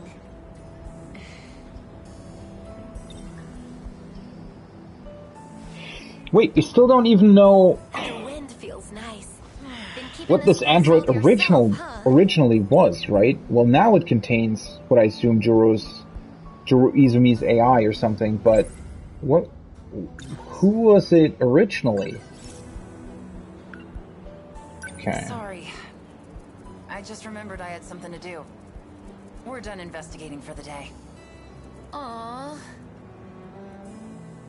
So now we're gonna take another look at BJ, if it's even the same BJ. But hasn't this... Smells like mold in here. Would it be this one that had been altered? Isn't that still with Natsuno? I saw something that looked like a weapon in the Shikishima facility. But what Goto and Shinonome said doesn't make sense. Maybe they let me go so they could track me. To get to the organization behind the scenes. Right, that was the same from just now. It's in here.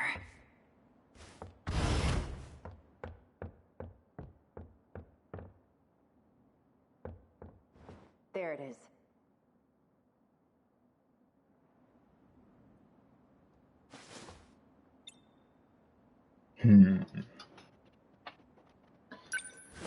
It's somehow able to project things. How did Ryoko Shinonome make this thing work? Right, that's the one that Shinonome had. Somehow I don't think that it's the same one that Natsuno had, though.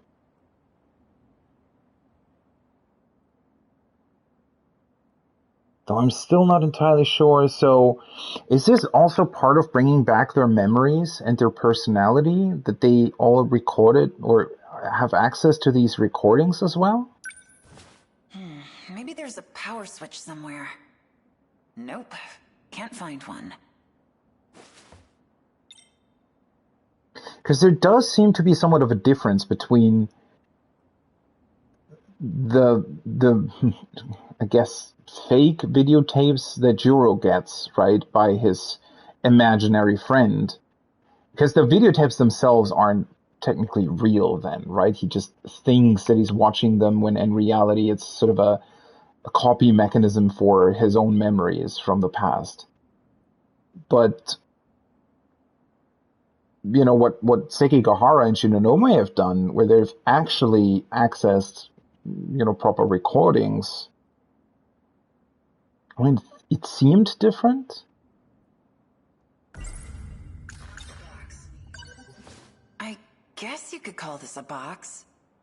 So, this is what Natchan was hiding? If only I could show this to that track girl. Yuki Takamiya. Aha! Good work, Takamiya. You managed to recover it from him. There's valuable confidential information in there. Oh, does he think it's the one that Sekigahara has? Or had?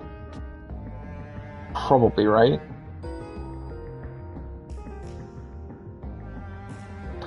Okay, still though, so...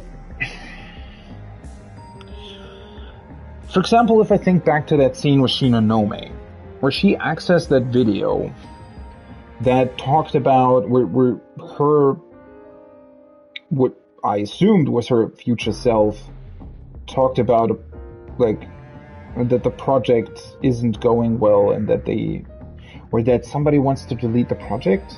Was it the other way around?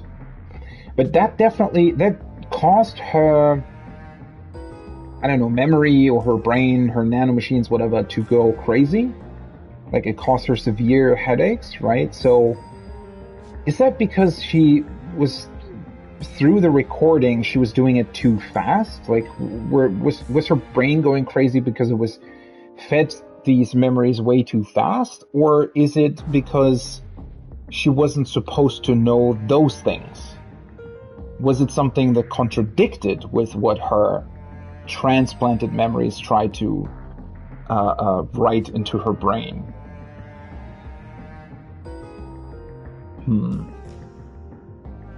Confidential? Yes, in that data unit. You had orders to look for it too? Actually... Anyway, good job. What guy were you talking about? You haven't heard? I came in here because I thought I saw him. Sekigahara. He's a vicious criminal that will stop at nothing to get his hands on this information. Oh, there you are. Ooh, okay, that was fast.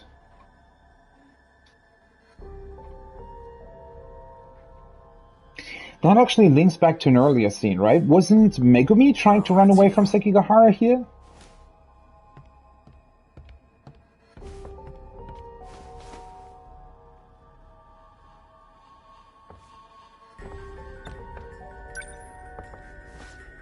Hey, old guy. Well, he's not dead, so... He's just unconscious. Hey, old guy, it's also like a really cool way of... Hey, old guy, are you okay? I know you've been shot, but never mind that. Okay, so, I guess Sekigahara would be capable of accessing this thing? So is he thinking that it's his? Wait, is it actually his? Still not entirely sure if there are multiples of these or not. Technically there should be, but... Right. Do you even know what this is? This guy was saying it's confidential, so... Activate AI. Miura. Do you know who I am? Miura? Sekigahara. You got your memory back. Where am I? Sector 4. The old building at Sakura High School. Then we have a problem. Natsuno got left behind. Did you say Natsuno? Right, she's still in 2060, like in the sector of 2065, right? Where she actually found out about the fact that it's not the future at all. That was her that found that out, right? Why is Sekigahara so... Sekigahara knows a whole lot more, it seems. Are you talking about Natsuno Minami? Does that mean you know? You know where Nachan is? Who are you? I'm Yuki Takamiya. But that doesn't matter. Just tell me where she is. I do mean Natsuno Minami. According to my last memory, she is currently marooned in Sector 3. Sector 3? You'll understand once we get there. Let's go, Miura. I know a shortcut. Why is the robot called Miura, though? What? So, Keitaro Miura's memories have been put into this robot? But Miura is still here as well, right? How does that work? Are you coming with us? You bet your ass I am. Are those like two different instances of Miura, or is one of them not the actual one?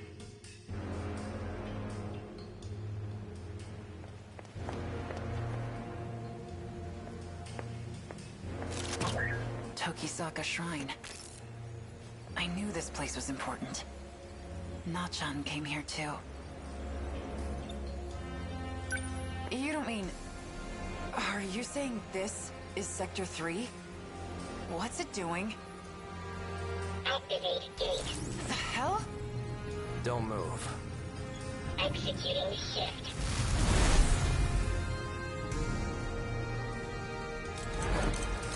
So now we're gonna look for Natsuno and bring her back to Sector 3? Wait! No, wait, this is Sector 3. Where are we? Where's Nachan? Wait, why are we in 2025 all of a sudden? Wasn't the last scene with Natsuno in 2065?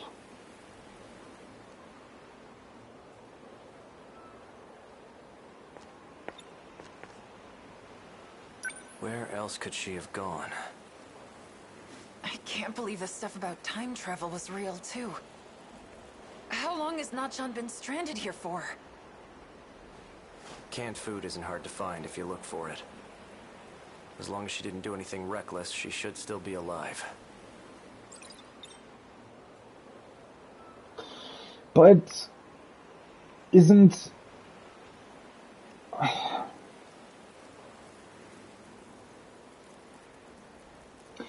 Is this scene taking place before those other scenes that we had with Sekigahara where Shinonome and everyone is here? I hope she hasn't gone someplace dangerous. So, what happened to this place? It was attacked by the Daimos. Where the hell did the robot go anyway? Daimos? The swarm of machines that look like monsters. No one is left in the wake of their attacks. And their next target is your town. What?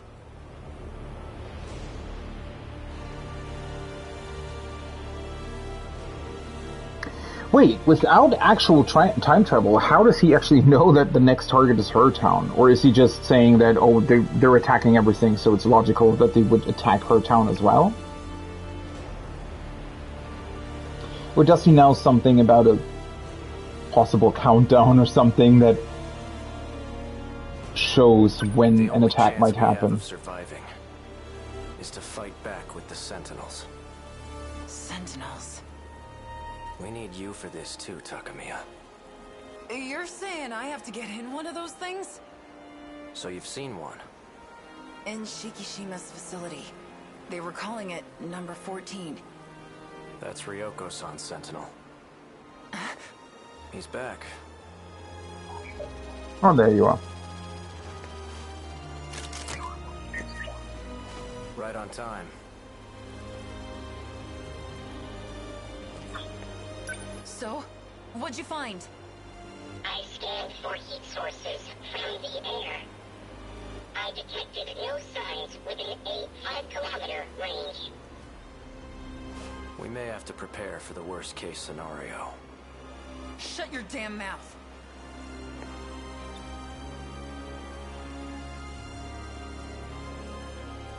Which she isn't here though, right? If she is still alive, she's either deep inside a building, or she's moved farther away. I will widen my scan range. Not John.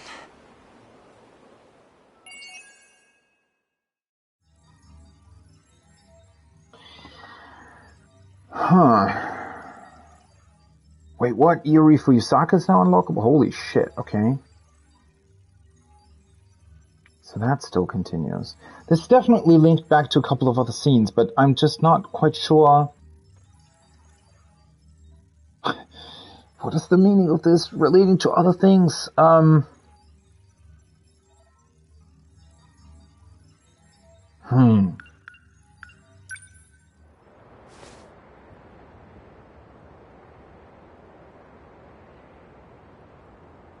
Relying on the information from a robot called Miura, they headed for Sector 3. Cool.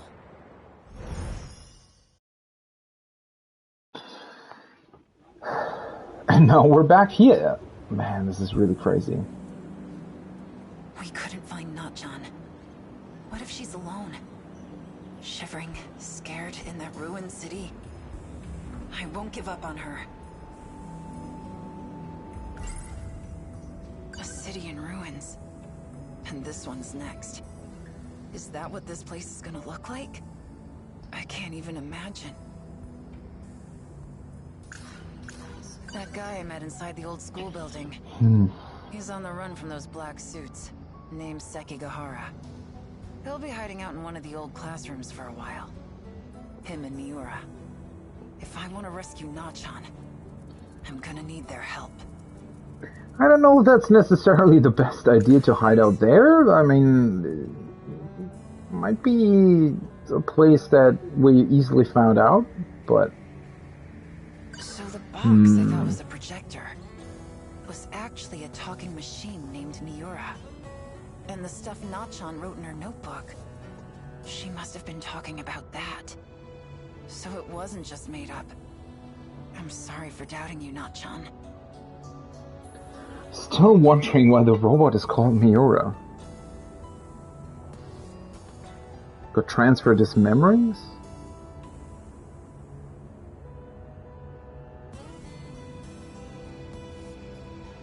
Or maybe there's another reason for it? Maybe it's just...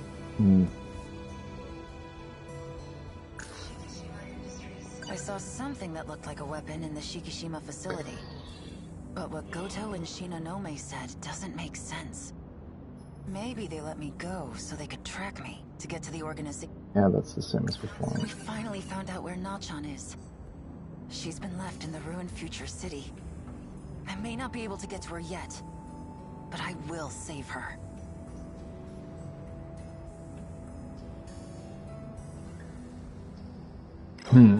There you are. I'm still quite confused why Sekigahara suddenly... Why he's suddenly so... I don't know, confident in what he's...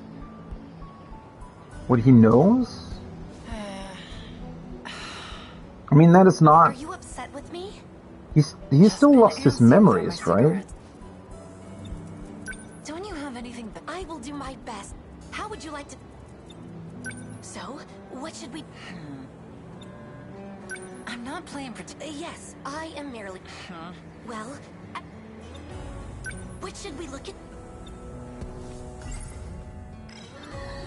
Yeah, well, what are we looking into now? Nice. Been keeping this place all to yourself, huh?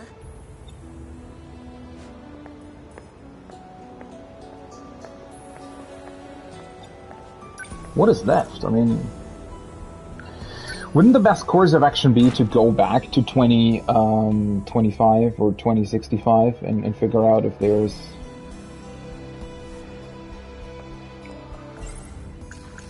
Right before the incident in the girl, there was another Kisaragi. Kisaragi is also... So that means...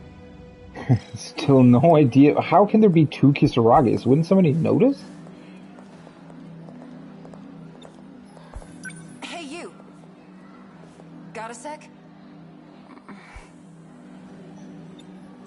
You have more questions?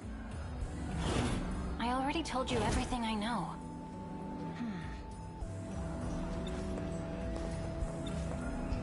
Interview. The word has such a nice ring to it. I mean, this is most of what I've already been through. I feel like... I don't know if it might have been... Maybe I was supposed to talk to Juro at that point, but... Sorry for bothering.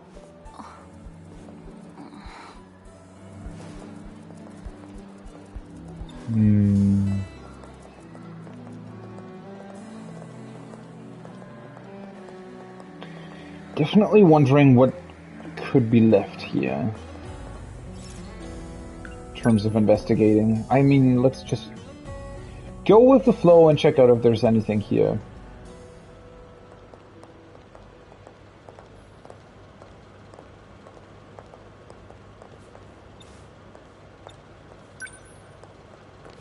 You want something?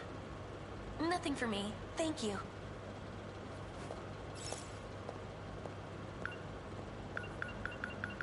Let's actually get the hiking.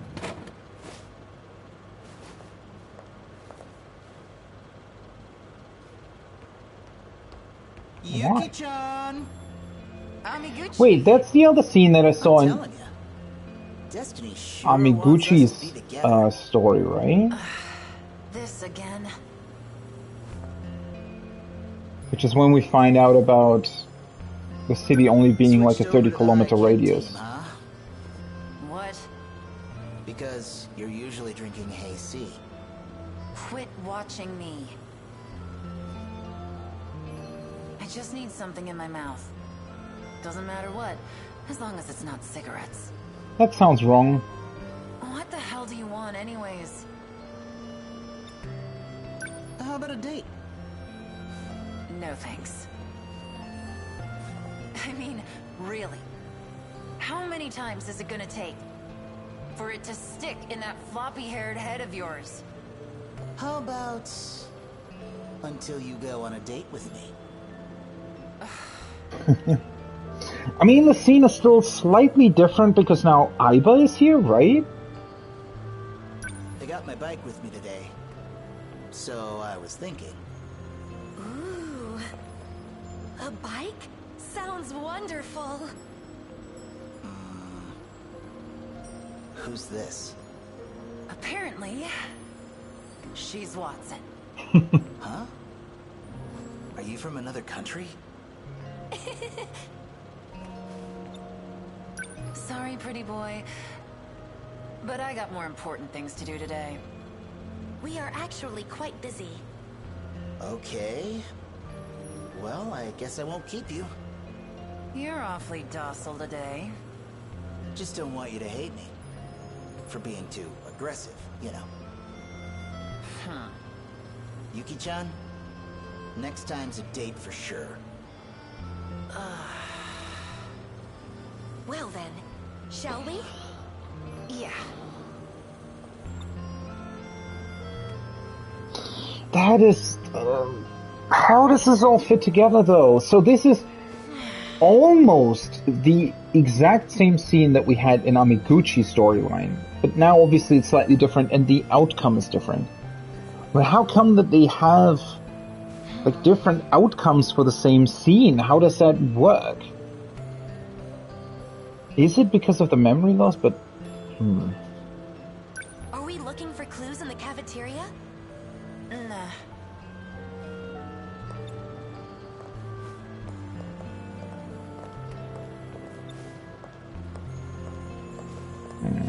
Poor Amiguchi. So, wait, what are we gonna do now, though? Just gonna go back to the hallway? What is that gonna do?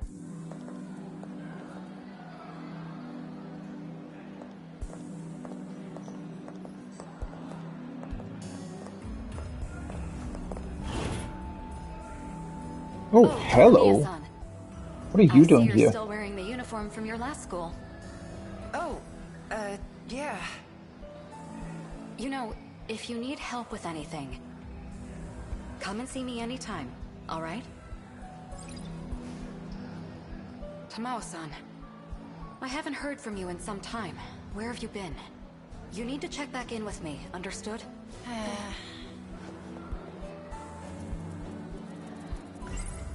Note about Give them. this note to me. Shit. She wants me to do something. And the first step is talking to Aiba. It's been a while since I've seen the grown-up Morimura. Does she suspect something went on with Aiba, with like the androids and stuff? There's something I want to check on the way home. Come with me? Certainly. Why give this note to Yuki, though? Oh. Now we're on this bridge again, I think. Where are we going? We haven't been on this bridge in this timeline. Or this sector.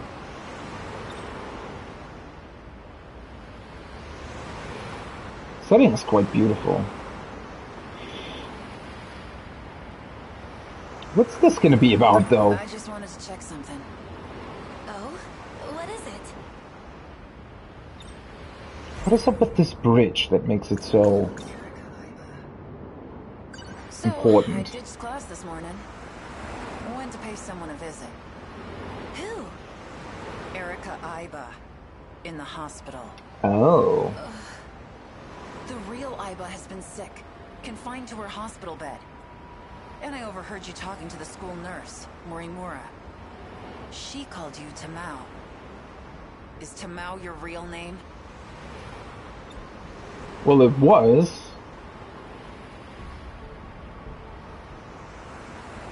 Until that incident in the school bathroom, I think. Well, I guess the jig's up. You're right. My name is Tamao Karabe. I harbored no malicious intent. Plus, a twist like this in the third act? It makes for a better detective story, don't you think? Is that the game subtly hinting that we're entering the third act of the game as well? You really are good at this, Takamiya-san.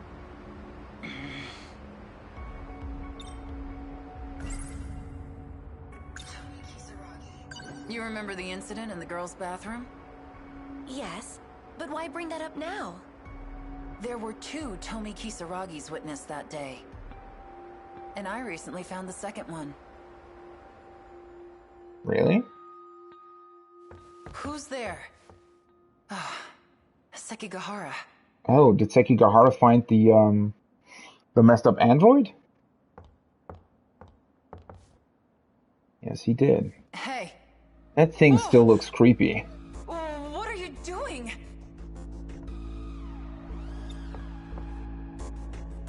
Is that Tomi Kisaragi? It's a machine made to look like her. An android.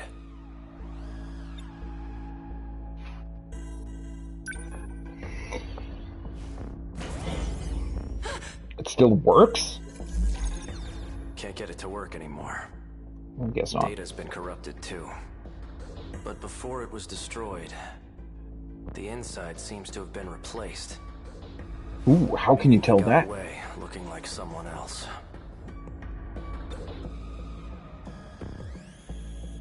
Why is the Sekigahara so knowledgeable all of a sudden? Did I miss some connection there? Juro Izumi. He's a mass murderer.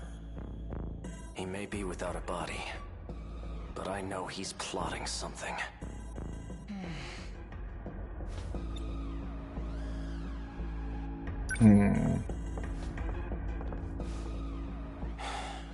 I found this shoved into a broom cupboard. He must have hidden it himself. This place is behind the North School building. Not a very good hiding job though, right? The other Tomi Kisaragi. This is the culprit. Wasn't the android around for quite a while though? How did nobody ever see two of them walking around? And it's been bugging me all this time. Who this guy could have jumped into next? Know what I mean? And the same with Erika Iba. I mean, how did they...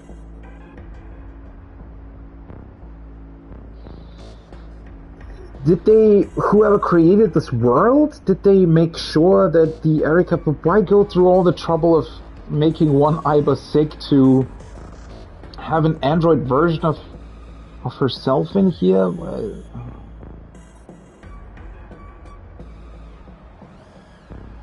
Why her specifically? How's that? What? So you're saying a robot destroyed the bathroom? You think anyone will believe that?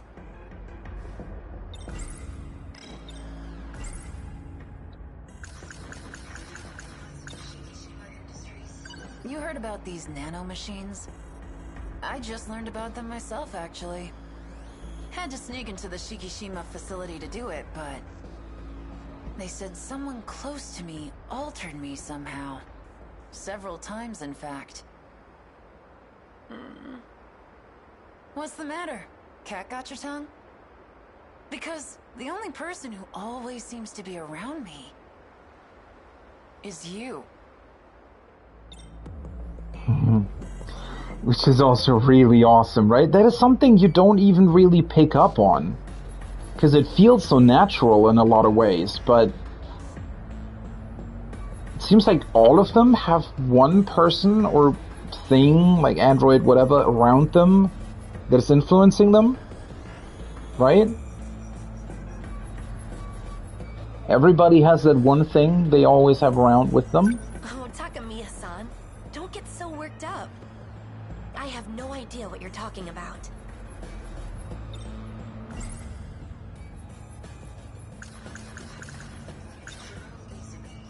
You're not Erika Iba. You're not even Tamao Karabe. You are a fugitive. One that used a robot who looked like Kisaragi to escape. You are housing the consciousness of a mass murderer. A man by the name of Juro Izumi.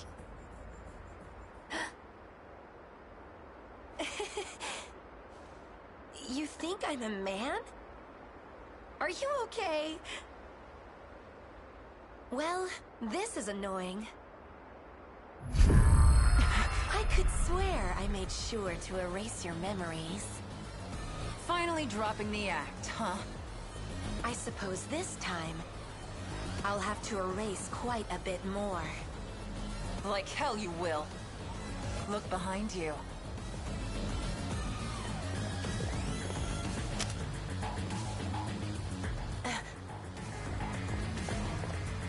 Oh, hello, Morimura's here too. So this was a trap. Wait, how did they suddenly all know about... Oh, right, it was her. Okay. So what now? It's been a while, hasn't it? I never thought I'd see you dressing up as a schoolgirl. You're insane, Juro. At least I'm more sane than you. Trying to save your own ass by derailing the Interstellar project. I'm doing this for you and me. We can make it out alive. Not the you as you are now, but the one before you awakened here. For the small sacrifice of 15 other lives. It's not a sacrifice. They'll be able to lead happier lives this way. Even if it means they're denied their future without ever knowing why? I have shot you here on Sumire Bridge once before. I have no hesitation as I do so again.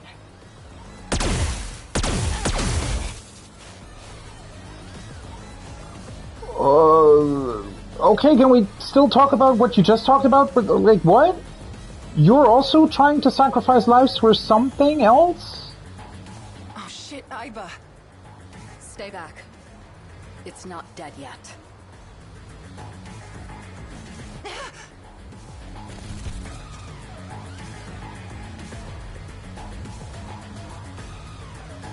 You really are a robot. Just what the hell were you doing to me? Getting you ready. Ready for the game that will soon begin. Things are about to get underway. I don't have time to deal with nuisances like you.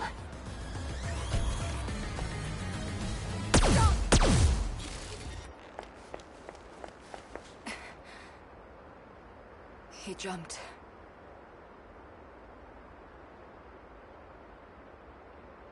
Getting her ready? So, what... Is there still something that he wants to...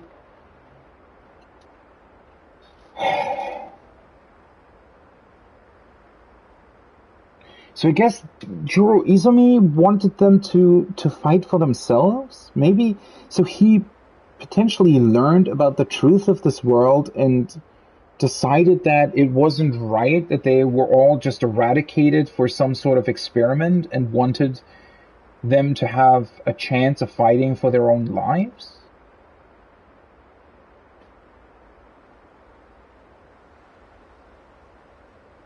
But what's Morimura's goal then exactly? I mean, that also relates back to the thing that I still don't know about, which is what's up with those 16 years? Why is she suddenly older? And yeah, what does she want? Jumping from this height in the state he was in. Not even a body made of metal could survive unscathed. But still wouldn't necessarily be dead, He shouldn't right? be able to move very well. We need to surround the perimeter. Yes, ma'am. You need to go straight home. We'll look around where he fell. Understood.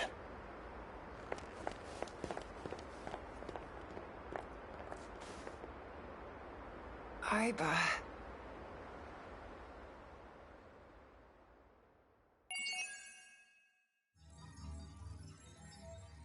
Oh, Juro is unlocked again.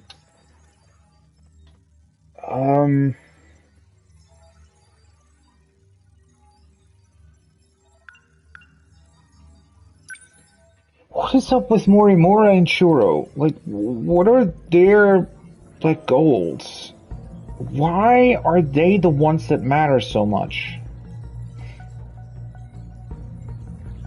How are they able to understand all of this?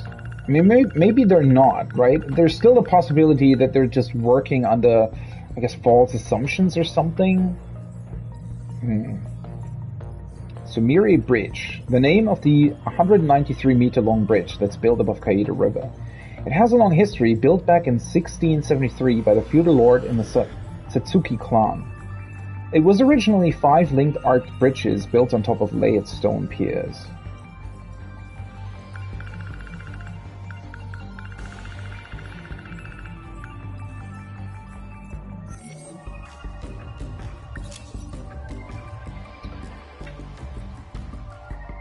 I don't understand the older Morimura. So, okay, I guess that does explain why Sekigahara was so capable in that regard, though, because was that before Sekigahara lost his memories then? These scenes that we just saw? In the old school building as well?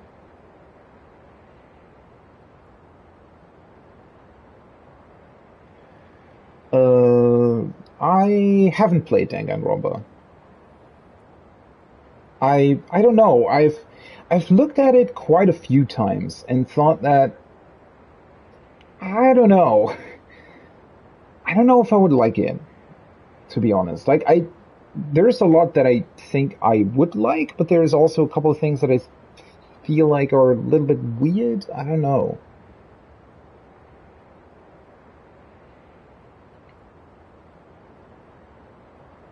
Yeah, the whole checking the order of events, though, is always a little bit, I don't know, I've done it a couple of times, but never really felt like I could glean a lot from it.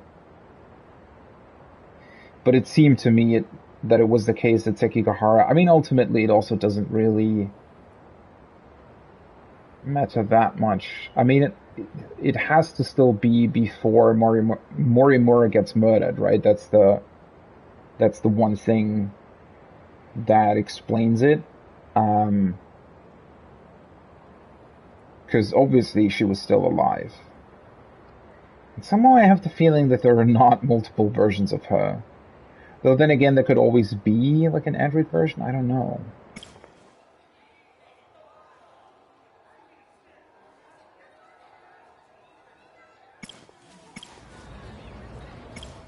So I guess I'm going to continue with the Shinonome.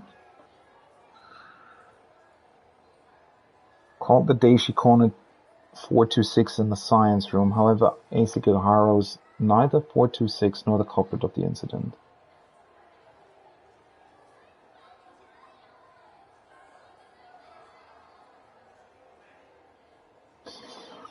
Still not entirely sure, though, if Juro Izumi would really be 426. But then again, that also highly depends on who's talking about that. Like, 426 has been mentioned in so many different contexts that it's not quite clear if the characters themselves really know what they're even, like, meaning by saying that.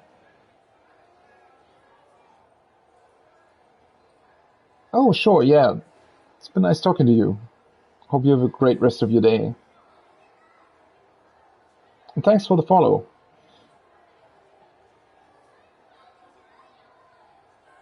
I'm gonna try and find out a couple more things here. If my brain doesn't get overloaded too. Which is actually quite funny that, I don't know, somehow it's almost set up as if you are also part of this memory overriding process. Then again, maybe I should actually take a look at the event archive here. Though I do think that that should be...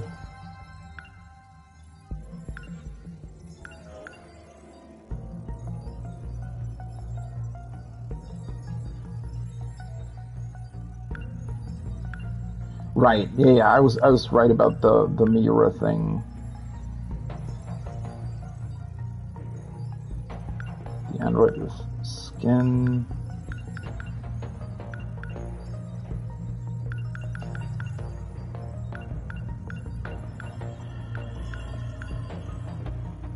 Oh wait, isn't this after that though?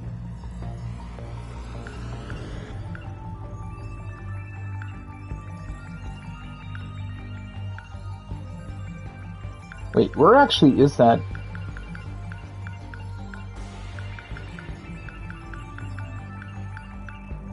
Where is the scene where he finds himself next to... It's returning to the scene of the crime. This one. Yeah, I mean, I was right about...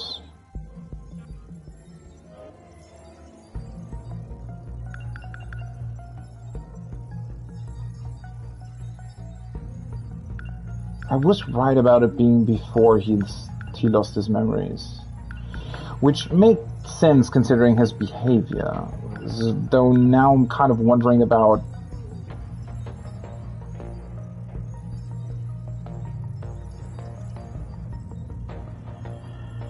Did something maybe go wrong when he backed up his memories?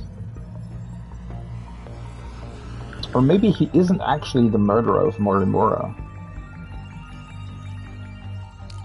Does it actually... Wait.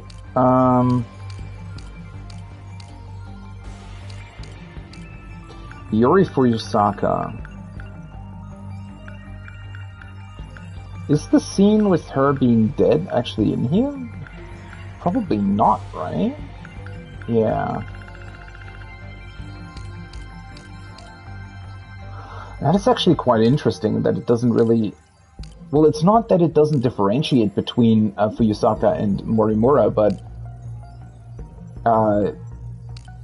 Morimura just isn't part of the event archive? In that sense, at least. Like, you can't filter for her. Okay, I don't want to overload my brain anymore, though. Let's go back in here. I just want to... I feel like I'm so close to, like, something that might be a major breakthrough, but then again, it's very, very hard to tell with this game, right? Really not quite sure when we actually get more information. Take your time. Do you know where you are?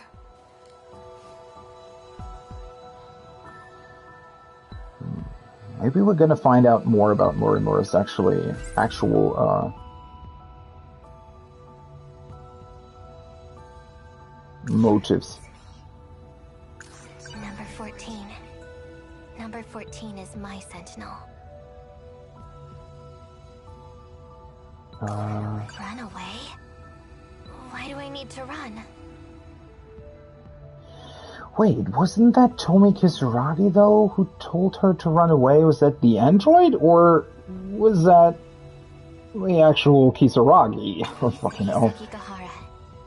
Eikun is a year younger than me, and a childhood friend. You think he is? How could I think he was the culprit?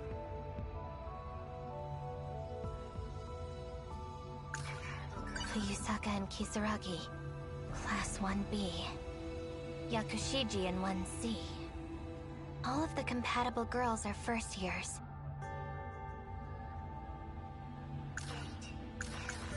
If A Sekigahara isn't 426, then who's the one that messed with the Sentinels?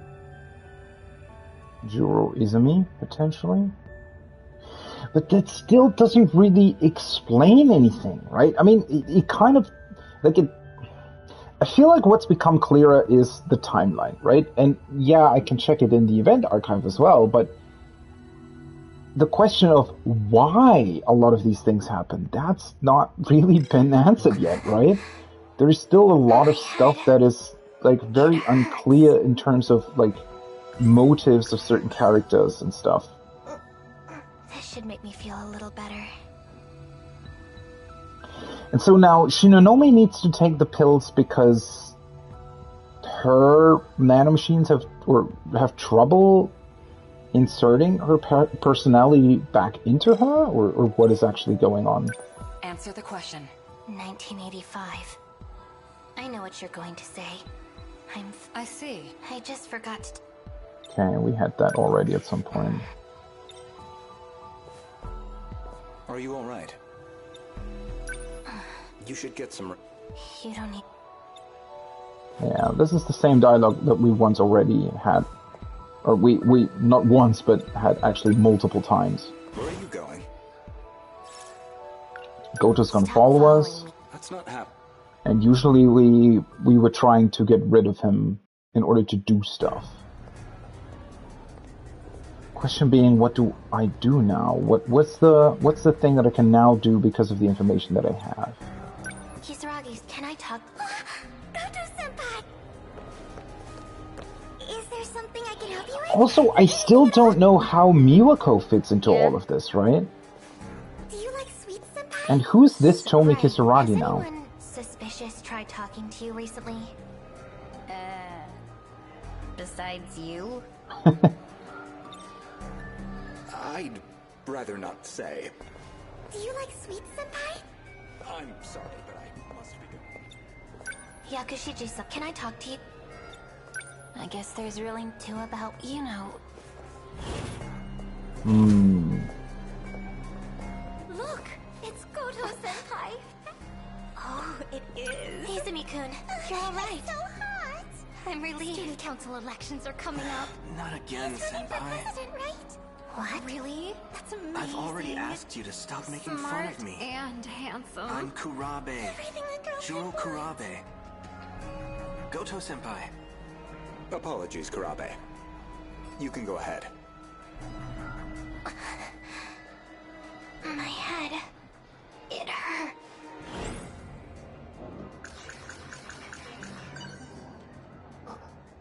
This should make me feel a little...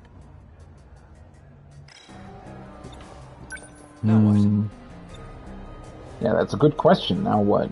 I don't really know. Hey, look at that girl with Goto-senpai. That's Shinonome-senpai, right? I've already heard that as well. What am I trying to do here?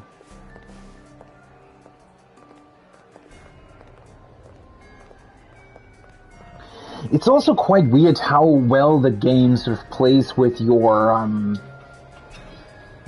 trust towards certain characters, right? Because that scene where they all dealt with the Izumi robot, I don't know, made me trust Goto and Morimura a little more again, but then again, also, like, why? Oh, maybe I need to think about...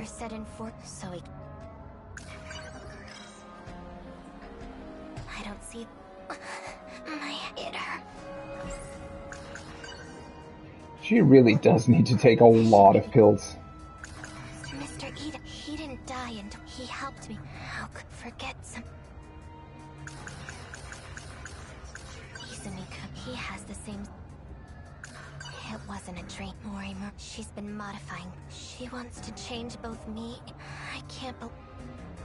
Yeah, she's thinking they want to change her into different people, but what they're actually doing is restoring her memories, right? Maybe not? Kisaragi, can I... Is there... Yeah? Do you like sweet senpai? Oh, no. What sort of women do you like? Well... Goto's to go on. What do you do on your days off? I'd rather not say.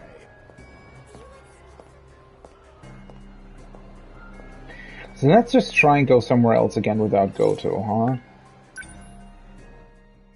There still has to be one scene that I haven't done here, or one thing. I can't go on. My head... It's empty. That was a lot. I need to get more... The nurse's office.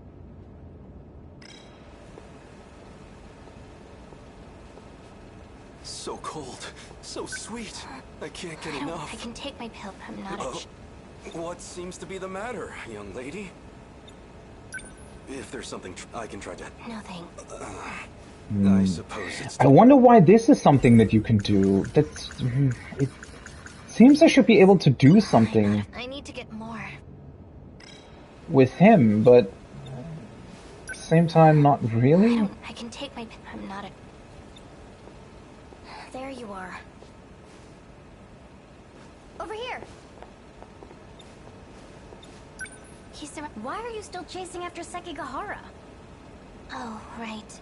You might not know, but you have to capture him to fix the Sentinels. And he's 426. That right? You knew? Yeah, 'cause you flippin' told me. I don't remember that. Is Morimura doing something to you? You don't remember being in the ruined city together? A ruined city. But haven't we been there already? Or can we do something else now in there? I feel like this was a part that we already knew about. Damn it. Isn't that a scene I've already seen? Luck. Doesn't seem possible to force a connection.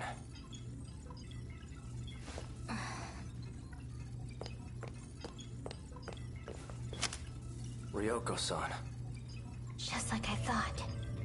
I knew you'd show up here. There's nowhere left to run, 426. I'm 426? Who did you hear that from?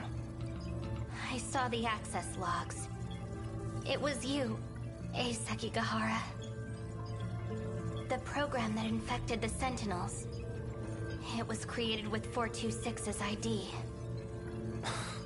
We still don't really know what happened there. Like, is it Morimura? Or did Morimura set Izumi up? Or...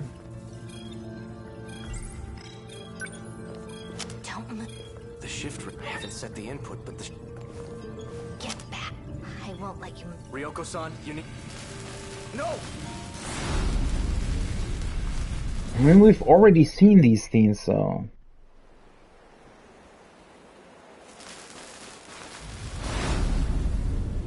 Unless now there's something else that we can do here? We shifted. And to the wrong place. Now there's other... Not good. I need to delete...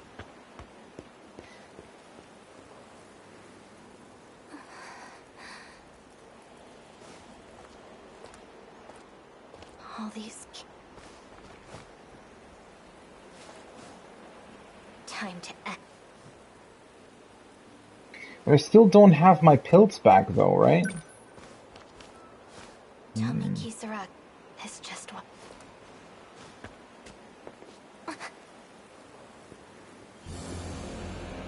Ryoko's. I've got you It's time. But again, we've already seen the scene, so... You're still going... I should kill you. Then do it. Shoot. It's the same thing, same way the scene worked before, so maybe I'll just... Did I not get the right... I'll take you. Really? Besides... What are you... Empty. Your condition's got... How long has it been? Guess I don't have much. I've got those... Go on. You're not good. I don't know what, but I'm not the one. I'm not. We never lived. Ever since we were... Wherever you went, I've... Don't you remember? Ache. Please. This hideout is insane. You need to take the one. Understand? He's not... Then... Whose fault is it? What's...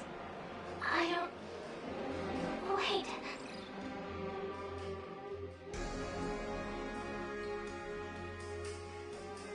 Sekigahara. But again, isn't this the same? This is exactly the same as I've already seen it. So I'm not entirely sure. Or have we now? Do we have a new like talking point? Shinonome-senpai?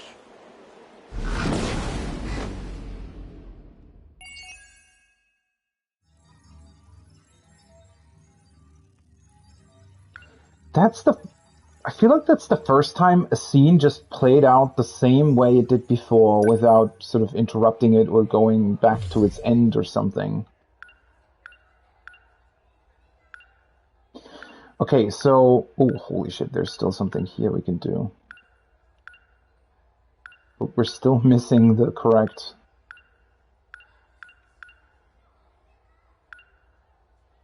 Okay, so I need to get the runaway prompt and go to the staircase instead of the vending machines. Okay.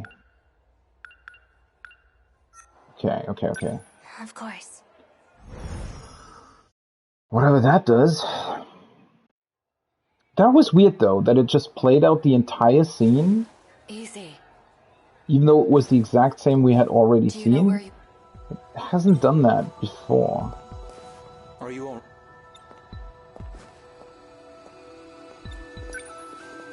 Where are you going? Stop. That's not happening. So do I need to go to the left to get to the staircase instead of the right? Or was there something else that I needed to do in order to access the staircase? Can I talk? Is there something Yeah? Do you like sweets, Senpai? Oh, no. What sort of work? Well, What do you do on your days off? I'd rather not say. Was it this way? This is the cafeteria, though. Oh no, okay, it leads to the staircase. Okay. A posting about... That doesn't cut... But I took... This isn't... I just... Senpai? Who... Come on, it's me. Amikuchi, leave me alone. Senpai. Wait, is I've never this... seen him before. But then, why does he seem... Yeah, he seems familiar because, you know... So, do I just need to go away from him and go somewhere else? Is that the solution to this? Or I actually can't. I just need...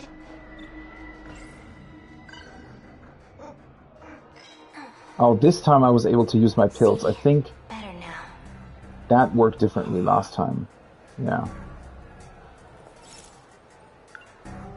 So now I can actually move to the cafeteria, which I think I wasn't able to do before. Empty. I guess they're done selling. My head, it hurt.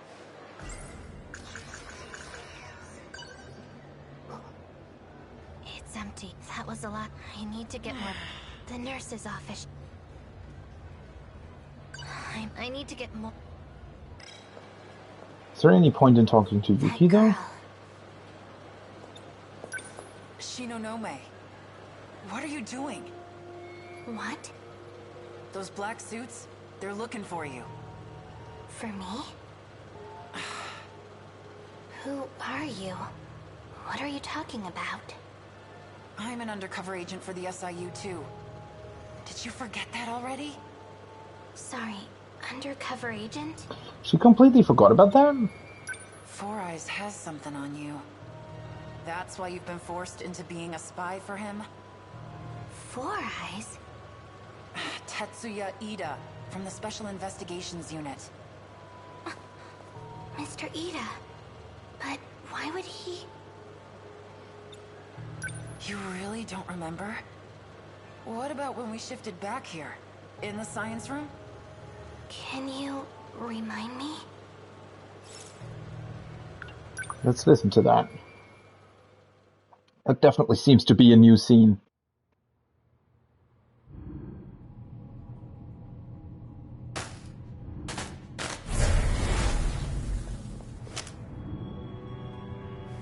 What? In the hell? Sakura High, Sector 4. The first one you set up. The gate in the science room. Wait, he set up gates? Shit, we left him. That's after that last scene we saw, right? Where Amiguchi was in the Sentinel? Wait, where was that comment about him setting up a gate? Tell me the truth, Mr. Ida. So are the gates maybe not... Just being used? Were they not originally planned to be part of these sectors?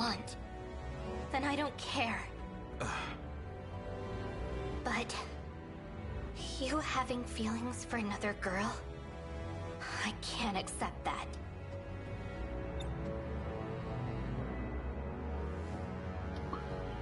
What is going on with this Mr. Ida, though? I still don't get the connection. So haven't we seen At least the past personality of Amiguchi that he was remembering about himself, right? That was him building that android version of Tomi Kisaragi, but he looked completely different. Yet he wasn't he also called Tetsuya Ida? Is this Ida someone else entirely, or? Mr. Ida, you were just going to throw us aside, like nothing.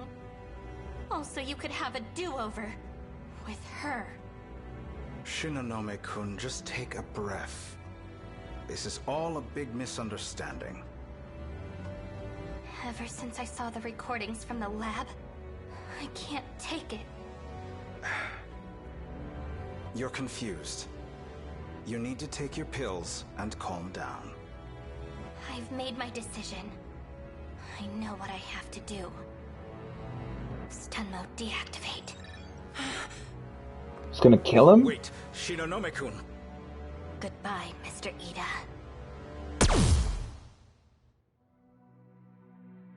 What the fuck?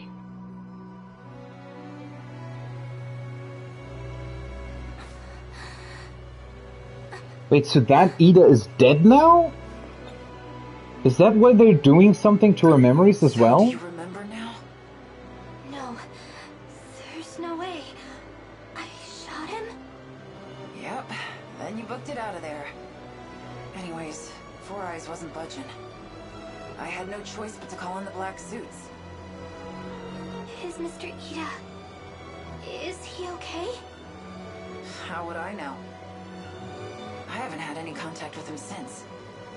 No.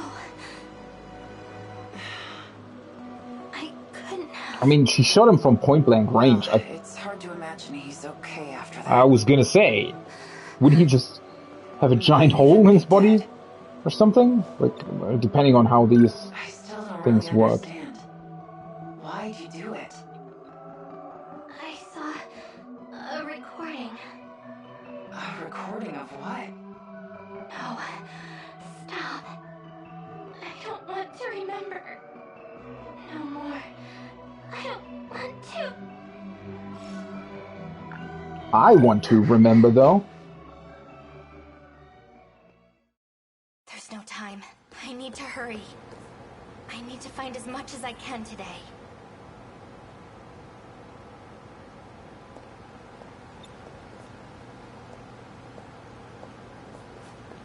Now we're gonna find out what Tetsuya Ida did in here. Where did I leave off? Accessing Mr. Ida's research. Okay, log 3214. And the next one is... research on AI? The data's gone. Strange. The log just ends here? The most recent log is from 3 years ago. Anything more recent than that has been deleted.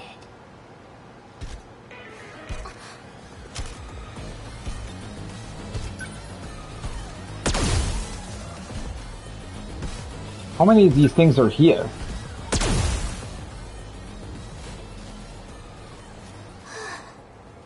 Good thing I had my gun. So, the one who deleted the logs, though, wasn't that Juro Izumi's AI? When he transferred himself over into Tomi Kisaragi's AI thing? Android body? To wipe the slate clean?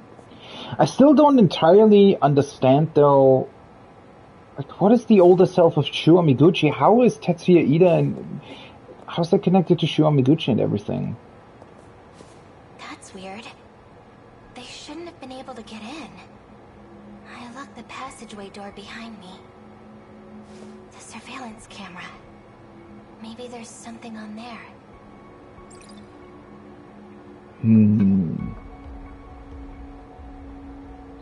So, what does it mean exactly?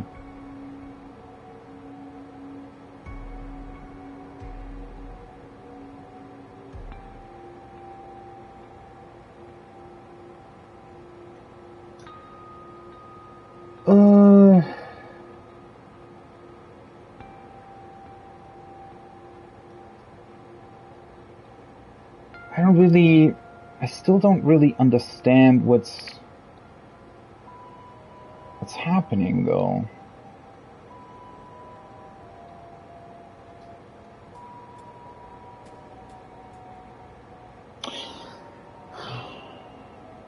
How is that connected to everything? So, were they able to get in because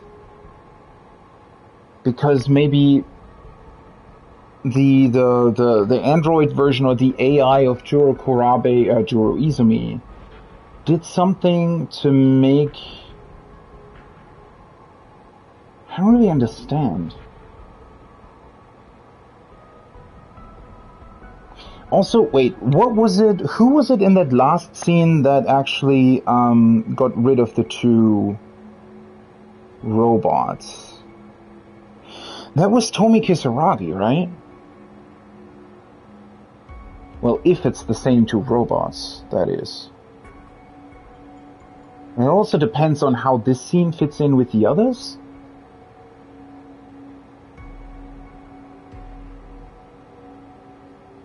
Not really sure. Maybe it's just a coincidence that it's also two robots, but... I don't know, it's a bit hard to tell, right? The surveillance footage from when I came here last. Found it. Morimura and Renya Goto have been here a few times. Yeah, we've seen a couple of those So scenes. they're the ones that opened the passageway. Okay. Maybe if I keep going back through the footage, I'll find out who deleted the logs. That is actually kind of strange, though. So somebody deleted the logs, but didn't delete the surveillance footage of the same place? Unless maybe they couldn't for some reason? Yeah, let's take a look at the footage.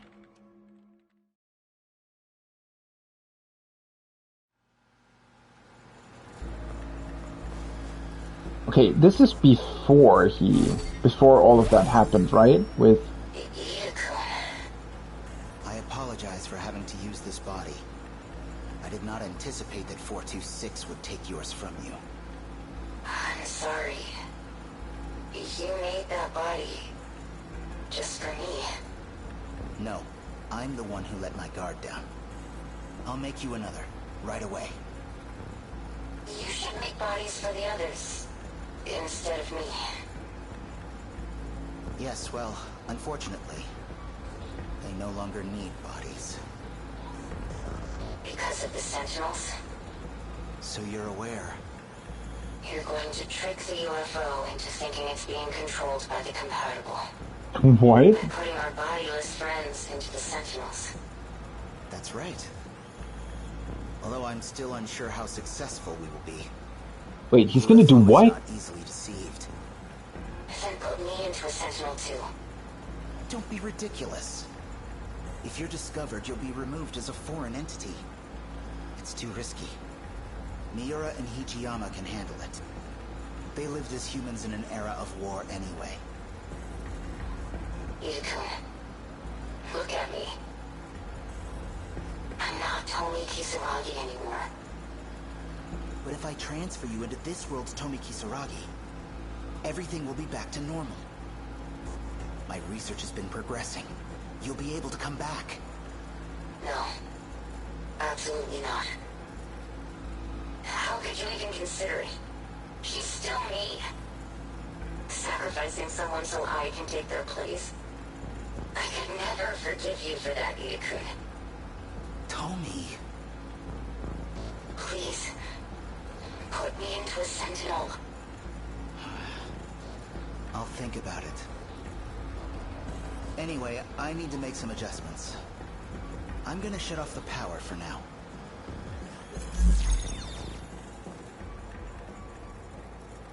Why can't you see? The only person I want to save is you. I don't care who has to die for it. None of this means anything if you're not here. It's just as he said. If I had just put her in another body from the start, none of this would have happened. What the hell is he going on about? Her original consciousness data is still in the UFO. No. What if we just start over? From the beginning?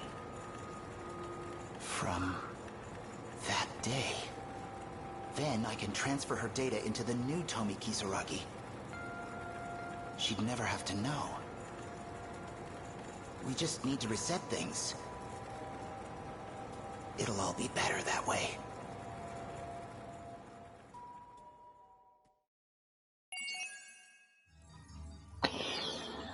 Oh, wait a second. What the hell was he talking about? So,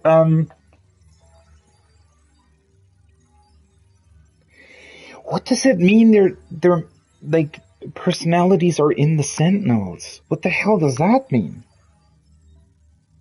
So the UFO, right, which is, I presume, Project Arc, that they're talking about. So is he saying that all the original data about these, so... Huh. Okay, so one thing, or one scene that comes to mind with this is the actual Keitaro Miura, right, in 2188 or whatever, one of those scenes that we've seen. That Keitaro Miura, he was talking with somebody else about, you know, he would find it interesting if his, like, self that they're, you know, creating, if that would be, if he would live in the World War II era, basically, right? And I didn't even really think about that, but if we assume that this arc, right, this UFO, as they've been calling it, is a spaceship that they've sent to this other planet 12 light years away and is building these dome colonies or whatever. Not only, so I presumed that they actually send over their DNA, but that's not only what they did, right? They also sent over their memories, I guess, at least at a certain point in time, potentially. But not actual memories, though, right? Clearly, sort of, those are memories that are altered in a way where the characters think that they're actually living in an entire world, not an enclosed city, right? So how much of that is even really true? I mean, obviously, everything else that has happened, right? Everything else that has been going on with the characters is added onto that, but the original memory, what was he talking about with resetting all of that stuff? Is he even capable of doing that? How is this underground laboratory connected to all of that? Is it not connected to that timeline of 2104 that we've seen that also got invaded by the kaiju, but is it a continuation of that 2189 scene that... But how does that work?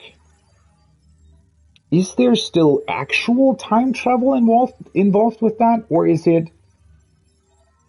I don't understand. That is really weird, isn't it?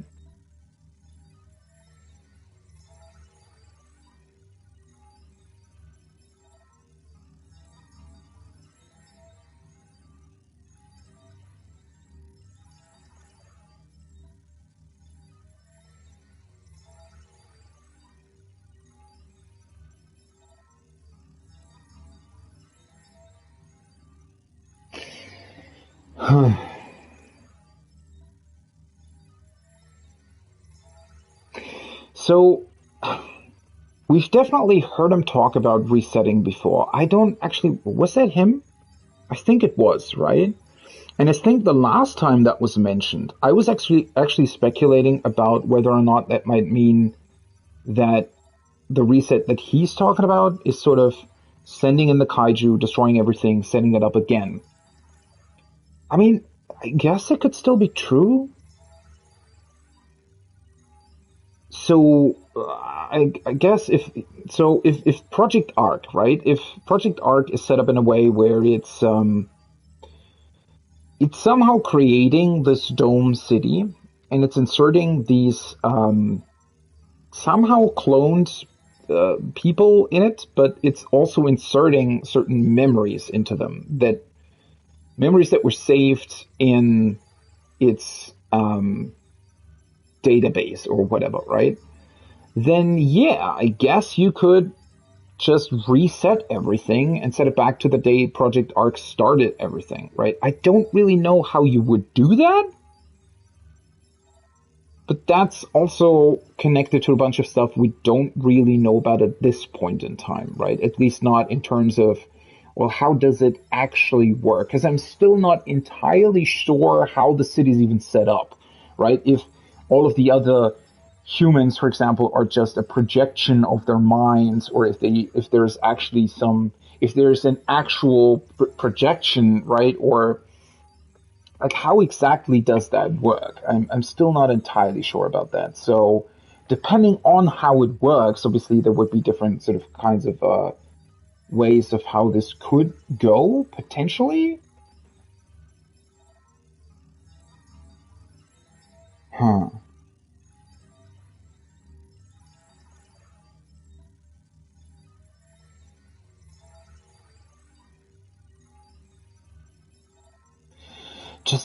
This all just seems so... There's so many unanswered questions with that, though. Why do we have two people that look completely different but are both called Ida? Why, like, what is going on with Tomi Kisaragi? Why is the older version of Amiguchi so focused on that? And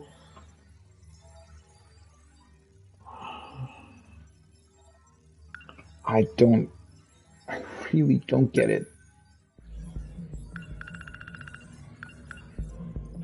Yoko Shinonome.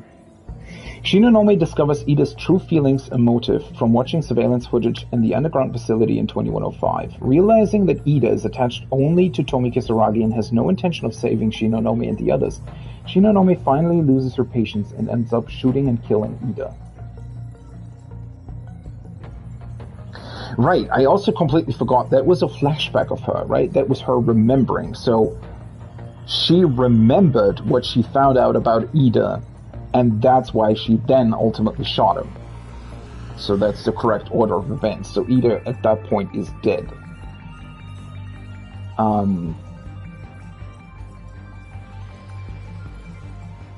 I still think that there's something going on. I don't know if she shot the right person, to be quite honest.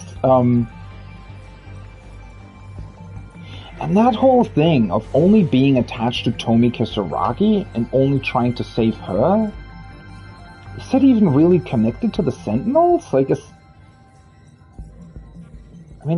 kind of has to, but then again, I have no idea what he talked about with inserting personalities into Sentinels.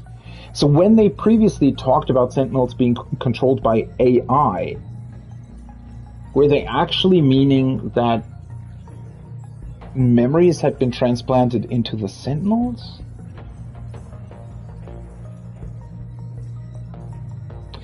There's definitely a pretty important missing piece there that I still don't really understand, I feel like.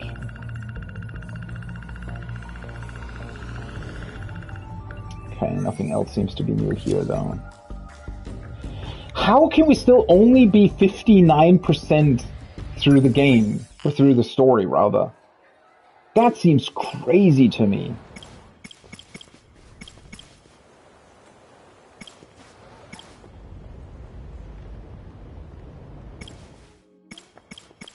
I mean, I guess now that I look at the percentages, it does make sense, but still, that's crazy.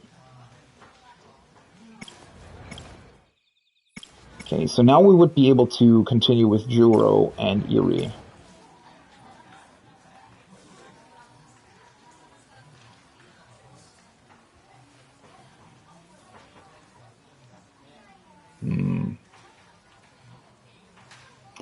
Okay, I do also think, though, it's been a long stream, so I feel like I'm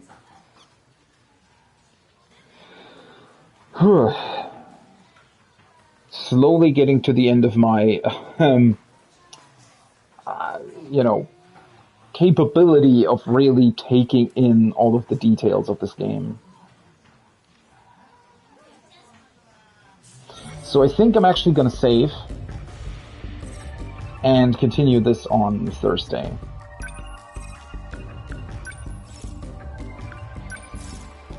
This has been 35 hours of playtime. Man, this game really is a lot longer than I expected it to be. Like, I for sure thought that I was going to take longer, obviously playing through it, but that it would take this long. I'm positively surprised by that.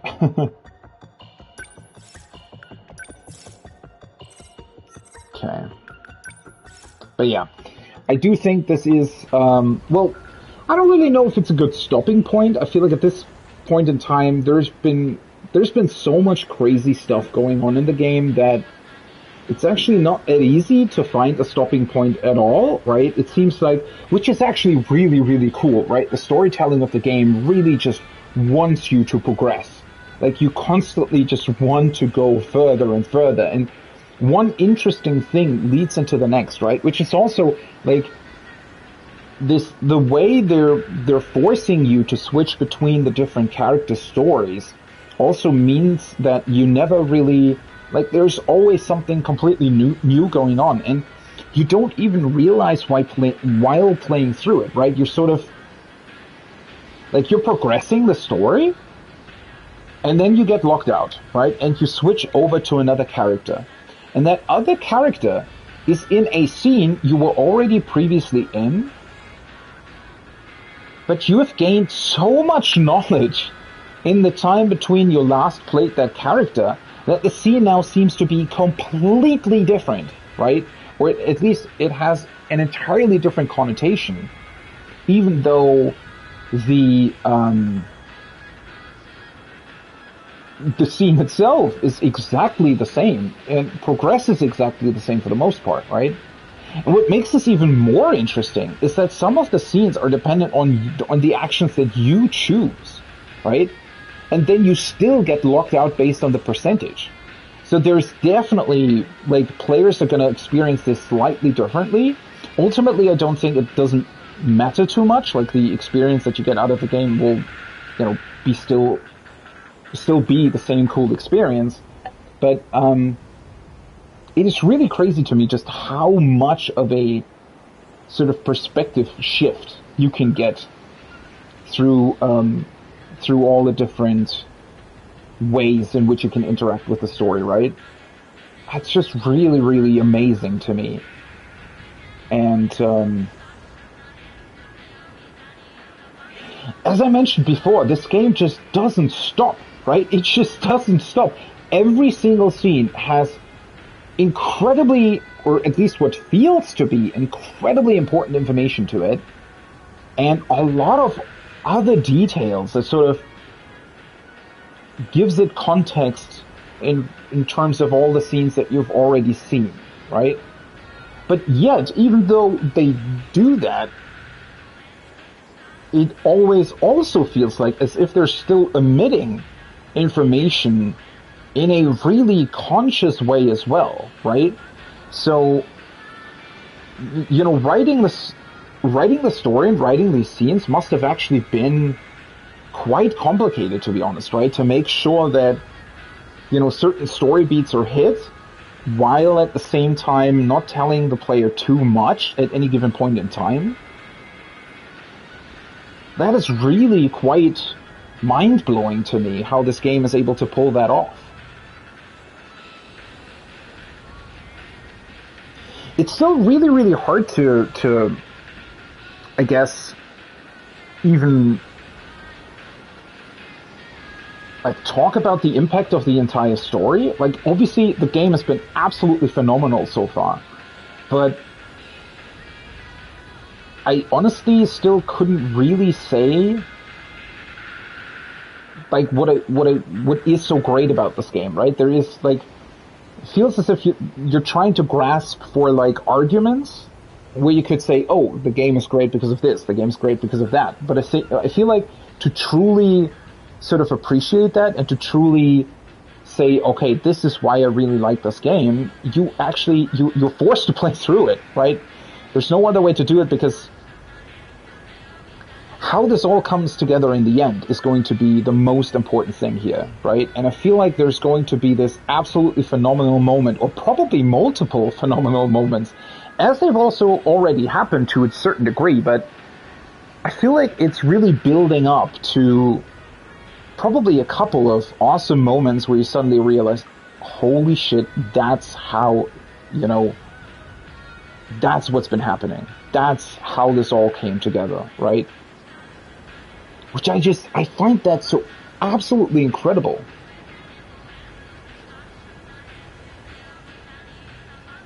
And as I also said, right, as I mentioned, this game is doing that without any sort of unimportant filler, it feels like. I mean, sometimes they have, like, I guess, your more typical comedic moments, but they're very, very short, and even then, they sometimes feel more like, sort of on-purpose awkwardness because the characters, are struggling with their memories.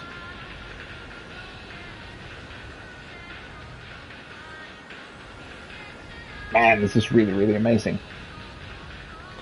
But, as I said, it's been a good 8 hours that I've played the game today, with a bit of a longer break in between, but yeah, a good 8 hours, so I feel like that's a good stopping point in terms of the stream for today. As I said, 13 Sentinels is going to return same time on Thursday.